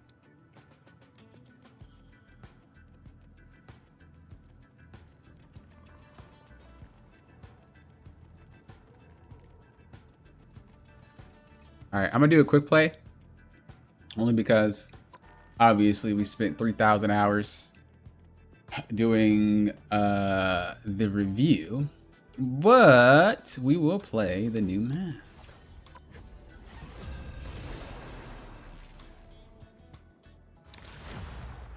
We'll continue our climb tomorrow though. Like I said, I really want to hit one above all this season. So Need a top-notch team to we need to start hammering in some better games. Be wary. No timeline. Be wary. No, be wary. Be Be wary. wary. No time. Be wary. No, be wary. Be wary. No timeline. Lots of good reviews. Yeah, today was a good day. Today was some great footage. I say footage like I do anything with it, but it was some great. It was some great games. People put in a lot of good games. What's the key difference between playing in platinum than diamond for tank player? I don't really think there is a difference. Is there? Can anyone confirm or deny? before you attack. Can anyone confirm or deny that one? I honestly don't think there's that much of a difference. You're so heat. Oh my god, you are such a huge star to the Badoon. I think it's just being a little bit more efficient. It's not necessarily doing anything new. It's just doing things better than you did. The real change happens in Grandmaster, but if you're platinum, you can get the diamond. I think the real change is consistency and just efficiency. Nothing super crazy. All right, so remember our max distance, right? We don't want to play anything close. You see how I'm backing up? We don't want to play anything close. And you could say, well, my healers are next to me, or you know, doesn't matter. We don't play close to anything. Have to warm up while playing.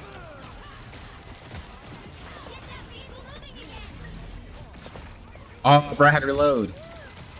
Oh, I missed! Popping. Okay, we'll get it. We'll get our aim back in a second. Trust. But you see, we let them play the game. If our team gets KO'd, it's fine. We're gonna go back. And we'll get it. A lot of the times when you play things like Strange or Mag, or you have to be very patient. You just can't sit there and try to brute force it, because it's not going to work, especially with this character. You just got to wait for them to make mistakes. Like that. And then you push forward. We're going to let that sit. We're going to block the healing. And we're going to let our team play the game. And we're going to walk past Deadpool, because she shouldn't be there. She's out of position. Okay. Just like that. We wait. You give them space. You take the space back. Rinse and repeat. You can't really force with this character. You have to be really calm and methodical. Otherwise, you're just going to get run over. 24/7. Doesn't matter. I'm not going to walk forward. Why? There's no reason to. We're waiting for the cart. We'll use that as cover as we move forward, because we want them at the max distance. She pushes me. I back up. Right? I don't care if my team gets in a bad position. That's their fault. You back up. It might seem very selfish of a gameplay style, but you get run over, bro, it's a wrap. You need to know spacing. Okay. And we walk forward. All right, we're letting them... I'm gonna just hit that guy just to move him. We're letting them... I was trying to throw it, but I was like, I don't know if it's just better that I hold it. But he broke it way faster than my brain could thought process it. But yeah, we're just letting them get tired. You're letting them make mistakes. You're letting them burn every ability. And then when they don't have any, they're cooked. That's how Mag plays.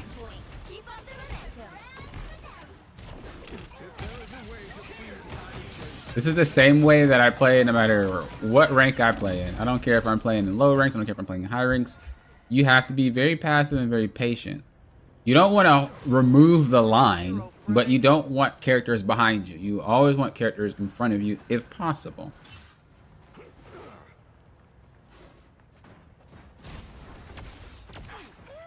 But you have to know where to hold. So let's just say holding here is better. Why are the carts moving? But if you're the Mag player that wants to go all the way up here and hold right here and do, like, you see what I mean? Like, what's there? Nothing. The cart's not even moving. So you have to wait for the cart to give you the cover you want to play into. I'm not going to shield yet. All right, we're cooked. Why did she ult that? But that was an example. You actually see how fast we got rushed down because I moved forward. Wherever you play, your team plays. If I move, they move. you have to know that this stuff might pop off. They have a Gambit, they have a Rogue, they have all these characters that can get you. So you got to make sure that buffer is there, so if they do try to run at you, you actually have enough room to play. When mag players get too close, they get run down.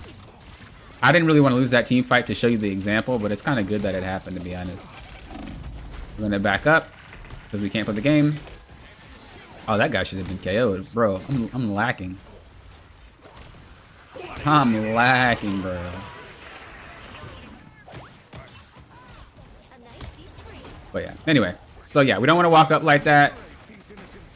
We want to walk up with the cart, and we're going to play space. Because we don't want to get run down. If our team decides to go forward like that, that's on them.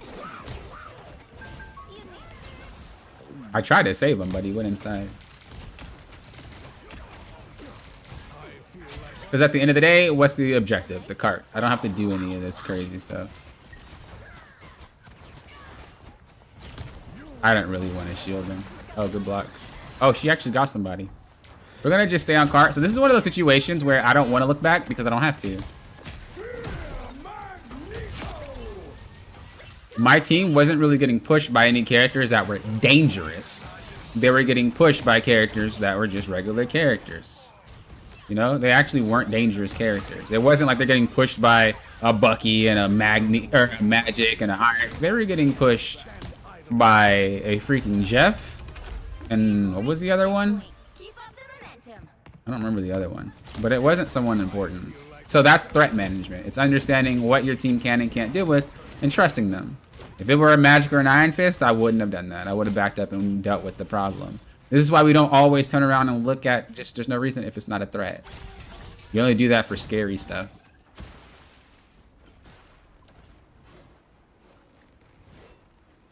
Yeah, I know it's a quick play, but because I'm demonstrating, I'm playing it like this is a real ranked match, and if I lose, it's detrimental. So if I was just playing quick play, I would have been super aggressive. But there's no reason to. Shield him up. Okay, she ulted. There goes the Magic, as I was explaining. We give Magic room. We give that character room because we need to deal with that character. I don't know why she went over there. I don't know why Luna just like didn't sit with me. Maybe she doesn't know how the bubble works. Because I was definitely going to shield her. Cap, I feel your pain. I definitely would have bubbled that character, or bubbled her. It was wild. Alright, well we have to deal with the Psylocke. Oh, they don't have any tanks. Okay. So I don't have to be as passive because I don't have any frontliners. They're just all DPS. So we can take a lot more of aggressive angles. I shouldn't have bubbled and shielded at the same time, but I was trying to protect my team. We can take a lot more aggressive angles only because they don't really have. But this is where we push an advantage. That should be alright. Oh, or not. I expected the heals from the Jeff. That's why I moved forward. So that they didn't get caught in her crossfire. But they weren't healing me. I feel freaking cheated. Okay, they have a frontliner now. I feel cheated. I expected my team to help.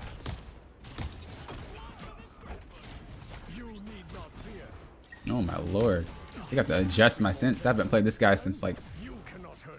No, I played a little bit of him actually, right? Oh, we did. We played a bit of him on stream when we had to. But I only play when we have to. I don't really like playing Mag. I don't think he's bad. I think he's a really good character. Okay, we're going to be aggressive because we have an ult firing off. So we're going to just move. Whenever you hear an ult, you just want to do your best to capitalize. So you move, you move, you move, you move. If you hear an ult on their team, you play a little bit more passive. If you hear an ult for yours, you take the aggression. I think they should be able to help deal with the cap there. He's really low. We're going to keep moving. We're going to take the next point. We're going to probably try here. I haven't played on this map enough to know where all the good points are. I didn't know that can break. All right, we're going to back up. We're fine. Not worried. Okay, and we respect it. We respect it. We walk back. I hear him. We walk back and we respect it.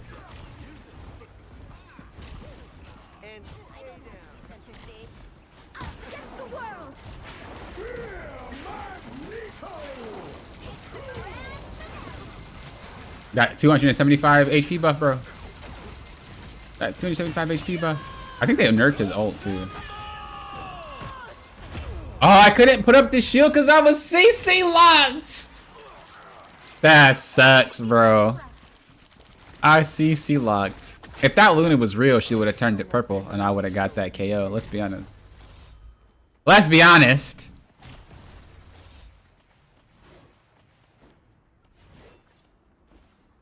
How do I feel about standing on the ducky?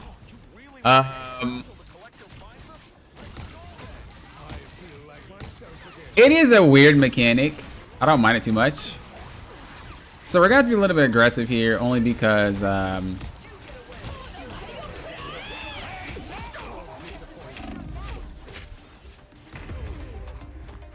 why do I feel like I'm not getting healed, bro?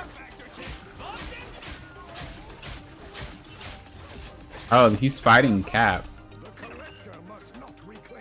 He's fighting Cap, guys. Alright. We gotta play a little bit more with our healers so we can make sure that we're getting healed. I don't know if I'm moving too fast. But I was gonna say we're gonna shove past that Thor because we need to make sure that we're getting that back line. Luckily that the Psylocke ulted me though. You only have to shove at some particular times. Did he get a boat? I'm gonna just give space. Oh wait, you have to be in the cart. Oh no. Oh no. Yeah, I'm not really getting healed. It's fine though. It's quick play. I don't know what she was healing, but I think she's maybe just healing the people that she is queuing with. But regardless, you can see how the different playstyle is more suited for the character, right? You can't constantly let the characters get past you. You do have to back up a lot more because then that signals your backline to also back up. And if you back up, they back up. But if you stay there thinking that you can hold something that you cannot hold without a proper angle on it, you're gonna get pushed, they're gonna get pushed, or you're gonna find yourself in a position where they just ignore you because mag isn't really scary from close up. Attack the backline, and then you're like, okay, well, I'm sandwiched. What do I do? You don't want that. Never. Never. So, those are the things that you gotta pay attention to. I'm actually curious if she was healing me or not, bro. I feel like I wasn't getting healed. I'm curious. Could I check one thing? What is it? I don't know how you have an animated Lord. I have 130 hours on mag. I'm not even close. Oh, I have a lot of hours on Cap. A lot of hours on Cap. I only played mag once I got to Eternity or High Celestial because Cap wasn't working anymore. I played mag, Venom, and Strange. I don't really care about this part, but I want to check the ending because I don't think I was being healed, and that's not the stab to say that they're bad or anything like that. I just think I wasn't in their line. Don't know what they were looking at, and I want to know. I want to know. Did I miss that, by the way?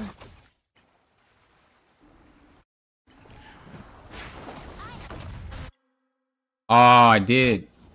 I didn't! Bruh. So I should have started it earlier. I'm telling you that 275 HP, bro. That nerf to his ult and then the 275 HP. Actually, so tragic. Like I said, if she was real though, she would have turned that purple. I would have got it. I'm making a comeback. But yeah, let me see what she was aiming at. I don't think it was me. Or if I was moving too much. Oh, she doesn't even have the snowflake on me. Oh, she's DPSing.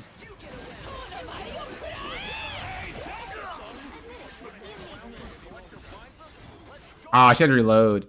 But she didn't have the flake on me. Who does she have it on? Does she just not use it? Surely she does. She's a Lord Cloak and Dagger. She's just not using the flake.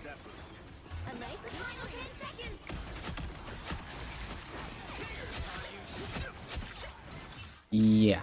Okay. Well, it's quick play things. I don't think I should have got KO'd as much as I got KO'd. I also think Jeff should have been healing me there too. But okay, I want to see what she was healing here too. I feel like I wasn't getting healed. Oh, she had Well, that explains a lot.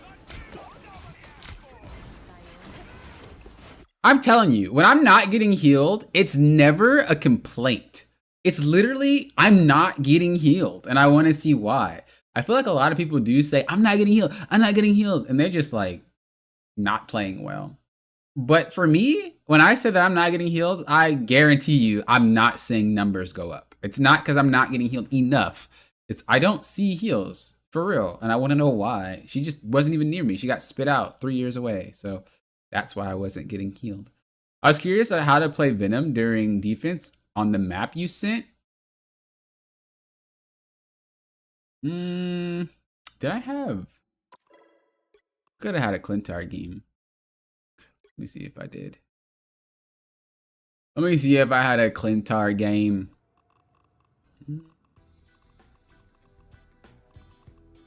I've been losing, guys. Not that hard. I've lost a lot more before this, but I was losing pretty hard. Was crashing out. Where is it? This is why I always like to show you guys, though. We're all human. We all have backslides. I feel like anyone who tries to say that they don't ever have backslides. Oh, that's not the right map. They don't ever have backslides, or they don't ever. Is it this one? They don't ever have backslides, or they don't ever have lost streaks, bro. Everybody has lost streaks. Everybody has lost streaks. No matter what rank you are, you about to demote. All right. So this is what it sounds like. I swear it don't sound like that when I play. The battle starts in 5, 4, 3, 2. All right. So typically, I like to be in the area. You have to stop them from securing the mission area. Right. At the start, when they don't know where you are, that's where I like to be, because I you know, they don't know. I do get KO'd here if I remember correctly, but that's because I was so tunnel vision on that beacon. I was so tunnel vision on that beacon, and I get KO'd for it. But after that, I learned my lesson, and I was like, all right, let's not do that again. But for that spot, I would have tapped down and I would have just swung away. I think I might have thrown that entire fight. Or maybe my team was able to hold. Oh no, okay, we're back. So you see, I go out. I try to make some stuff happen. As I said, I'm super late, so I'm just trying to be active as much as possible. I swing back out, I'm just trying to dip out. I'm not continuously fighting. I don't want to get too low. We're just waiting. And I think, do we lose this point? No, I think I save it, maybe. No, I think we do lose it. This was my fault. This is 1000% my fault. Yeah, she tried to style on me though. I was like, bro, I'm not these people you see on TikTok. Get up out of here. But realistically, what I would have done was I would have tapped that wall, right? I would have dropped down and then I would have swung over here or maybe somewhere over here. Right? And then I'll look for another one. I'd wait for them to kind of start poking each other, fighting, drop down, swing, you know, maybe over here, right? And basically, the more HP you have, the longer you can fight. But because what you did was you dropped in, took a lot of HP, you had to go back to your team. The goal as a dive tank, if you can pull it off properly, is you don't really want to go back to your team. These spots are objectively better if they're pushing down the middle here. The spot in there, maybe over there, maybe up there, whatever. These spots are all objectively better than you trying to do something from that little funnel over there. Because if you were able to swing away from here, you can just go up here and slam down. Boom, what's up, healer? What's up? Then swing away. Right? Then you come back up, slam down again. Right? You're always coming from the flank. But if I get low and I run away, my healers are forced to heal me. And then on top of that,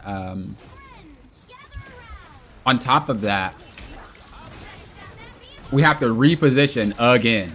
And it's a lot of work. A lot of work. I knew someone was coming from the left, so I just went over there to try to mess with them. I didn't want him flanking on my team. When you notice that there's a flanker and you're playing tank and you hear it or you see it, you want to try to cut them off of the angle before they start dive bombing your team. You can't prevent it that much once it starts, but if you can prevent it before it starts, it's generally what you want to try to do. So you see I'm not slamming down, I'm not fighting, I'm not doing anything crazy constantly. Why? Because there's no reason to. I have pauses. Wait for the moment, we go in, because they got picked off.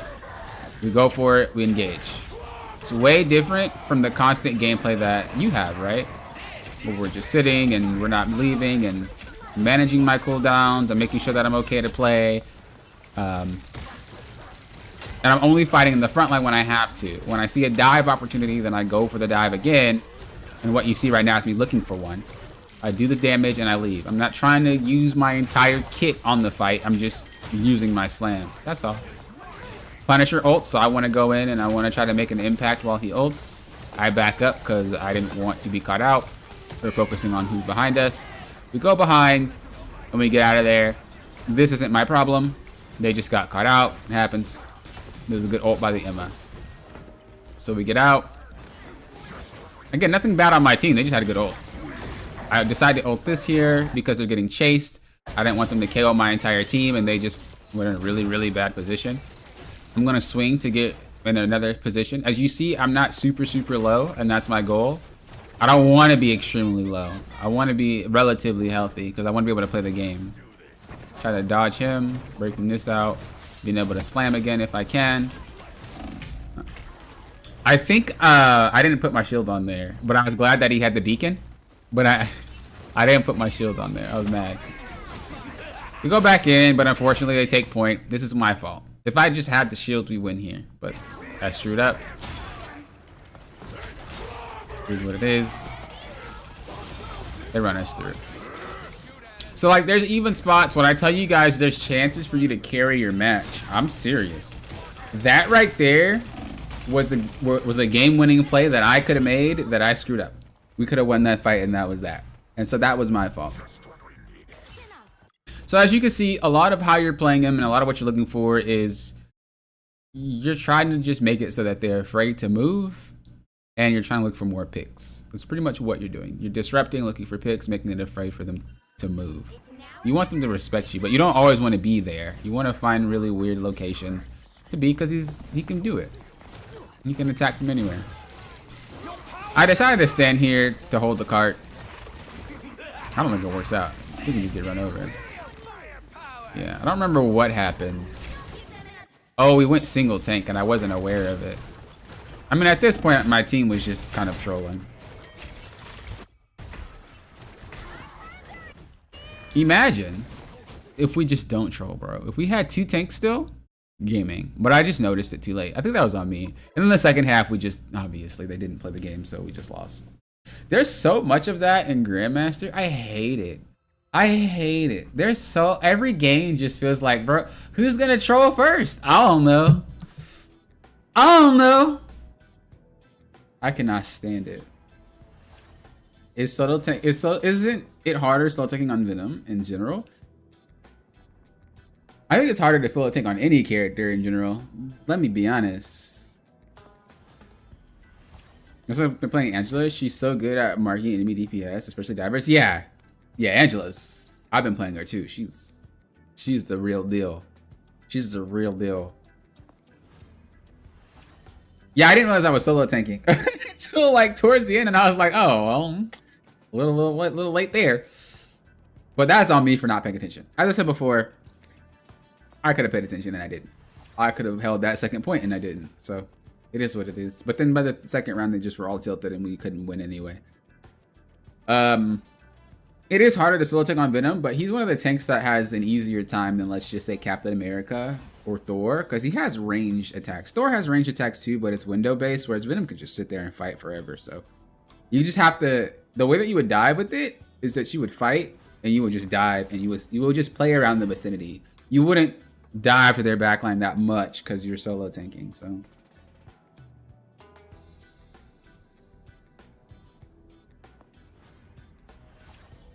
people climb a lot faster. That's because of placements. But didn't they start placements in 0.5 though? Or was it 5 at the start? I don't remember. But yeah, that's because of placements.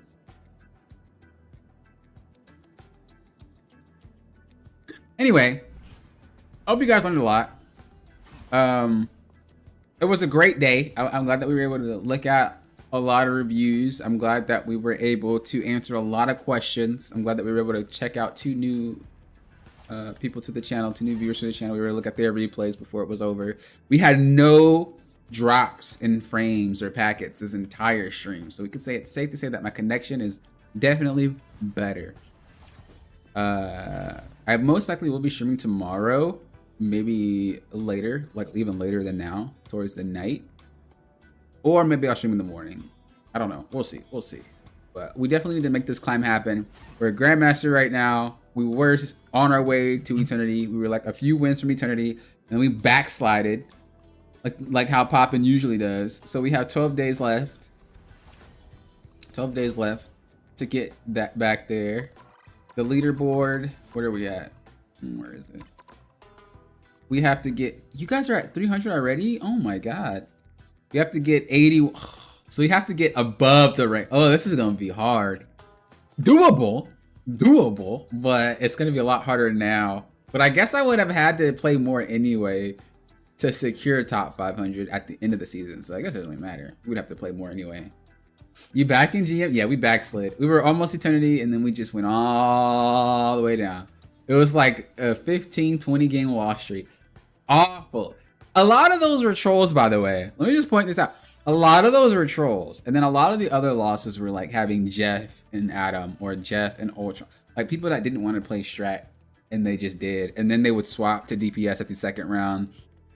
And then we don't have a healer. And then a lot of it was just nonsense. I don't really know what happened, and I should have got off, but I didn't. And the worst part is because I was so high in ranked, I kept getting these same players that kept doing the same thing. So really, it was me. I should have just not have played at that time when they were all on, because I kept getting the same people. I didn't have enough avoids. Dude, that blade is sick. That purple blade is fire. Didn't even know that. We never really see it out of it. That's super clean.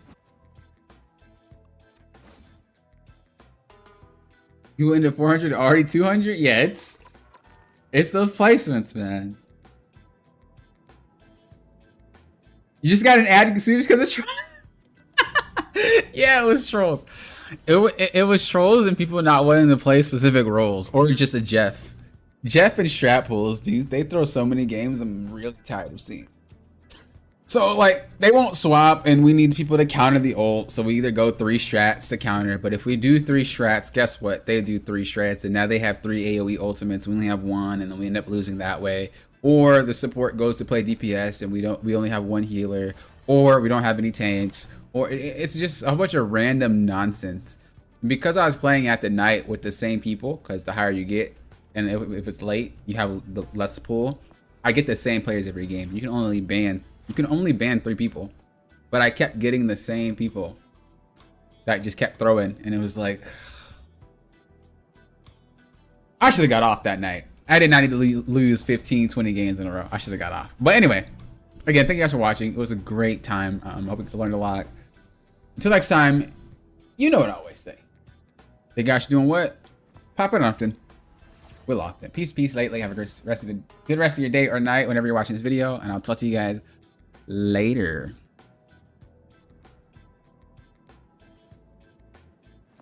So we won a GM. Yep. Went from Eternity 502 rank to Grandmaster 3. So that's not even the biggest slide that I had. We already showed it on stream. It happens. But yeah, have a good night, guys. Thanks for watching.